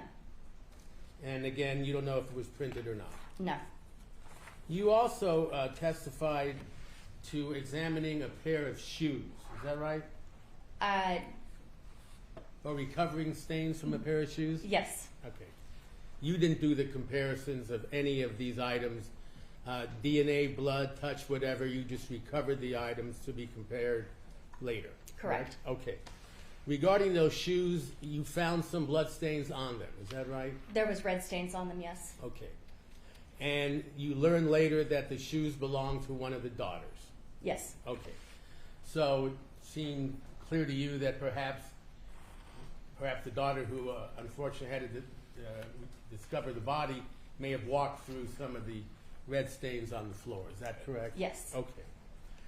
Were you directed to examine any other shoes or shoe by law enforcement other than the pair belonging to the daughters?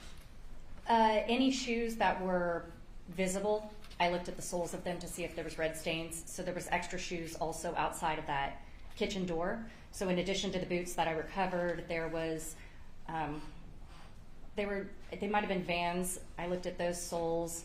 When I looked in the master bedroom closet, I didn't see any red stains on any of the soles of those shoes. But I didn't dig through every closet in the house to find all the shoes that could have been there. Sure, but going back to the shoes that were in the kitchen area, that was the crime scene basically, correct? Yes. Did you determine whose shoes they belonged to? The ones that were left outside? Not yet, other than the daughter's shoes? No. Okay. But you examined them and there was no blood or red stains on them? Correct. So is it fair to say that other than the daughter's shoes, you did not recover blood from any other shoe or shoes that you saw at the crime scene, correct? Correct. And it was your impression that the crime scene had been kept as untouched as possible for your examination? Yes. Correct? You also said that the television was on, is that right? Yes. That's in the living room? Yes. Do you recall what was on? No. Okay. Do you know whether or not it was on when it was first observed by law enforcement or the first people on the scene? I know that it was on when I arrived, and no one told me that they turned it on, and that's as much as I know. So you assumed it was on when the crime took place, or at that time? It was my understanding, yes. Okay. But you, well, let me ask you this. Did you examine the television itself? I looked for any possible evidence? I'm sorry. Yes, I looked at the remote and the television area, and I did not see any red stains in that area. And again, were there any surfaces of the television itself that you thought were ripe for fingerprints? Anything that's flat and smooth is a really good surface for fingerprints. And was it black and smooth? Yeah, it was a flat screen TV. Okay. Did you point that out to other law enforcement who were present, that it might be a possible source of evidence? I wouldn't feel the need to do any of that. The latent print examiner, they also are trained in doing crime scene recovery and evidence recovery. The only time that I would really communicate is if they would come in and there's a possibility that if I already collected swabs from that area, I would have obliterated the latent print. So in the case that we call it split evidence, so the case of the breaker box, they would not have known one way or the other if I had swabbed the breaker box, thereby destroying any fingerprints. So I communicate the split evidence in what I collected and what I didn't. And then the latent print examiner, who is also trained, would utilize their training to collect any sort of latent print from other surfaces. So because I would have no need to swab the TV, I did not feel the need to communicate that it's a good place for prints, because they know it's a good recovery point for prints.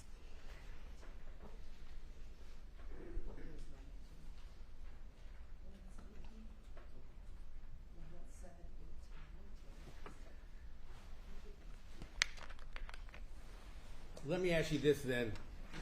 To your knowledge, was there a print expert on the scene, at least at any time you were there, to work with you or in conjunction with you and examine any of the items for possible prints? I'm going to object. It's been asked and answered twice now. I don't believe so. Normally on crime scenes, the latent print examiner goes after us. The powder tends to overwhelm anything that it goes onto. So we collect our evidence, and then the latent print examiner would follow. So I would say the majority of my crime scenes, I never interacted with a latent print examiner. So this is no different. I did not interact with one, and I don't know if they came. Okay, so I'll take that as a no. You didn't see any latent print expert at the scene? No. And you were not notified afterwards whether or not any latent prints were recovered? No. Okay. Can I have 1 minute, Your Honor?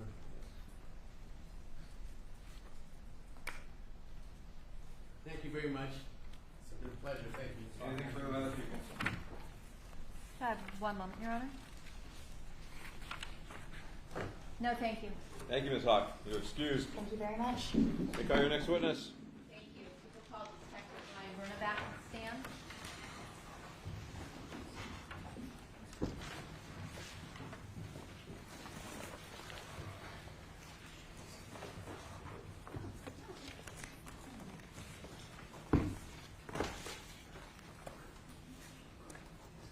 Dr. Verna, you've been previously placed under oath. You're still under oath.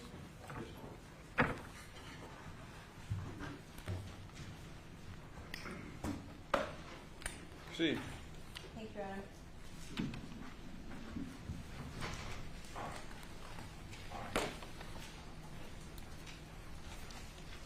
Good afternoon again, Detective. Good afternoon.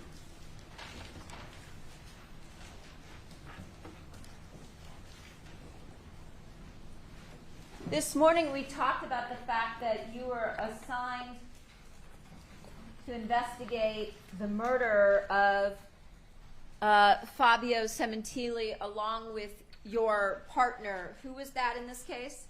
Gene Parshall. Your Honor, I have a photograph of Detective Parshall. May it be marked as People's 21, which I believe is next in order. It is, and it may. Your Honor, for purposes of the record, it's People's 21, and it has a 24 in the bottom left corner. Sir, do you recognize who is depicted in this photograph? I do. And who is that? That's Gene Parshall. Okay. He was your partner on this case? He was. Okay.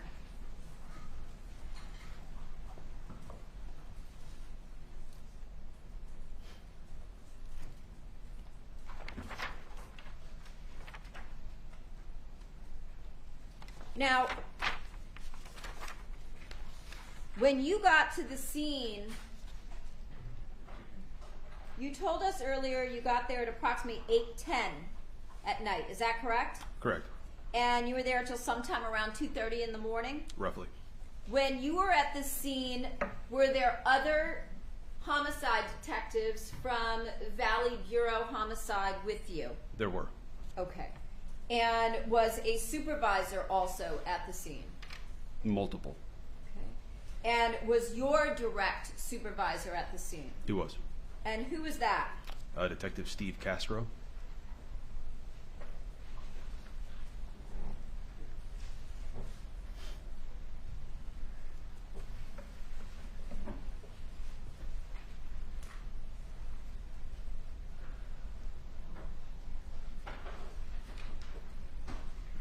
Showing you People's 7, page 10. Do you recognize what you see here? I do. And what is this? It's an image of the driveway area of the residence at 5012 Queen Victoria. And is this the way that the scene looked when you arrived? The light that's shown in the, if I can use Sure, the pointer? Yes. Yes, the light that's right here in the photograph on the left-hand side in the middle of the image, that wasn't there. A unit showed up and provided lighting. But other than that, yes, that's how it looked. Okay. And is it typical that when homicide detectives arrive at a scene such as this, that notifications are made to various individuals or departments within LA County? I object what's typical, Your Honor. Yes. And standard procedure would be to notify who on a scene such as this? Well, there'd be multiple notifications, but one would be the coroner's office for sure, and then additional resources from our own department in the form of scientific investigations division, and whatever we decide we need. Scientific Investigations Division, meaning SID, what the crime lab was at that point. Yes, photographs, yes. And would that also include things such as alternate light sources? Yes, it could. Okay. And is it also standard procedure that any individuals at the scene would be removed from the scene prior to your examination of the scene? That's correct. And that crime scene tape would be placed up? Yes. Such as what we see here in this exhibit 7, People 7, page 10. Correct. Now, when you got to the scene, what was the first thing that needed to be done? Well, the first thing that we did, we got a briefing by the officers that were present at the scene. Okay. We were advised at one point, and I don't recall who got the information, but we were advised that the house had not been cleared. What does that mean? Meaning that there had not been a thorough search of the property for additional suspects or victims. So that's what we did. We took that upon ourselves to make sure that was done. Okay. And when you did a thorough clearing of the home, were you assisted by other officers or detectives? Yes. And were those the individuals that worked with you at Valley Bureau Homicide, including your partner? Yes. Along with Gabriel Gutierrez, Efren Gutierrez, yes. and Gabriel Bucknell? Yes. Okay. And does that mean you go thoroughly room by room through the entire property? That's correct. Okay. Is there a purpose to doing that? Yes. Again, it's to look for additional victims or suspects that might be present within the property. This is not a search for evidence or anything like that. Okay. And was a search warrant obtained from a judge that night so that you could go through the property and collect any evidence that you deemed relevant? Yes. Okay. And by the time you got to the scene, although you told us that you did not arrive until 8:10, were you made aware that law enforcement had basically been on scene since around 5 p.m.? Yes. Okay.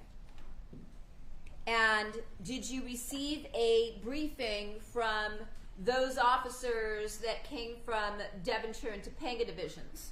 Yes. Were you made aware in terms of your subsequent investigation and how you conducted it that when the officers had initially arrived on scene that power had been turned off at the location? Yes, that portions of the residence did not have power. Okay.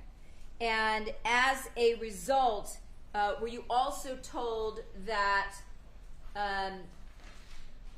someone had turned back on some of the power to the home based on the sub-breaker box located in the garage? I don't recall being told that there was power turned back on. My understanding it was left the way it was found. Okay. And so there were some lights that were on in the home and some that were out. Is that correct? Correct. Some of the house had power and some did not. Based on the condition of that sub-breaker box in the garage? Yes.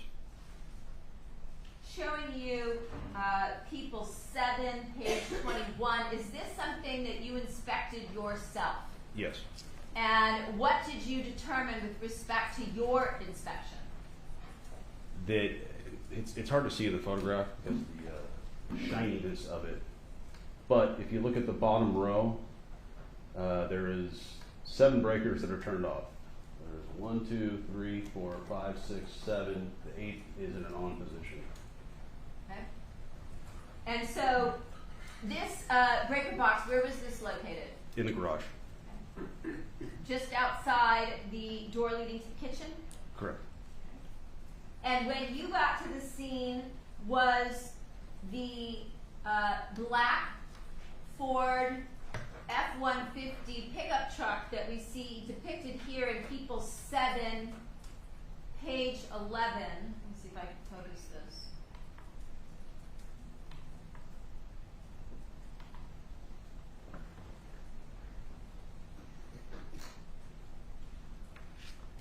Was it already in the position that we see here? It was. Okay. And were the doors, the doors to the double parking area of the garage open as we see depicted in this photograph as well? Yes, the 2-car garage door was open. The single-car garage door was closed. And that's the one that we see closed just to the right of the open double garage area? Correct. Okay. Showing you People 7, page 12. Do you recognize what you see here? Yes. And what is this depict in these 4 photographs? It's a black Ford F-150 pickup truck. This is a vehicle that was owned by the Sementillis.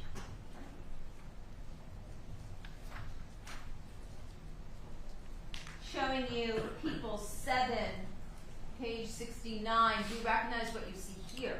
Yes. And what is that? It's the front door of the residence. Okay.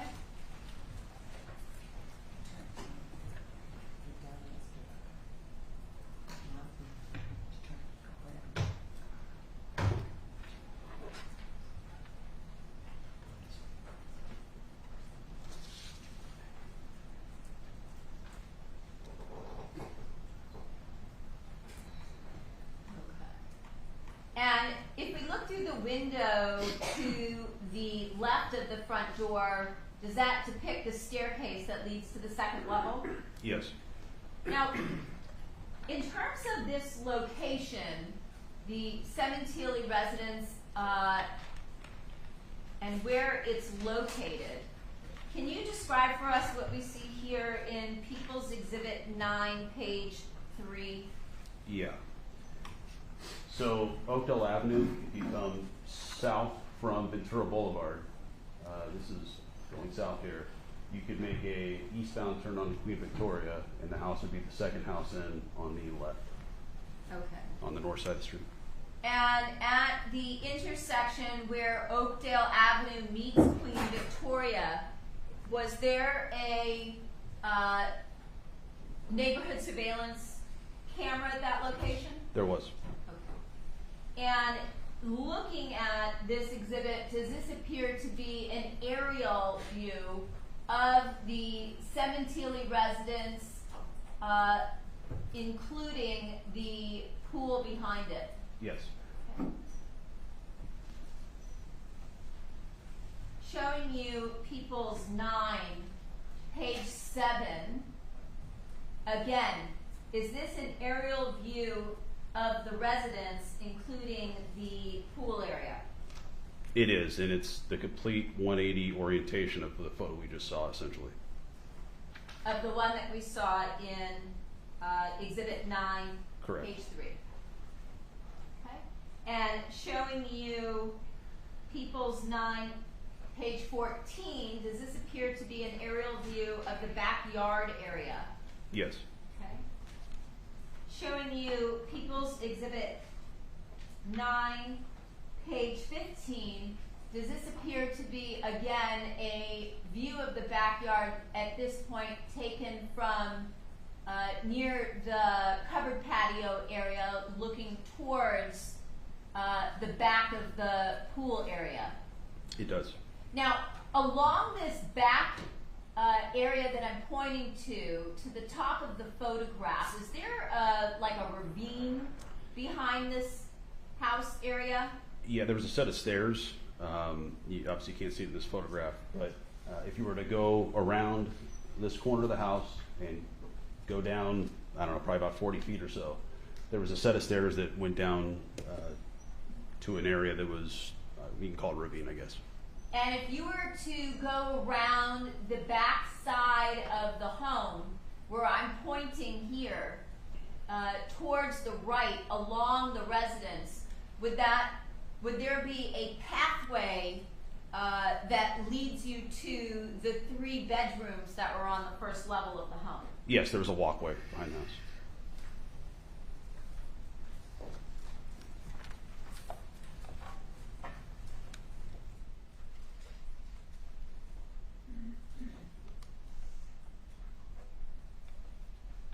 When you arrived, did your division take over control of this particular scene? Yes. And so then, based on what we were talking about a few moments ago in terms of the standard notifications, was it the responsibility of you and your unit to make the appropriate notifications to, let's say, the coroner's department and the crime lab? Yes. When you arrived on scene, was the fire department, in terms of the paramedics, including paramedic Lou and Yoshihashi, still on scene? Yes. And did you speak with them? I don't recall. Were you on scene when coroner personnel came to the scene? Yes.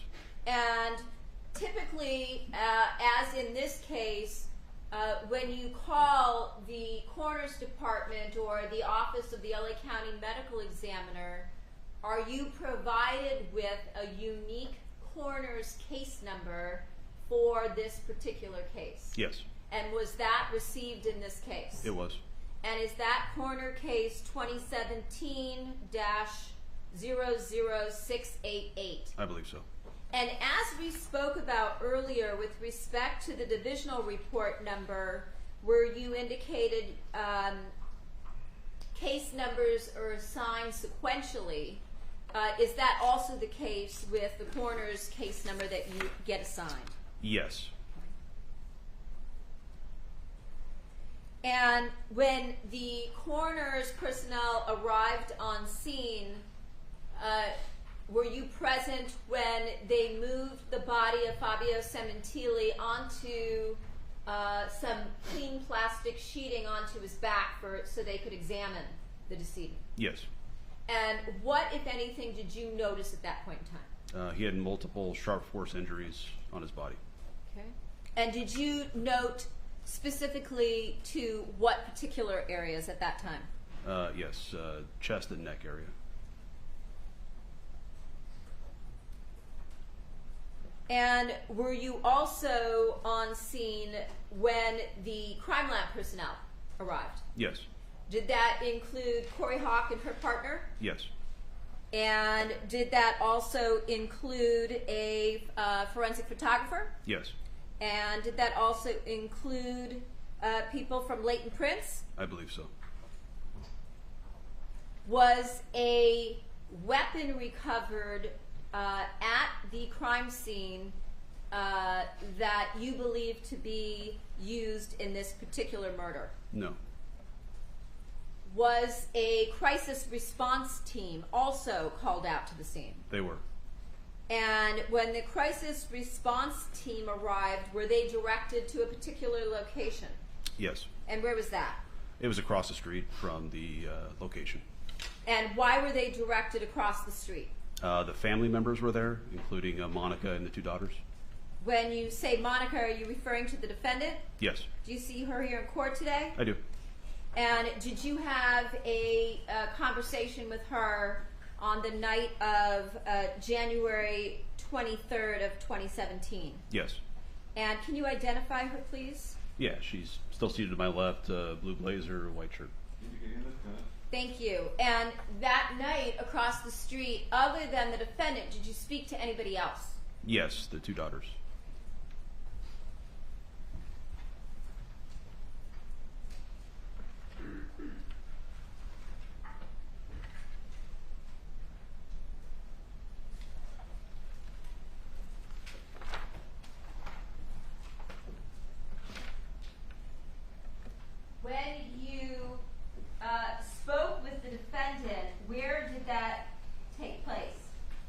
was inside of a residence across the street. Okay. And was she by herself at that point? During the interview? Yes. I believe there was a crisis response person that was with her. Okay. And besides you, was there anybody else? Detective Marshall, yes. And you indicated that you also spoke with the daughters that night, is that right? Correct. Showing you what's been marked as People's 12, number 28. Do you recognize who you see here? Yes. And who is that? Isabella Sementilli? And did she identify her vehicle at the location that night? Yes. Showing you People's 7, page 8. Do you recognize what you see here? It's a red Fiat. Okay. And did she identify this as her vehicle? Yes, the vehicle she was driving that day, yes. Okay. And where was that parked in relation to the house, the Sementilli house? I believe it was on the street, just to the west of the actual driveway. As we see here, if we look at the photograph to the top left, looking just to the left of the car and above it, would that be the alternate light source that we looked at a few moments ago coming from the house? I believe so.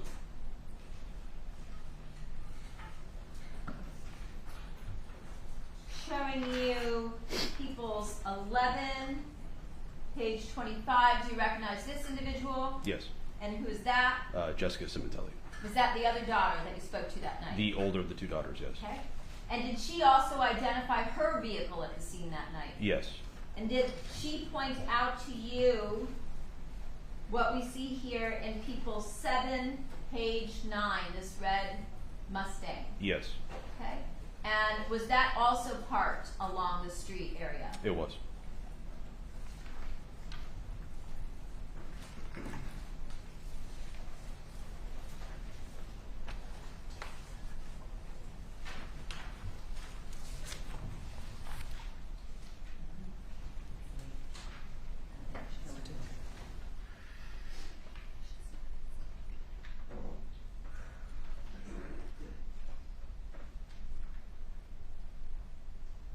Showing you People's 7, page 1.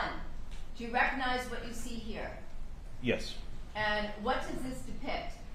It's a floor plan of the residence. Okay. And where is the front entrance?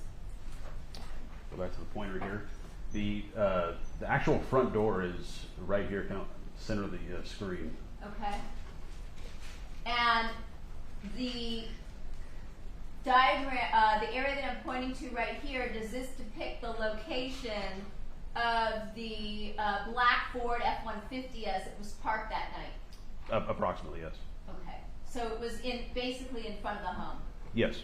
When you enter the home, if you were to go to your right, where does that lead you to? If you were to go to your right, it's actually more of a button hook.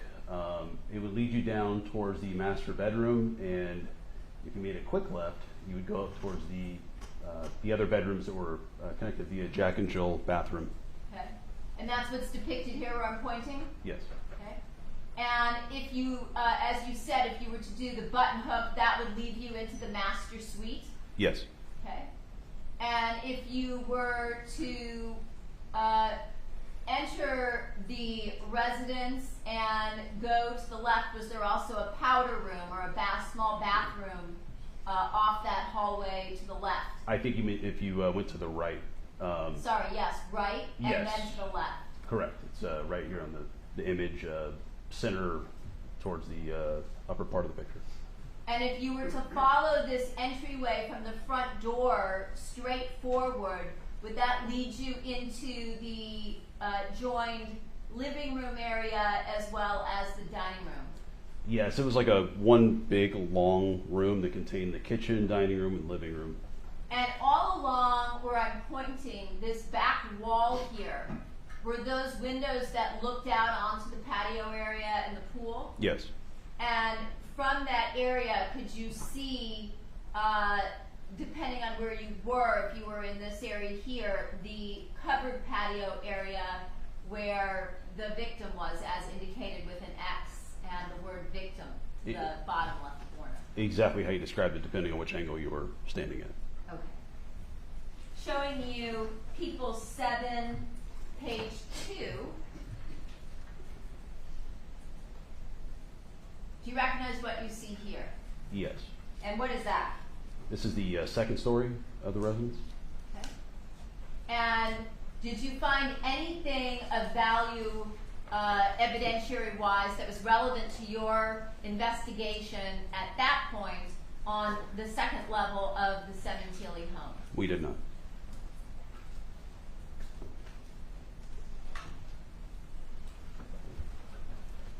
Do you want me to continue now, or do you want to stop at this point? Between now and 3 minutes, I don't think there'd be enough time for you, so we'll take our adjournment this time, till tomorrow at 9 o'clock. A couple things I want to tell you. One is the admonition, as always, not to discuss this case either among yourselves or with anyone else or form or express any opinion until the cause is finally submitted to you. Next, I can see how this case is going, and I'm going to tell you it's going somewhat quick, and I'm going to make a promise. This is a promise from me to you. I promise you this case will be over no later than Christmas. Have a good night. See you tomorrow at 9 o'clock.